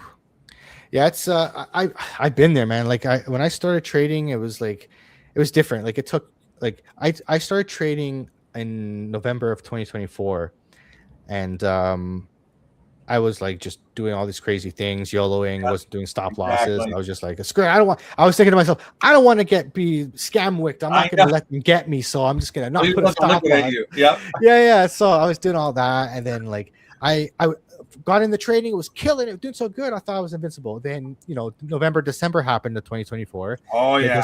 The market got really hard. I realized I suck at this. Like I'm really bad. So I joined a trading group. I got in, like I had a mentor, started learning this. And honestly, I took a break from trading. I just did demo trading. I didn't really trade, and I just learned. I took a course. I did all this stuff. Like I came back to it when I felt like I had the better More mindset. confident. Actually, not confidence, yes, but also like the mindset. I'm like, okay, I'm gonna do this the right way with risk management in mind, and it's good. I don't take trades. I don't rush in the trades. I just like wait for them to come to me now, and I've been more successful. But being patient, and it's crazy though. You'll be patient for the setup, and then as soon as you're in the trades, like, oh my god, okay, are we going up? We're going down. Like you start getting that those That's nerves, why right? I try to put my stop loss in. I try to take a step away. Yeah, I try to exactly. I do the same thing, and it's like just trust the pattern. That's when you make the most money and with the less stress. Yeah. That's when you do. You're right. There was literally a trade yesterday where I was like, I'm in the trade, and I'm like, I was about to sell. I'm like, you know what? Let me go have lunch. Took a break, came back, was up like I doubled like my P&L. I was like, okay, great. Okay, see, I'm glad because I was literally hovering the sell button. Yeah, I get nervous. Anytime I find myself really watching the trade, I'm like, chill out. Like today I did laundry and some schoolwork, and I tried to step away from my computer for a second because I was doing the same shit. Yeah, when my model flashes, I go hard on the model, and if we start running into profits, I'll sell the trade to get early profits in, and any other trade I take for the day will be risking less. So no matter what, if I lose all the rest of the trades for the day, I'm still ending the day in green. Nick Dunn, thank you very much. He's my only comment on YouTube. Hold on, let's go look at that. Real quick. Dude, YouTube is rough for crypto content these days. It is, but I that's why I'm not pushing it, because I want it to be just a storage bank for all my content. Yeah, that's exactly what I'm doing. I don't want them to boot me off and lose it. So like Nick Dunn's like, can I watch this somewhere? Yeah. Go to yeah, I just download them and I put all the podcast. Don't tell me to move on, but just sign up for it. Yeah. Let me find it real quick. It's kind of funny. Dude, that's we'll a hype is pumping right now. By the way, NFA launched a token. Isn't that crazy? Oh. NFA? Yeah, that's NFA, isn't it? Yes, that's him. Wait, he launched a token? What's it called? Trust. Oh, shit. Okay. Trust me, bro. NFA also. I don't trust nobody on this platform. Yeah. This is the real NFA, because like it's Poppy Abraham, Michael B, Jay. Yeah, this is the real him. Okay. Yeah. Trust. He's one of my favorite people on here. I don't even have money to buy it. No, but actually, it's the market cap's so low that you don't really need much. Like, I can't believe what I just got for like $10. So for $1, you would still get like 10 million. Let me see. I'm gonna do $7. That's all I have. Do $5. Honest to God, you'll get a lot. When did he launch it? Tonight at. Does it say? Why doesn't it have a time? But it couldn't have been long ago, because it in the thing here where it says 2 hours ago. 2 hours ago. Yeah, 2 hours ago. Damn. Enjoy just bought. Dude, he's using the mask. He's using my mask. Look. Nice. Look. Nice. Fuck yeah. I am Bluey behind mask. I do not talk like little puppy healer. I am mean, scary. Okay, I thought that was Bluey. I wasn't sure. It is Bluey wearing the V for Vendetta mask. That's awesome. And then I'm trying to convince my cats to go away, and this will be our cat. Bluey is goated. 100%. If I had kids, Bluey would be their best friend for sure. Yeah, I actually let my daughter watch Bluey. I do not let my daughter watch like YouTube Bluey or anything can hurt like that. children. By the way, Bluey I watched adults. 100 episodes. Mike, I personally watched more than 100 episodes, but probably 200, right? I have never seen an episode that I would not let my nieces watch or not with my kids. Like, I just wouldn't. They have actually have like lessons, like good Yeah, lessons. and they It's not always brain have a rot. nice lesson. The poor and dad. it's, you know, it's for everybody. Yeah, the poor dad gets beat I've up. but- cried over Bluey. Oh, dude, there are tons of episodes to cry about. 100%. Yeah, Oh, yeah. dude. Oh God. I started showing my daughter. Actually, have you heard of the Tuttle Twins? No. Oh yeah. It's like it's a crypto cartoon, and they What? yeah, it's made by like Bitcoiners, and they teach about like kids like lessons, but it's like funny. It's like it's a cartoon, and it teaches them about like socialism or the economy, money, What? crypto. Yeah, like, it's actually like really really cool, like stuff they don't teach kids in school, and yeah, it was made by a bunch of Bitcoin maxis. That's so good for the degenerates and their children. Yeah, it's funny because like all the people that got into like crypto like are all like millennials or older now, and they're all having kids, so they gotta make content for that, right? That's fucking dope. What is it called again? The Tuttle Twins. Tuttle Twins. Yeah, I think it's TuttleTwins.tv or something like that. But they're on YouTube. You can actually watch them for free on YouTube. Oh, that's awesome. Yeah, he watches slop. So Who does? my son. Oh, really? What does he watch? The freaking alien TV. It's Really? literally, yeah, he just loves those aliens. I don't know why, but there's no lessons at all in there. It's just a bunch of hullabaloo, They make sounds. It's very like Coco Melon to me. Oh God. So, I'm dude, so glad I'm not in the Coco Melon years Dude. anymore. Oh my god. somebody, I didn't let him watch so, that and Peppa Pig. Worse. I am a big shark. Ah. Wait, are Hold you on. doing a costume soon, Malik? Yes, they're in the mail. Oh, I can't wait to see what you picked. Dude, I've got a unicorn coming. Oh, nice. Is it a blow up one or just Oh no, like I'm not giving like any a more onesie? information. Not giving any other information away about Okay. that. Okay, okay. Let me- So hold on. Then I'm gonna. If you guys want to stay on, I just have to run to the store before it closes at midnight. But you guys can stay and do charts all night long. Yeah, I gotta take off at midnight. I gotta go to work tomorrow. Yeah, I have to go too. Oh yeah, you have a real job. That's right.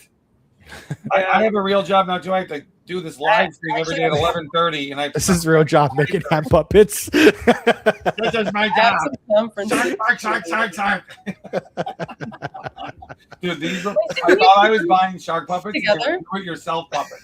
I Yes. stapled them together. I couldn't get the glue to work. It's like, oh, guys, I can't take it. Use like a hot glue gun. Yeah. Baby shark. Do. Oh. Pinata. Okay, so you see these pinatas? Yeah. So I'm gonna put a five. I got 5 of them. There were 5 at Target. I'm gonna Okay. put a $5, $10, $20, $50, and $100 bill in each of them. Someone's gonna pick one of the 5, and I'm gonna beat the shit out of it on stream. And whichever bill they get is what they win. That's dope. So how are you gonna pick who gets to pick a shark? It's gonna be based on winning the duck race. Okay. Oh hell yeah, that's what's up. It's like the bonus round. Okay. I'm gonna have to answer.